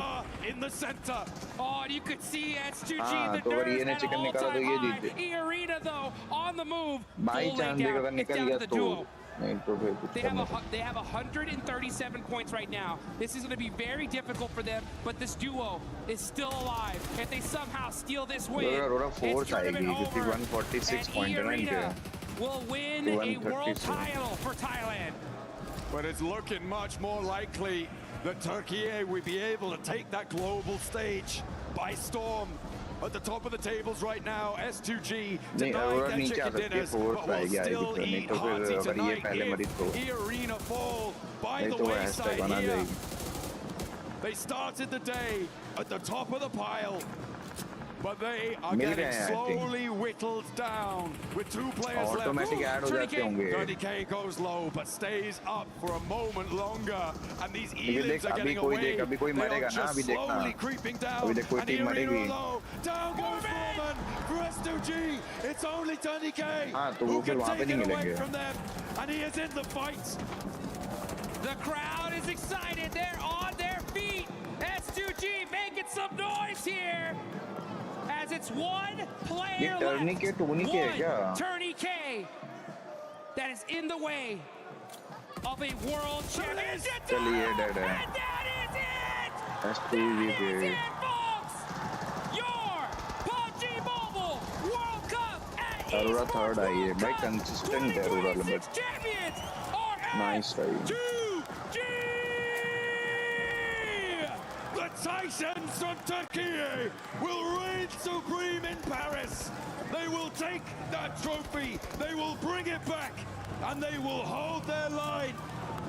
Denied so many times today, but in the final moments, they were able to sit back. I don't think they were relaxed, but they will take the top spot. They're gonna go home with $500,000 and plenty of time to regrow those nails on their fingers, baby. That is what I'm talking about. Twice they could have won this. You can see the looks on their faces thinking there's no way we lost this tournament. Are you kidding me? But consistency pays off. They were able to keep it under control. The teams at the top could not go the distance. They did not have the stamina. And Tiamba looking to close this one out, looking like they're in control. And again, what a resurgence from Tiamba in the final day. It's looking like they might take that 5th place just outside of the top spots as they're closing us down. But again, the story is all Turkey, all day, S2G! They've done it! S2G, hang on! And your champions live here in Paris, France. Man, did they deserve it. Working so hard, game after game. Almost winning it by Smash. But it's points that hang on, the tears ring out, and let's take it on over to the studio to wrap this one up. Kamikaze and the rest of the squad just shining when nobody was expecting them to become the champions, Max. Turkey back on top of PUBG Mobile Esports. It is going to Turkey here right now. Kamikaze lost, HamCG and Solke making history for Turkey once more. How do they just keep doing it? Solke, since the OG days, is still here delivering performance after performance, and now we'll be lifting that trophy. And such a calculated decision from them throughout every game. One chance down, two chance down, but it was enough to take the title home. Every single play from S2G was immaculate. Fantastic stuff coming in from S2G. Once they do it, twice they do it. They were so close. They get just a little mistake, a little fumble, but finally they don't get the win, but it doesn't matter. S2G are our champions. What a play, what a game, what a day for this squad. A team that didn't start off too hot in the first day, but boy, were they able to bounce back with those wins that they were able to get in the second day, propelling them to the top of the leaderboard and challenging for that first place. We had so many teams looking so good at the top right. The 4 teams all contesting a spot for the championship to be crowned your champions. But I would have to say S2G, the most improved team going into this event from the group stage, making it right to the finals. And it was close. It was down to the wire. It was a 3-way tie at one point today. But they do take it home. And keep in mind, PMGC later on this year will be happening in Turkey here. Will S2G be able to do the international back-to-back? S2G will be looking to win another trophy back at home. But I think it's time we send it over to Barney. I want to see these players lift that trophy and crush some keys. Yes, that is right, of course. After a nail-biting day 3 of PMWC, your champions are, of course, S2G. I have to ask, that final game, that must have been the longest game of your life. How did that feel? Solke, I'll ask you, buddy. Son maç hayatımızın herhalde en uzun maçıydı. Sizin için nasıl hissettirdi? Solkay sana soruyor. Yani açıkçası biraz şüpheli olduk çünkü rakiplerimizin hepsi yaşıyordu ve hiçbirinin infosu yoktu. Yani bilmiyorum, kaybettik gibi hissettik. Sonra böyle bir rakiplerimiz oyunda ölünce bir acaba mı dedik. Yani şu an bile farkında değiliz, anlamadık. Bu bir zaman sonra fark edilecek bir şey. Aramızda öncesinde şampiyon olmuş bir hamsi var. Hepimizin ilk dünya şampiyonluğu. Yani garip hissetti, ölünce kötü hissetti ama şu an çok mutluyuz. Bu kadar. Of course we felt bad once we died because we knew our biggest rivals are still alive. But then, and we also doubted it, but then like slowly seeing our rivals also like getting eliminated, we started getting hopeful, and it's HamCG's second World Championship, but it's the first for us, and we're very happy about this. Number 2, second championship. How are you feeling? You feeling good? Yeah. He feels good, baby. All right, we've got things to do before we lift that incredible trophy. So follow me. We're going to the Crusher, baby. After an incredible performance today, S2G managed to secure the PMWC Championship. And with this being at the Esports World Cup, we of course have some additional things to do, like crush 15 of their opponent's keys until their key is the last one left intact. Okay, S2G, if you could step over here onto the Crusher. We've got some important things to do. Right, step on up, please. Up on here, okay. Woo! Are we feeling better now? Kamikaze, you okay? He's good, he's good. He's letting it all out. It's great to see, the emotion is great. You've seen this before, you know what's about to happen. Can I please get you, sir, and Kamikaze together? Let's open up this Crusher. Let's open the iris. Press that button. Here we go. Here is the crush. There's something special about the Gigabyte City Grid is that we get to crush 15 keys at once. So, Solke, HamCG, if you would like to pull on this, not too hard, just like gently, just, you know, feel good. In 3, 2, 1. Wave goodbye. How did that feel? It's so good. So good. Right, one final thing. That's better, isn't it? One final thing that we'd like to do before we send you down to lift that trophy is to invite the Keymaster, Jacob. We'd like to invite him onto the stage to hand you your key, the last remaining key intact for PMWC. Jacob, come on over here, buddy. Kamikaze, if you could take your key, that is your S2G Esports key at the Esports World Cup. Okay, so now what I would like you to do, I would like you to walk down the Gigabyte City Grid. I would like you to raise that trophy and cement your legacy as the champions of PMWC at the EWC 2026. Ladies and gentlemen, make some noise for your champions, S2G Esports!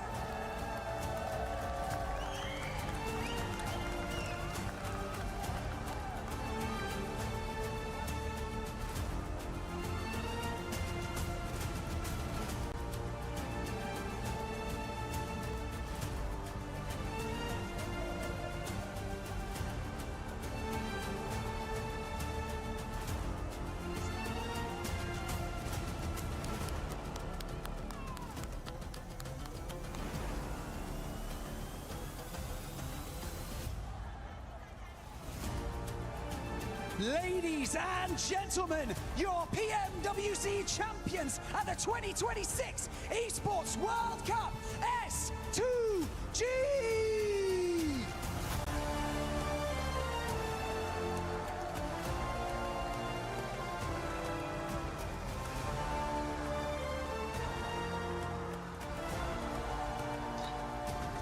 क्या बात है, आ जाओ ये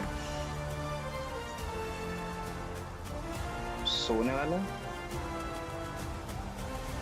ऐसे कैसे होने वाला है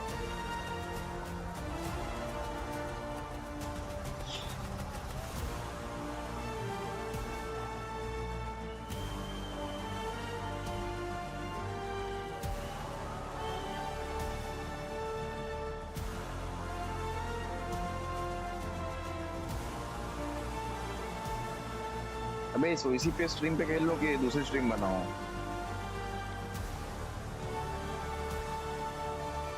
दूसरी स्ट्रीम पे तो व्यूज नहीं आएंगे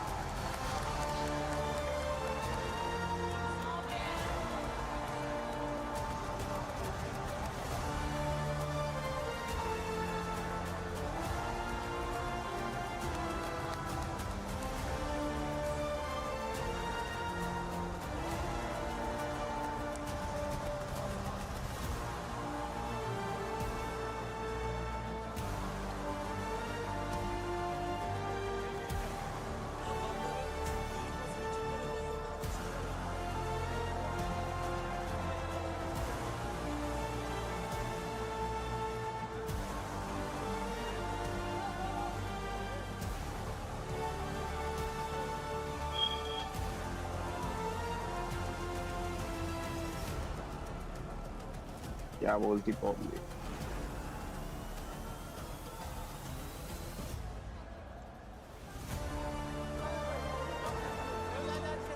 Ladies and gentlemen, it's time for Kalaris, who is standing by with our Sony Tournament MVP.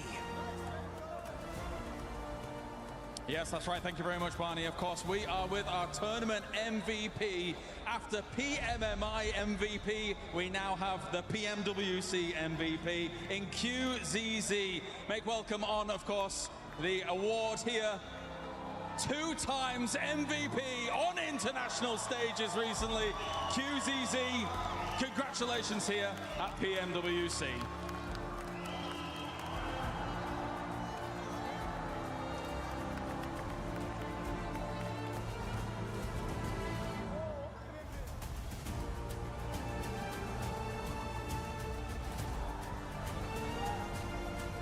Okay, okay.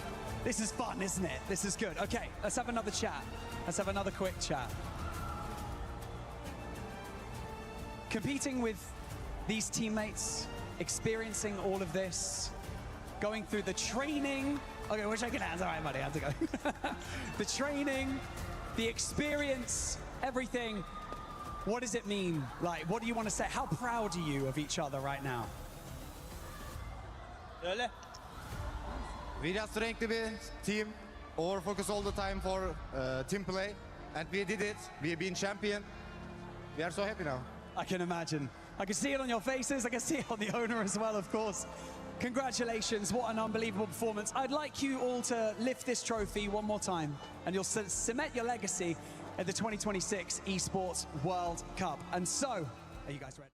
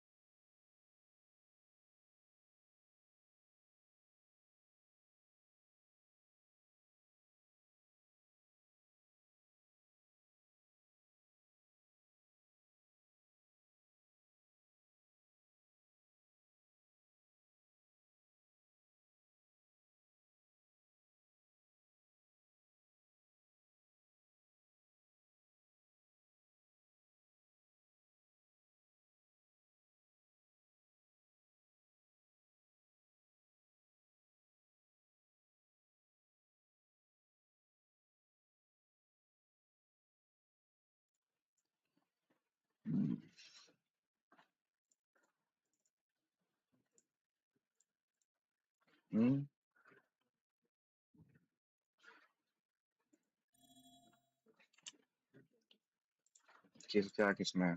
Match found.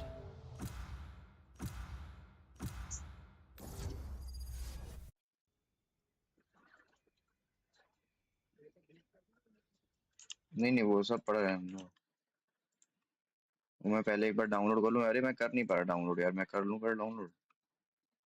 ठीक है फिर तो डिलीट मार देना सब। अरे मैं अपने पास तो रखूंगा भाई ये सब।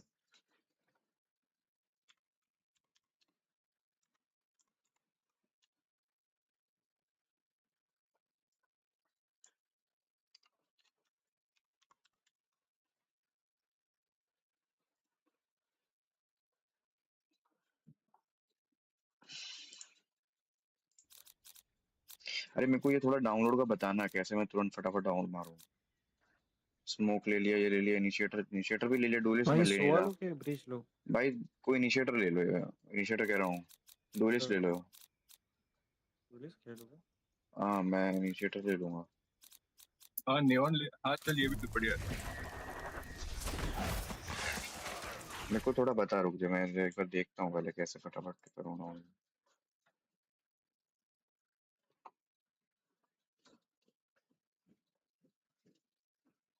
तूने मेरे को कुछ भेजा था? हाँ एक ये भेज रखा है। अरे मेरे को ये बता जो तू जैसे इसमें भेज रहा है। All right, where's the fight?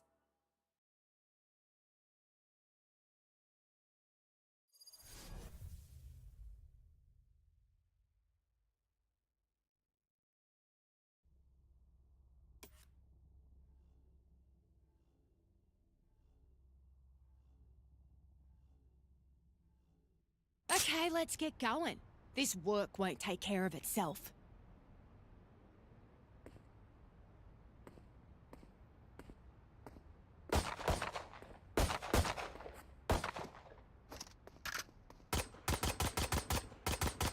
Reloading.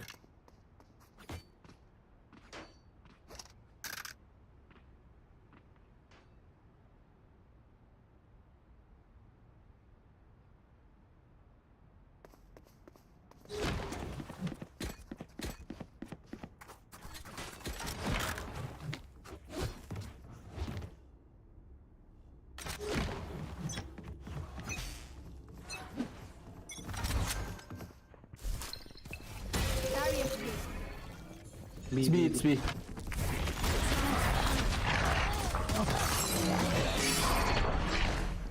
Nice. Spike down B. Nice. One enemy remaining. Nice. He's main. I can Nice one, bro. Nice one, Phoenix. One here. Reloading. Burden never ends. चलो भाई मेरा first half का हो गया भाई। अभी सीधा second half में।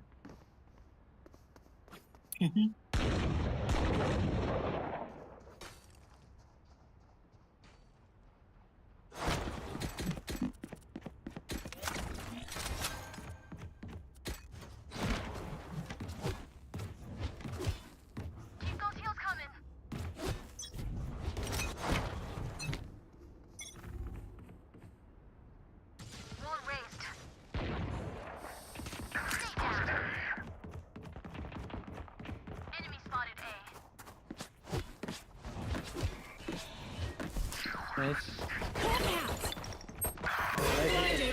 जो दोनों तरफ से एक ने One enemy remaining. लो है कि नहीं है? नहीं है। You want me serious? You got it.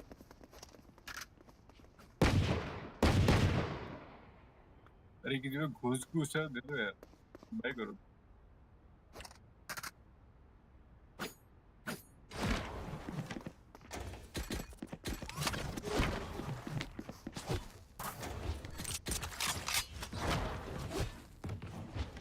Let's go. पास तो ये वाला है तो मैं ये चला लूँ. Barrier created.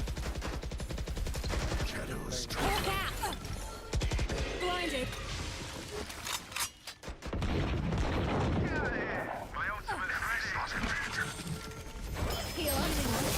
Smoke me, Omen, smoke me.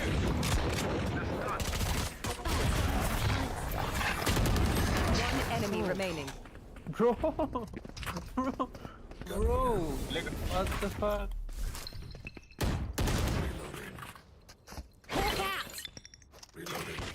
Bro, I'm fucking bad luck, bro. Bro, I don't think he's dead. No, 120. Oh, Bro, I don't think he's dead. Bro, Jed.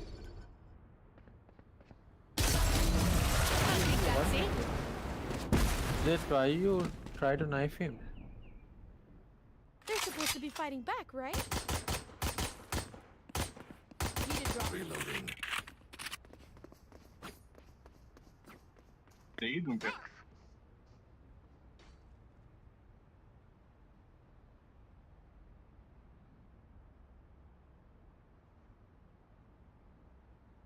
Can someone come to B?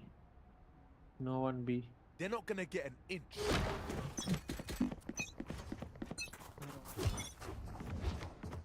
Barrier created.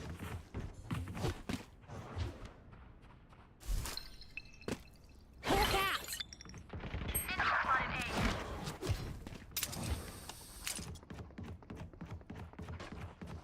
They have a healer, okay? They have a healer. Spike planted. It's you and me. Your fault.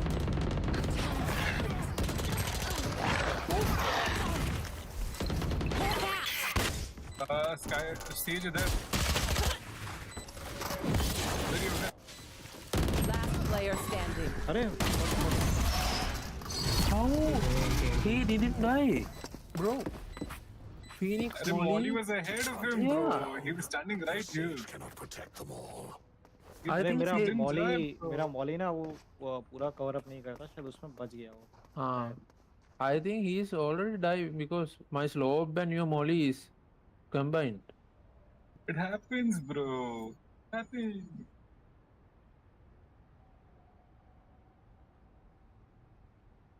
My bad. Okay, bro. Chill. B. B.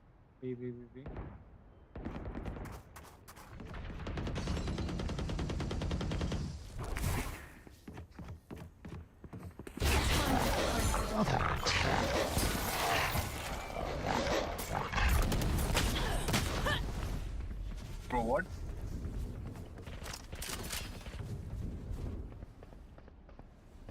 I think they have. Spike down. Don't pick. Where go? Multiple enemies B. Remove. Spike planted.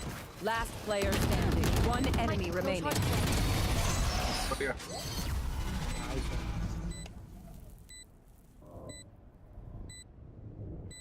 Clutch.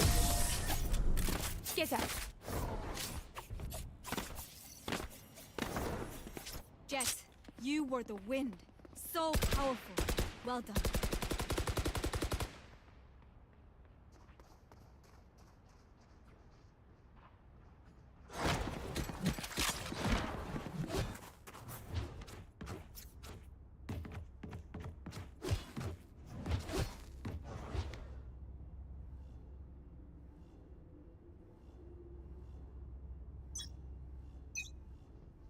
He will come in.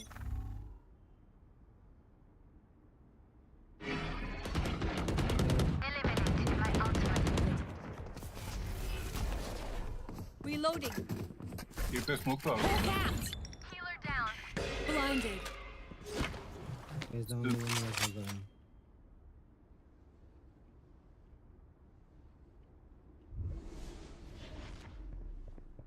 Walk. One mid, still one mid. They are on A stage. Why are walking? One enemy remaining. 74 Spike down mid.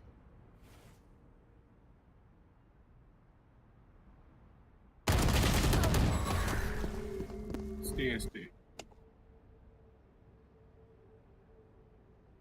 Easy check. Last player standing. Oh, I gave fuck. Fuck me. What will go for?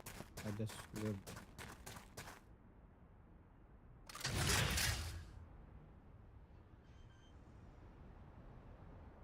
$30 seconds left. Spike planted.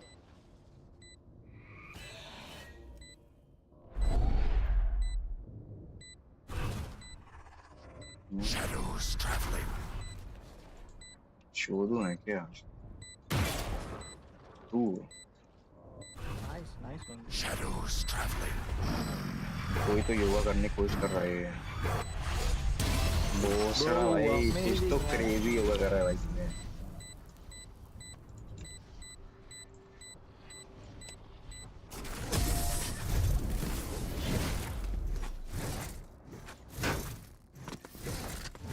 I can feel their panic rising.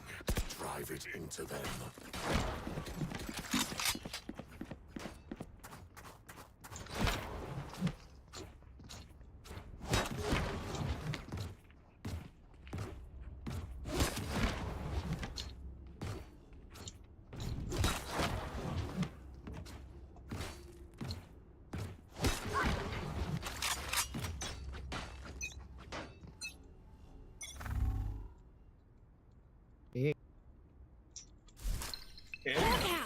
Cover going out.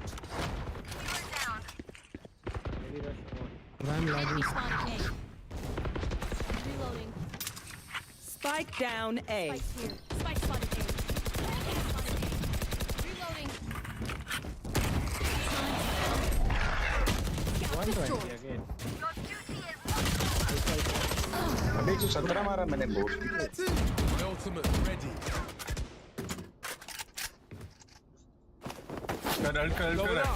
One enemy remaining. Spike down A.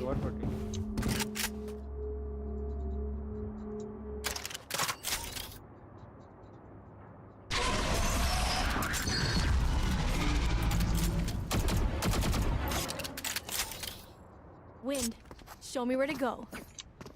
Devil? Can someone get this? फिर गायब हो गया क्या? Thank you.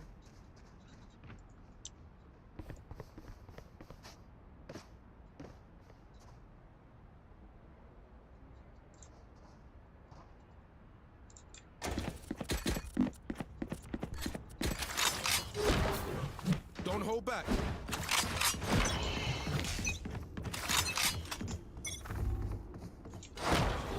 Wall raised. Spike down A. You will not kill my ally.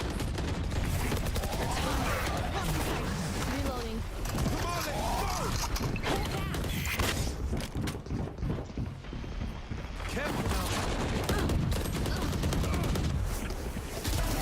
One dead. 120, what the? One enemy remaining.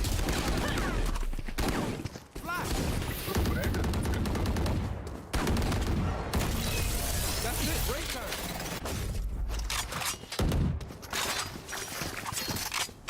These parasites aren't going to take one step past this place. Every round 120, 120, 120. Start using Phantom. अबे तू Yeah, I think so. I'm telling. After I died, I'd use.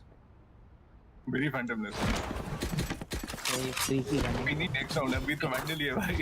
Sky request I can buy free. Show you how the boss does it. Help a girl out, would you? Hey, Ascendant?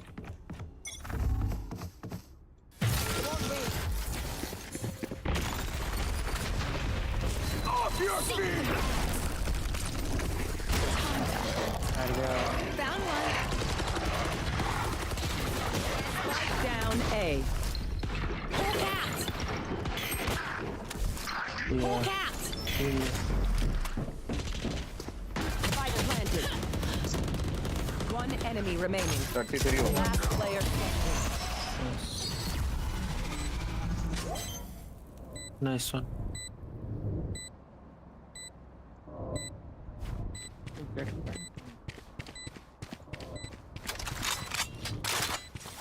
Maybe.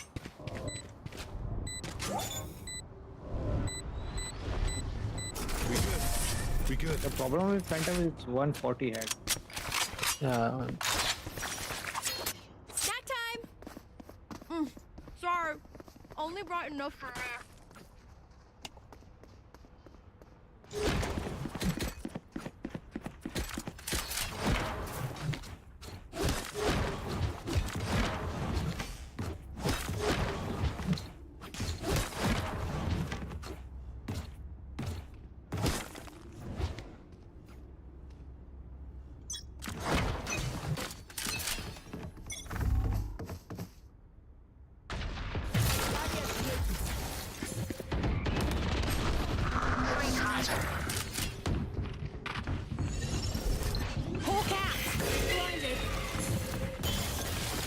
Spike planted.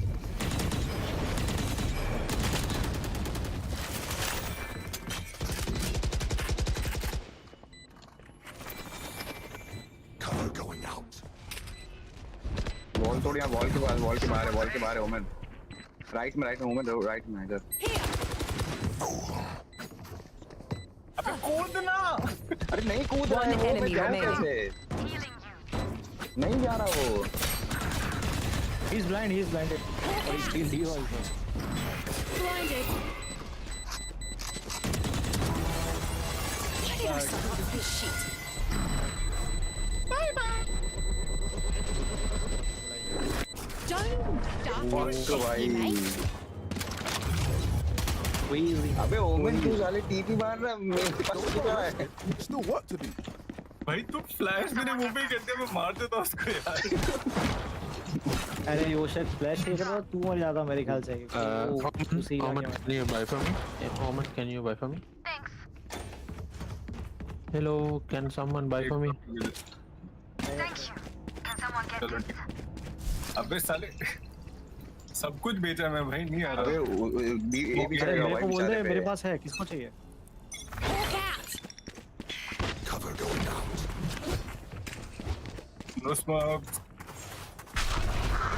Spike down A.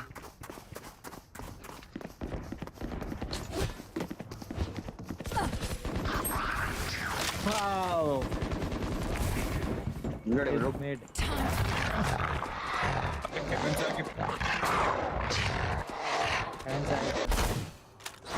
I'm watching. Oman called. No, he have 6. He have to take 6. भाई अब जाके तो उसने alt use करा था number.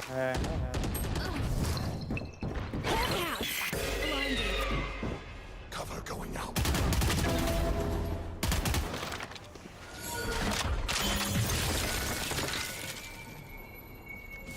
तो एक बार ऊपर हाँ ये ओमन देख रहे थे.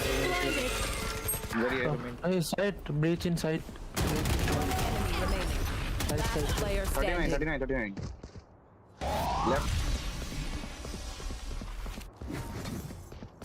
30 seconds left.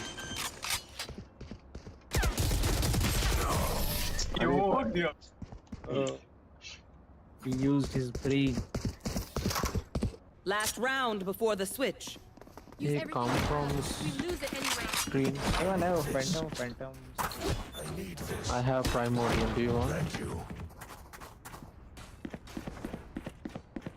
Can someone get this? Thank you.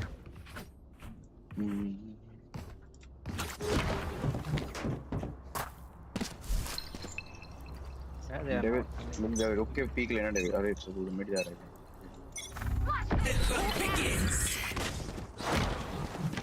It's you and me. Fuck.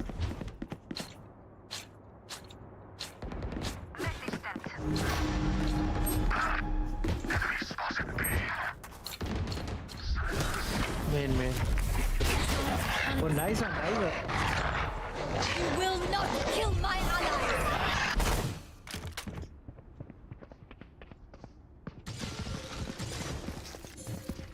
They're going A. They are gone. Blinded. Watch screens, watch screens.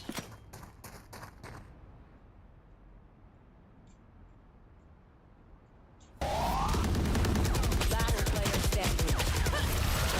अरे बहुत चढ़ा भाई। तो दौड़ जाना चाहिए था तुम लोगों को। Switching sides. Just let them slide. Dog हो गई ले रहा भाई मैं पुश कर लेंगे। फायर नहीं है भाई अब। भाई बी पे भी जा सकते हैं, बी पे नॉर्मली वही होता है। सेज वॉल मैं तो कहता हूँ कि फिनिक्स तो ये वॉल कर दे, मैं ये तो दे रहा हूँ, सब साइड पे ही चलो। ठीक है चलो। तेज तो ने वॉल लिया तो वॉल या तो इधर ही स्क्रीन पे कर दे। स्क्रीन या फिर हेवन करेगा तो बेटर है। स्क्रीन तो फिर भी कोई ना कोई होल्ड कर लेंगे। अरे हेवन कूद के आ जाते हैं। ना ऊपर से होता है, लेकिन करना छोड़ना तो स्क्रीन कर दें।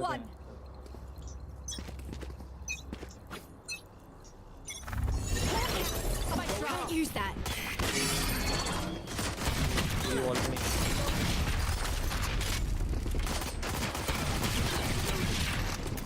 Reloading. अंदर रोटेट मारो ना, भैंचो 3 लोग दिख रहे।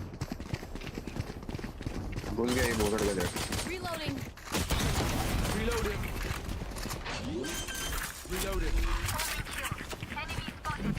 सेज ही है। Reloading.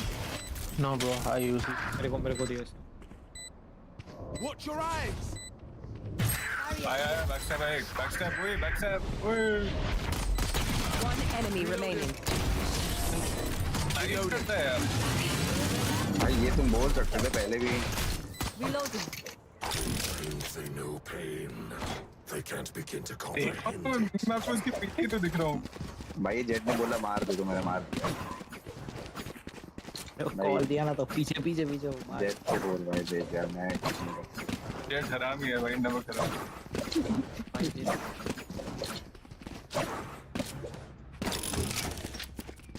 तेज अभी मैं तो कहूँगा कि इधर वॉल मत कर, सीटी वॉल करते हैं, इतना ऊपर वॉल कर। I'll wall सीटी here. वॉल पे ओ ना बोल रहा है, ना वॉल मत कर वो। वेट बहुत बड़ा जेट है।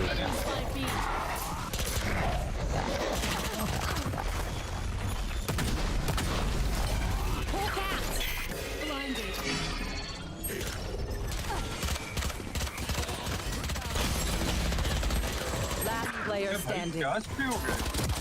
One enemy remaining. दूसरी साइड है ना। आराम से रोटेट।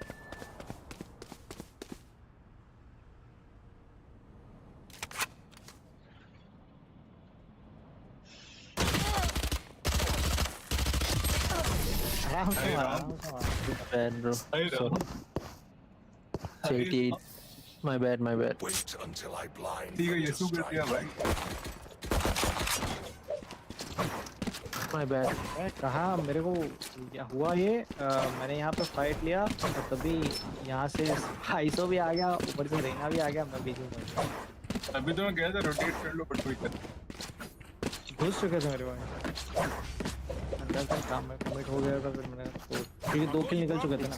88 bro. My bad. देखा। अबे भाई जीत तो हो जाती बट आई थिंक वो 2 टीम के बीच में जो फंसी ना वही दिक्कत होगी।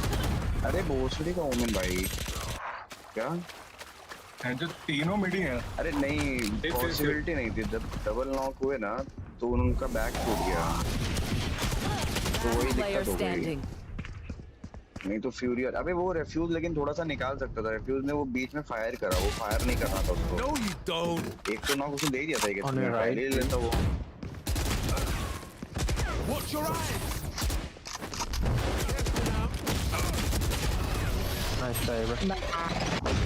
It's okay, full save next round and we can win. Let's go already. Are we buying? Oh, full save. Hello? Sorry. I need a drop. Buy your save, please tell me. अबे लेकिन ओदी 1-2v1 खा गए वो बेकार kills from mid I guess. No, they have saved them. Let's go to B. We'll see.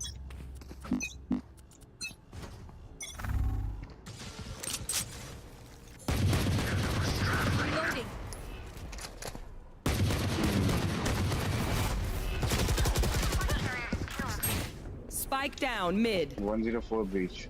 I have the spike. देखो. My ultimate's ready. मुश्किल है. Just hide there. Just hide there. Watch your eyes. Rotate मारो यार.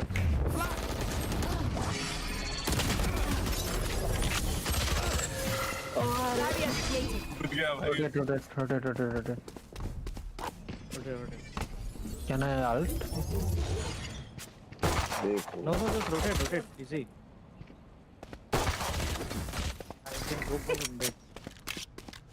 Time pass कर ले. अरे मैं बोला था मिड से पुश कर देता.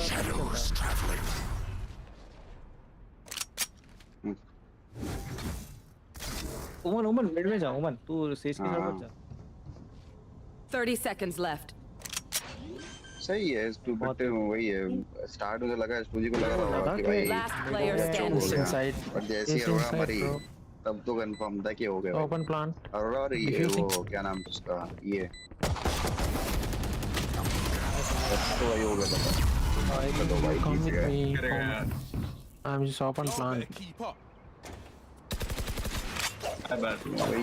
You both have died. Yes, classic. It's winnable round. Oh, that was a winnable round. Okay. Phoenix में मेरी बात. पहले तो होने नहीं देते वो वैसे चिकन मैंने वाला. अरे वो नहीं होता यार. वो पूरा वॉल. अरे इधर से हो जाता है भाई. तो करके तो मैं बता.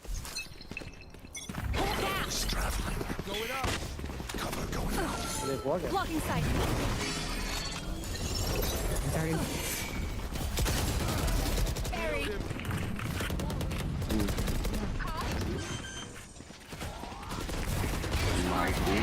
अरे यार इन लोगों ने पूरा ब्लॉक ही कर दिया. One enemy remaining. अरे मैं वैलो में. Nice. कह रहा हूँ ना easy. Not ready for a light show. सही है भाई. फैंटम में 140, वेंडल में 120. सही है भाई. भाई 160 का तो भाई है ही नहीं भाई. इससे अच्छा तो वेंडल है भाई. वेंडल में एटलीस्ट भाई 120 होता तो थोड़ा लगता कि हाँ भाई चल 120. अरे तो सिर्फ एक टैप नहीं करना ना आपको. पट नहीं करना. पट. Phoenix, you can roll. Right now? अरे उसका वो आएगा vulnerable.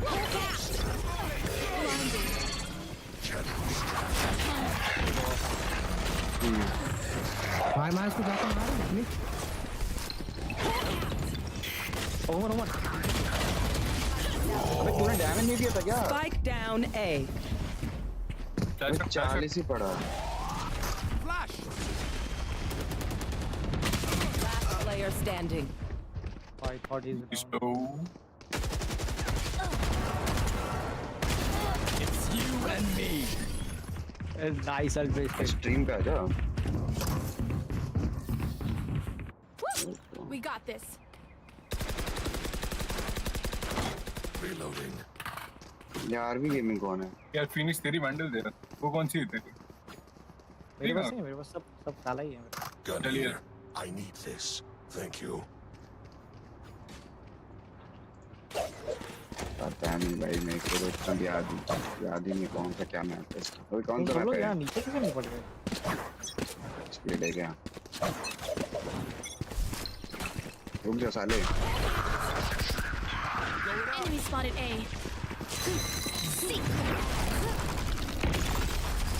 Hawk out. Blinded. Found one. One by clown. What's that? 20 seconds. One down. अरे कुत्ता रे ना भाई. You will not kill my ally. तू भी रेप दे दे. Enemy down. तू भी किसी को मेरे को रेप दे दे. अच्छा नहीं अच्छा भी एक और राउंड है ना. छोड़ मत दे. इसे भी जीत गए. One enemy remaining. यहाँ पे बी के इधर.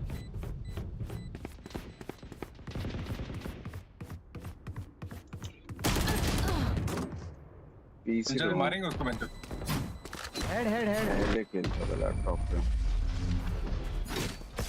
नीचे कूदा Match point. Gotta play that whistle. With UPS मेरे को 2.5 का पड़ा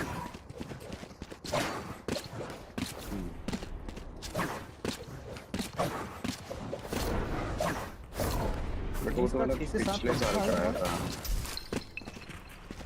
तो आई थिंक महंगा मिलेगा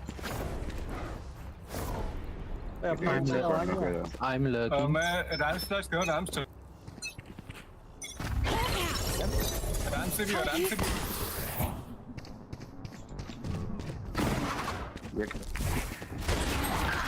अबे दोनों Revive जाके rotate. Come. Guys. आ रहा हूँ बहुत तेज आ रहा हूँ भाई Come. अरे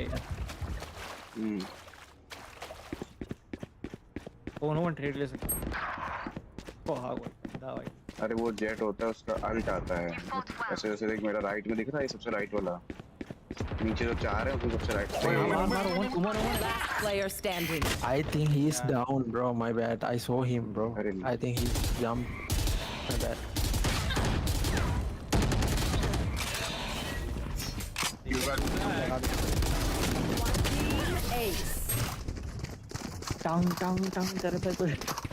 My bad. I think he's jumped down. My bad. He's already in top. Buy है किसी को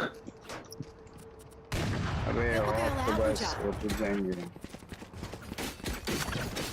My bad. very wrong.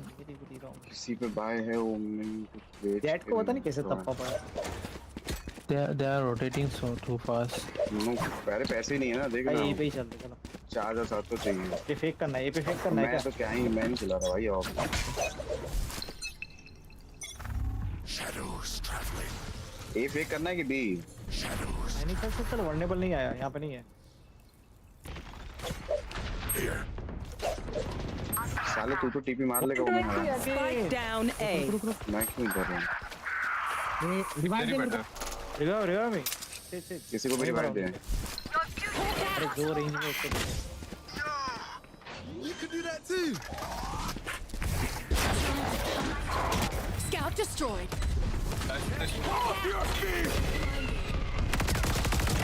Taken out. Bro अबे 106 One enemy remaining. 106 लास्ट में पिक ले लो Last player standing. अरे यार ये 106 भाई Oh, कैसे भाई bro. भाई 106 था भाई वो Bro, he's one tap me, bro. Clutch. यार मेरा ध्यान कहीं और था का यही होता है देख मैंने 4 गोली मारी एक लेग पे लगी मैं flash Make sure to follow my pack in. Don't leave a strike to the enemy. He's lucky, bro. I thought he's go around like that. But he's किसका हटाने वाला है वो ले लो दो और चाहिए मुझे ये या तो जेट को दिला दो हाँ तू ही ले ले नहीं तू ले लेना लास्ट बहुत हो गया पंजो इनका गेम बताता हूँ मैं वेट करना एक ब्लाइंड कर दूं Going up.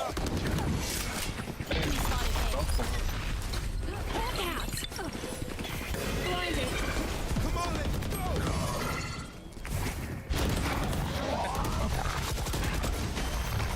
They're concussed. Left में भाई कहाँ स्मोक दे रहा है भाई Someone's A. Our spike carrier's down. Common 7. Someone's A. Last player standing. अरे क्या बोलूं भाई उस स्मोक सामने में है नहीं लेफ्ट खाली इधर दे रखा है उसने Nice try. It's okay. अरे नहीं कर लेंगे कम बैक नहीं होगा भाई Don't sit अभी down. खत्म करो We're not done yet. खत्म करो भाई ये मैच में खत्म करो ठीक है अरे फिर ए ही चलो मैं तो कह रहा हूँ बी मत जाओ ए ही चलो I'm बस होल्ड करके थोड़ा ए चलते हैं where are we going? A. या ए I'll blind and ult. चले जाए तू पुश कर रहा है तो Cover going out. wait, hold on. Shadows traveling.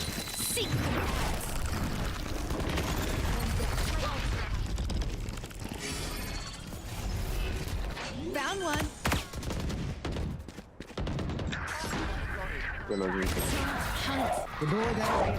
One enemy remaining.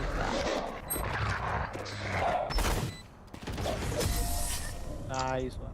Attackers win. And that's full time. Good stuff. Everybody.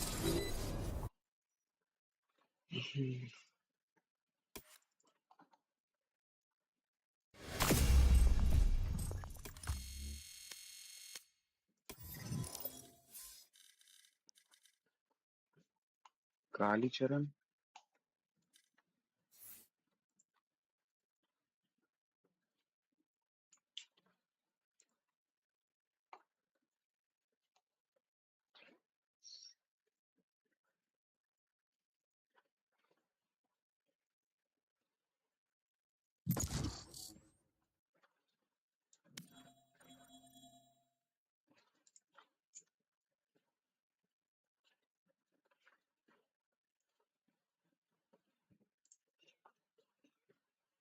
PUBG Lite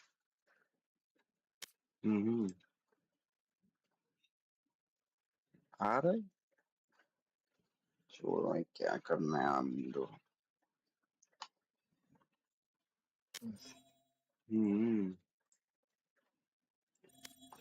क्या करेंगे भाई ये लोग लाके पता नहीं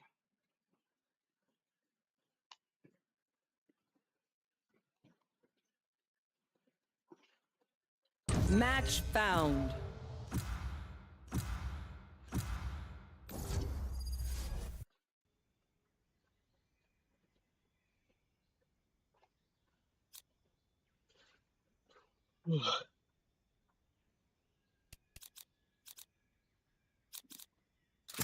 अरे यार ये ग्लोब ले रहा है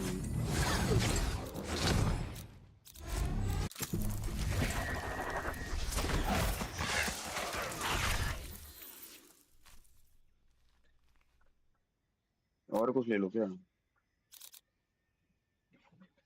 जो हांटू डेविल तो फिर इसका ही ले रहा हूँ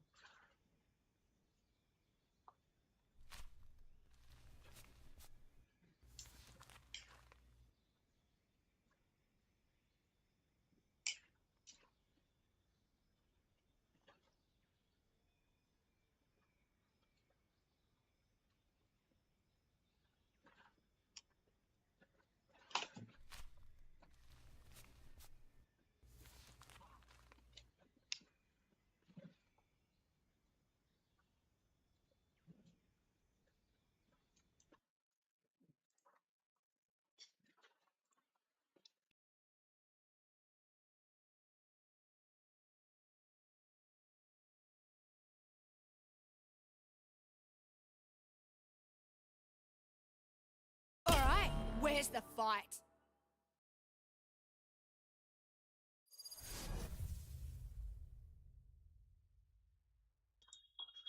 पता नहीं क्यों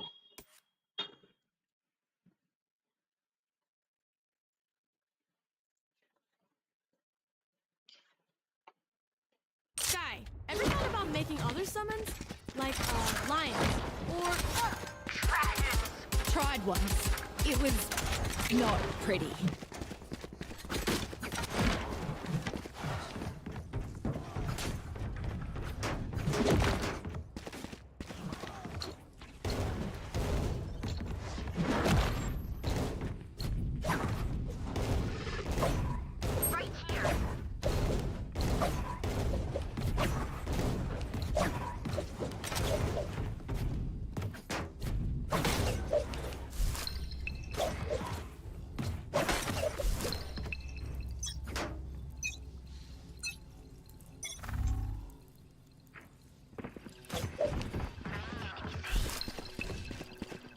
Dropping smoke. Hawk out!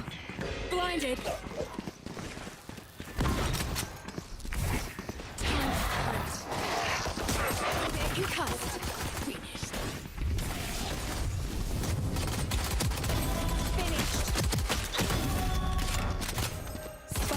Down A. Last player standing. By 90-60 bro. एक तो मार रहा है. We know what we're doing. Trust each other and we'll be fine. Right here.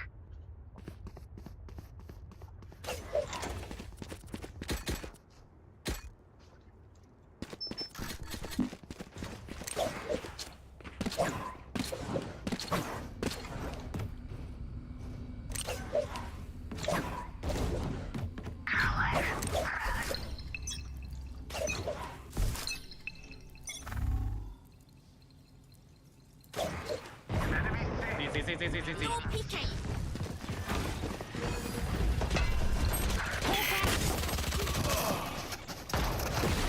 Enough. One enemy remaining. Nice. Do it. Spike down. C. Reloading.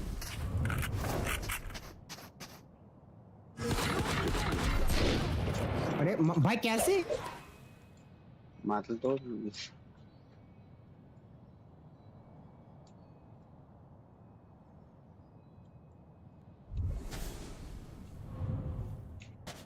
देख रहा देख. Garage देख ले bro garage.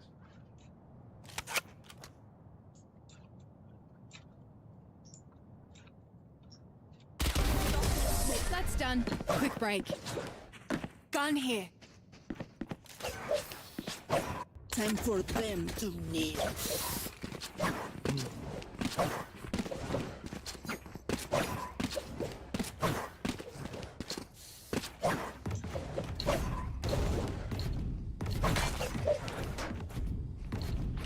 Right here. Gun here. Gun here. Serious face on.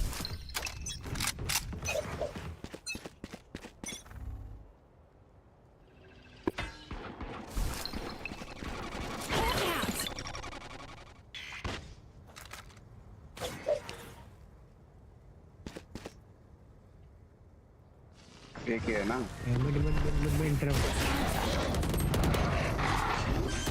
Scout destroyed. Spike planted.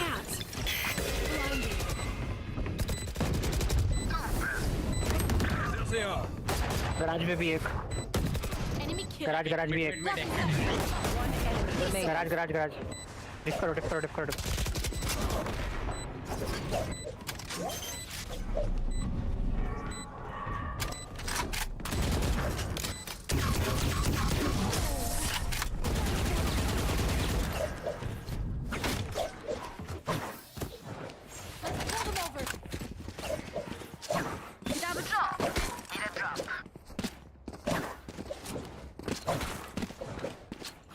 By me.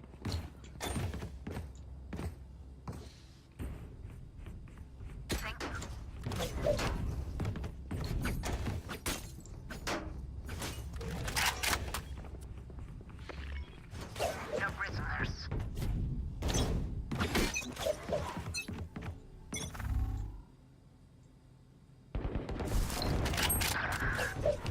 No peeking.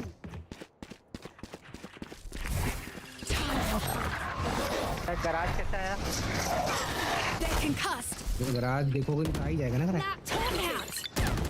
Trip लगा है. Blinded. Player standing. अरे ये क्या बकचोदी कर रही है. अबे ये क्या हो रहा है भाई?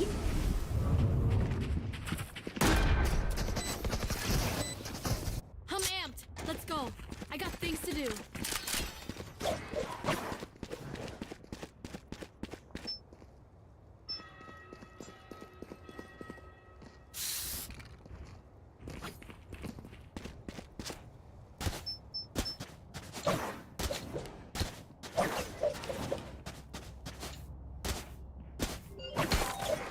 Leave that sober to me.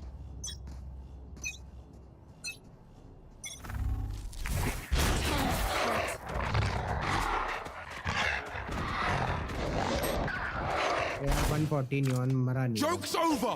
You're dead. Hold करो फिनिक्स एट होल्ड करो.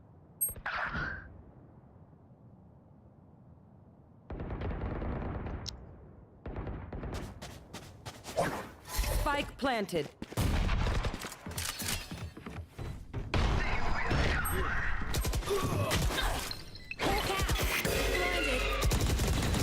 player standing.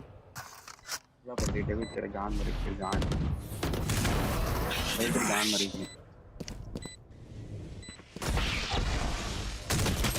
तेरी वजह से मरा हूँ देख के आओ ना guys Deep breaths, everyone. Your hearts are pounding.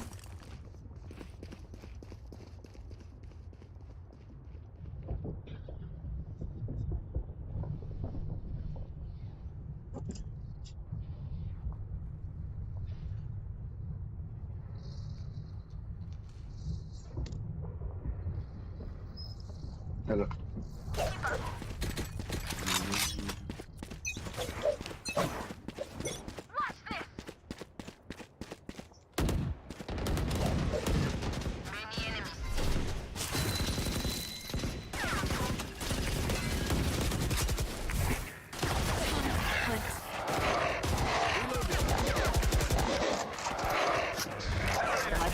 garage.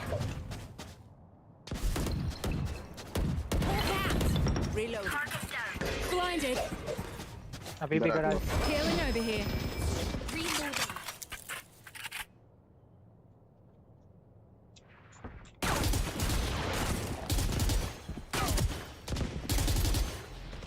छोड़ काफी डैमेज होगा ठीक है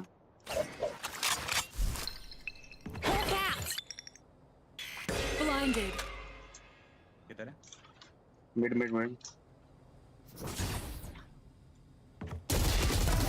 One down. Secret. Found one. Garage. 30 seconds left. There's another.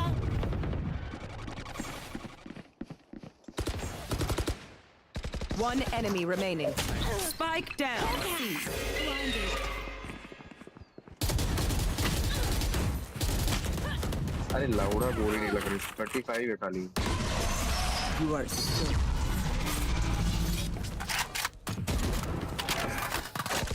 I got your back. It's ready. Just, from the front. ये मैच में थोड़ा देख ले जाऊंगा फिर आते हैं चल अब इसका वो चलते जीते चलते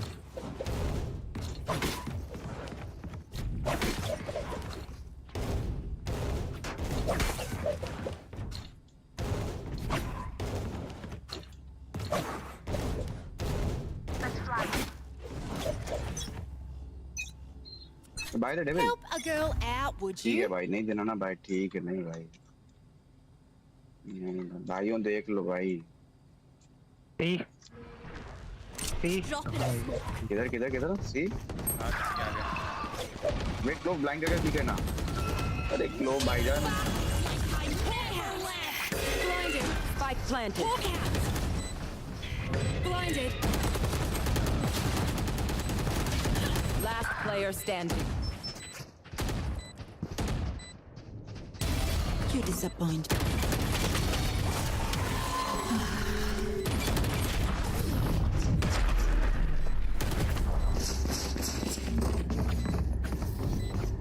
We move as a unit, okay? Last thing I need is some hero messing things up. भाई साइड चेंज करो मैं ये नहीं खेल रहा ये क्या चाहिए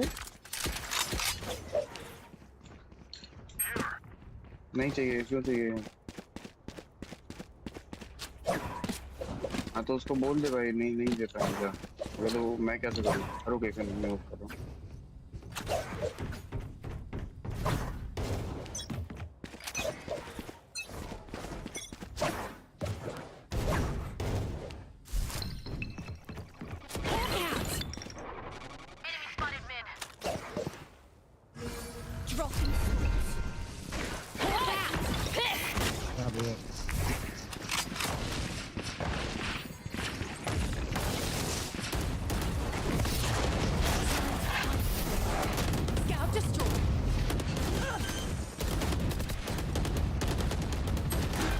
Planted. 80 बड़ा है नहीं होता 80 बड़ा है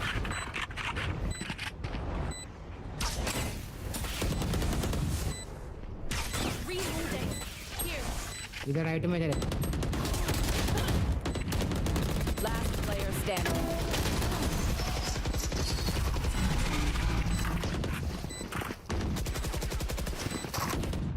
उसको बोल mistake my smile. I take this all very seriously. Save करो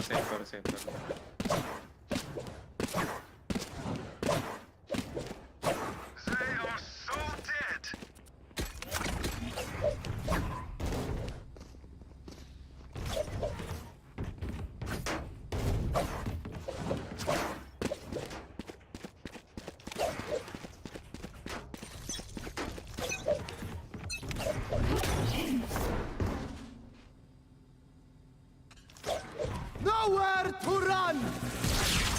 समझा ना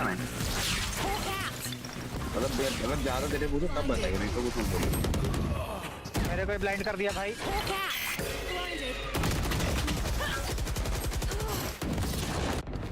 Last player standing. Spike down, C.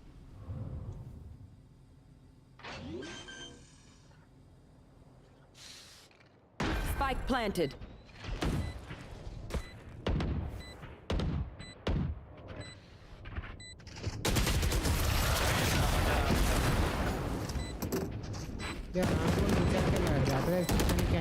I'm no doctor, but I can patch a bullet hole or two. Let me know if you need healing. किसका काम फिर से बोल अच्छा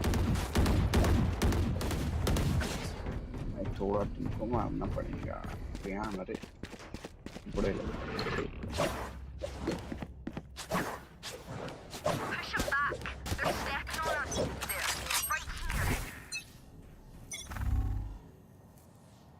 ये पे आ रहे हैं यहाँ आ रहे हैं Joke's over. You're dead. यार बंजू सब लो है 140 सोवा नियॉन और फिनिक्स फिनिक्स तो अल्ट पता नहीं फिनिक्स नहीं है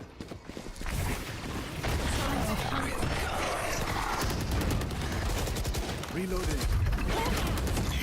Blinded. Spike planted.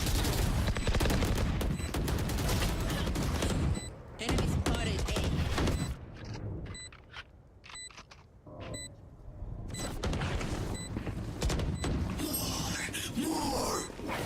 पीछे तेरे चेंबर अबे चेंबर कहाँ देख रहा है bro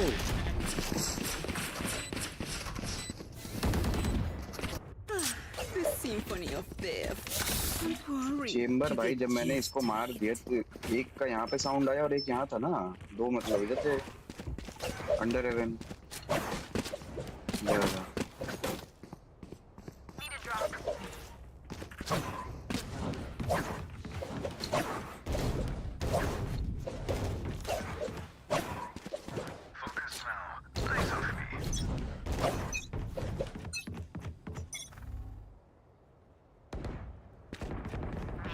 Drop in a smoke. Enemy spotted C. God, you're fucking out. My turn. ये यार एकदम से आ गया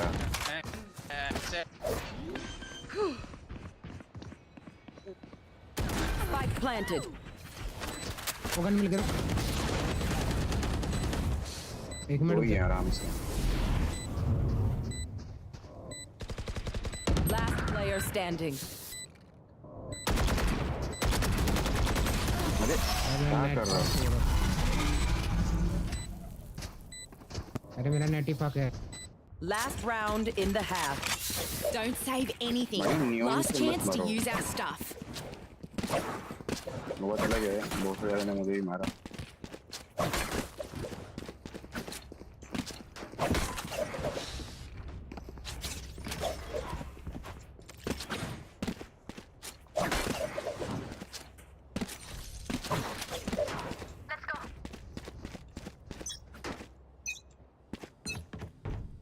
You want to play? Let's play. Okay Dropping smokes.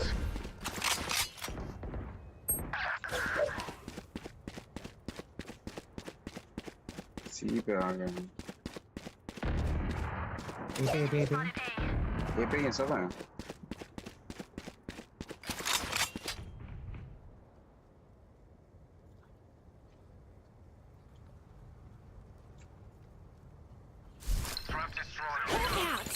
ए पे नहीं है बड़ा बहुत क्या है तू केस करेगा तो 100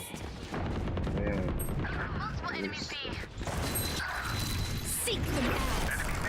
Found one. Last player standing. Flawless. ही नहीं आया उसका Switching sides. We get a pick, we move in. Got it?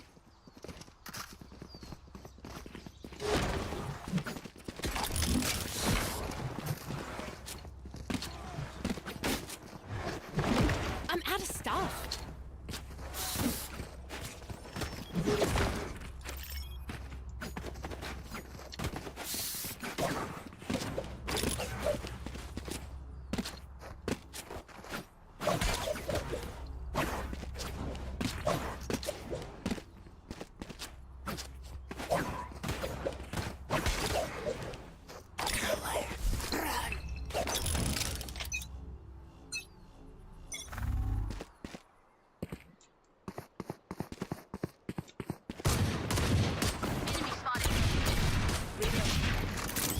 Dropping smokes. Blinded.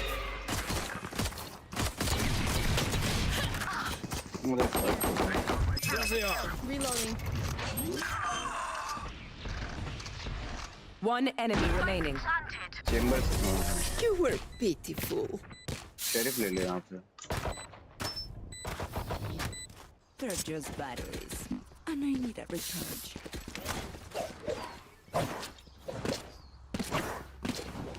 Need a drop. Thank you.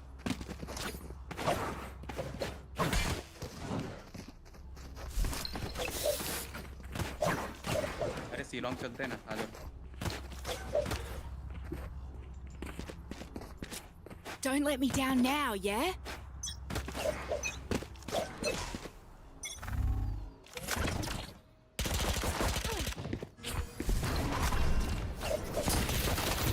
Headshot. Nice wait कर वेट देखो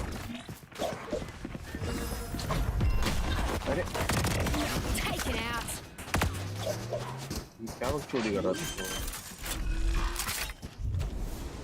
Spike planted. Hawk out. Time to hunt.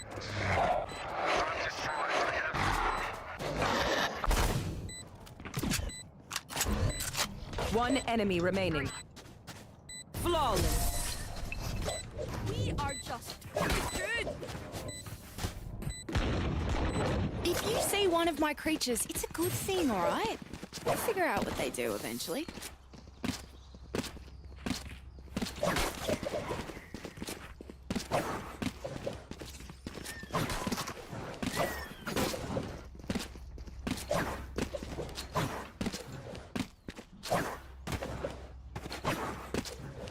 दोनों side पे रहो जरा सी पे भी pressure करना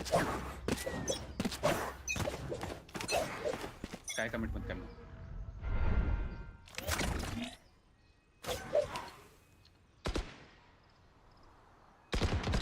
Pathetic. उधर है chamber Hawk out. Blinded. Hawk out. Look at that. Last player standing. Spike down A.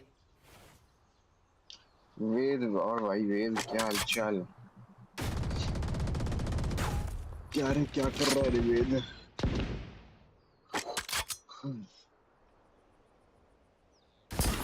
ये पोस्ट चढ़ा पड़ा इसका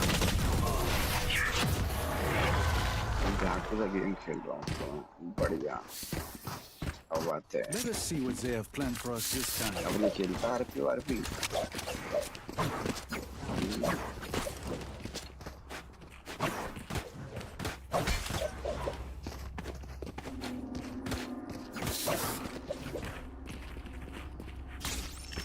खास नहीं तो बता सब भाई चल रहा है भाई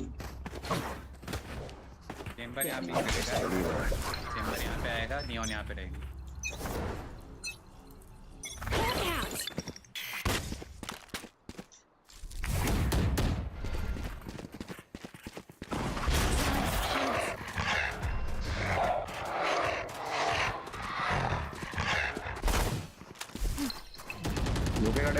ब्लाइंड करता हूँ। Enemy spotted A. Blinded.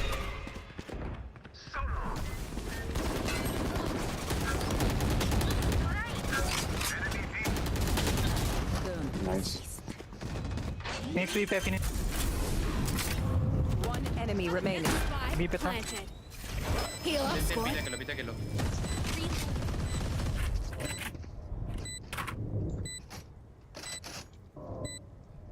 मत पिघले छोड़। Not ready yet.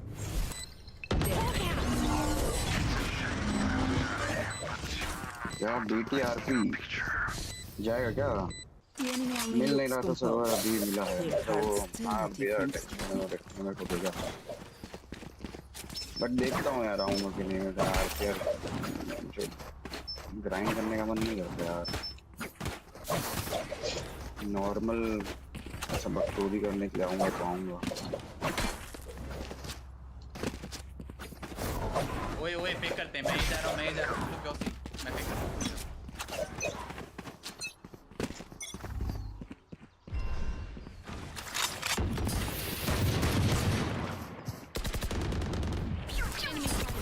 My ult's ready. मैं मार दिया।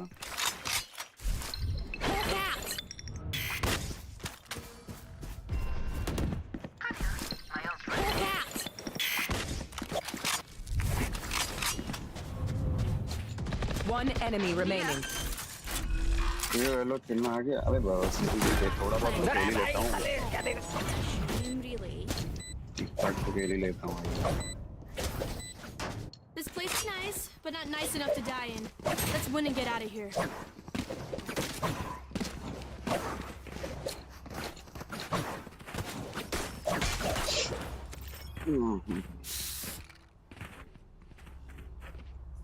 सेम करते हैं। मैं एक प्रेशर करता हूँ।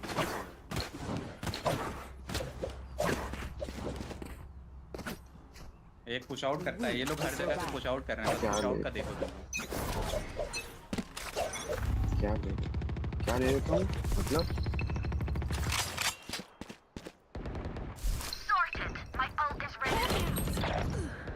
गया सी पुश आउट है। Blocking sight. क्या ले लेता हूँ मतलब? Stay down. बोला ना ले ले। अरे खेल लेता हूँ थोड़ा बहुत क्या ले लेता हूँ? खेल लेता हूँ। Scout destroyed.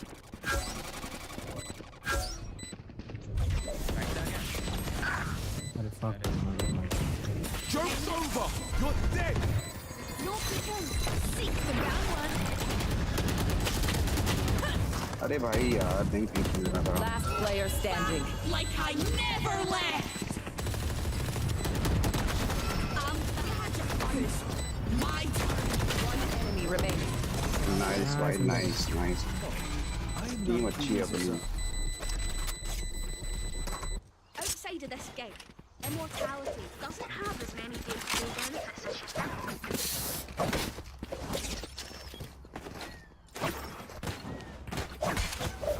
मैं गरज से आता हूँ।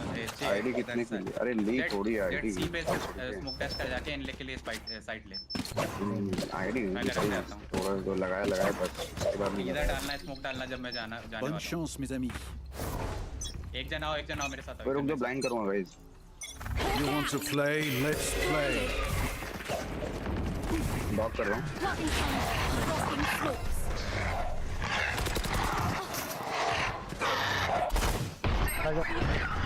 स्मोक में गैप था। प्रेसिडेंट वाले बंदे One enemy remaining. हैं क्या रे? प्रेसिडेंट वाले बंदे आयरन में कैसे आ रहे हैं? अरे वो थोड़ा जल्दी कर दिया था मैं। Hard yakka. Standing in between us अरे वो and साले victory. तू थोड़ी खेल रहा है मैं खेल रहा हूँ ना इसलिए। भूल जाता है क्या?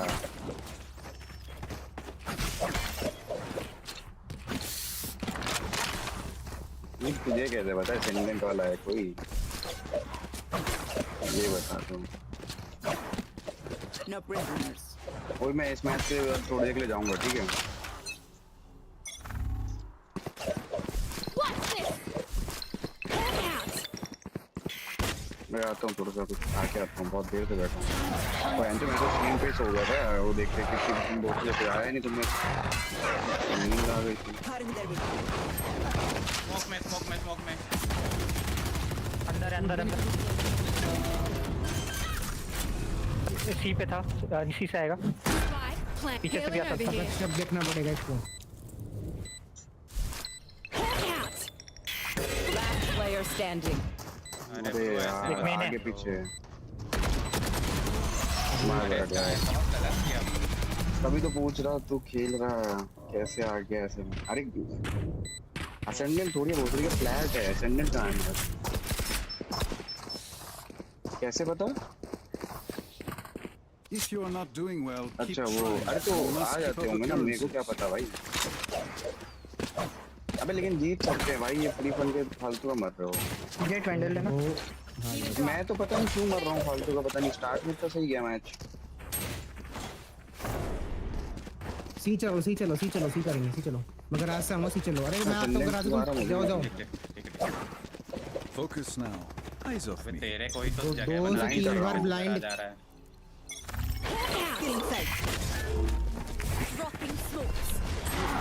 भाई लगा मैं ऊपर में खड़ा हूँ। कंकस हुआ है दो तेरे सामने। One enemy remaining. बहुत बढ़िया थे। Flawless. They born yesterday or something. Friends of ours are not too friendly.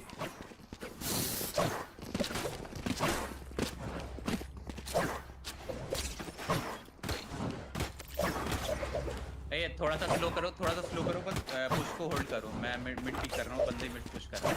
ओए यहाँ पे स्मोक डाले। मस्त क्रेजी हो रहा तो क्या मस्त कैरी हो रहा तो। अबे बॉसड़ी के चल आप पहला फर्स्ट हाफ देख जाके चल साला तेरा मस्त क्रेजी हो क्रेजी ये नहीं जाएंगे ये पे आवाज करो।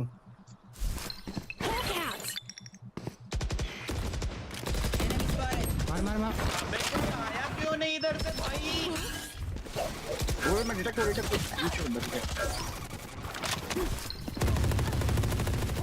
Reloading. हील कर कुत्ते सामने बंदा होगा कोई। Joke's over. You're dead. एक काम कर इससे अच्छा Last player standing. मार चोट यार, ये भोसड़ी का तेरी चैट पढ़ने में मर गया बाहर। अरे ये वेद है पुराना तो यार, लेकिन चैट पढ़ने में मर गया मैं। अरे हाँ इसकी साले तूने वेद बनौती लगाई है, समझ रहे हैं? अच्छा खासा जीत रहे थे फर्स्ट हाफ में।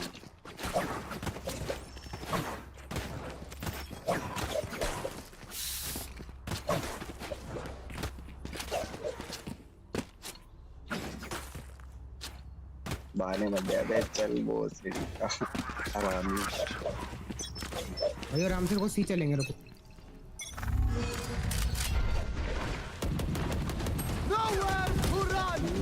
ध्यान मार दिया। चलो भाई जी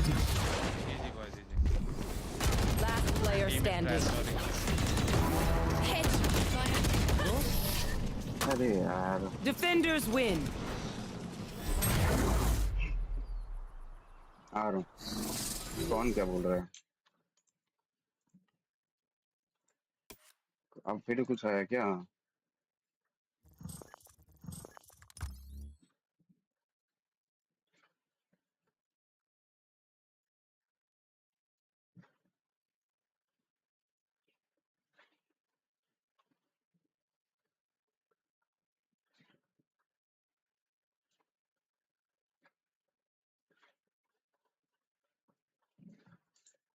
अबे इस जान ना पहचान, इसको जानता हुआ नहीं। चलो ए छोड़, इतना तू बहस मत कर, चिल मार दो। इन सबका वो मत देख, ठीक है? अबे आता हूँ मैं, चलो। वेद बैठा है तो भाई थोड़ी देर बैठ, 5 मिनट यार रुक जा, अगर रुका है तो मतलब ये 5 मिनट बाद आ जाइयो। आता हूँ मैं जरा कुछ खा के, भाई बहुत देर से बैठा हूँ। कैमरा अटक गया भाई मेरा। बहुत गलत टाइम पे अटका है भाई कैमरा, बहुत गलत टाइम पे। मूवी देखने चलेगा अगले संडे यार? मूवी चल देखता हूँ, बताता हूँ। ठीक है, हाँ ओके ओके डन। जैसा रहेगा बताता हूँ तेरे को मैं। चलो guys, will be back in 5 to 10 minutes. ठीक है वेद भाई, आता हूँ मैं जरा 5-10 मिनट में। आओगे तो आ जाना। वही तो भाई, जो क्या अटका था भाई। आता हूँ।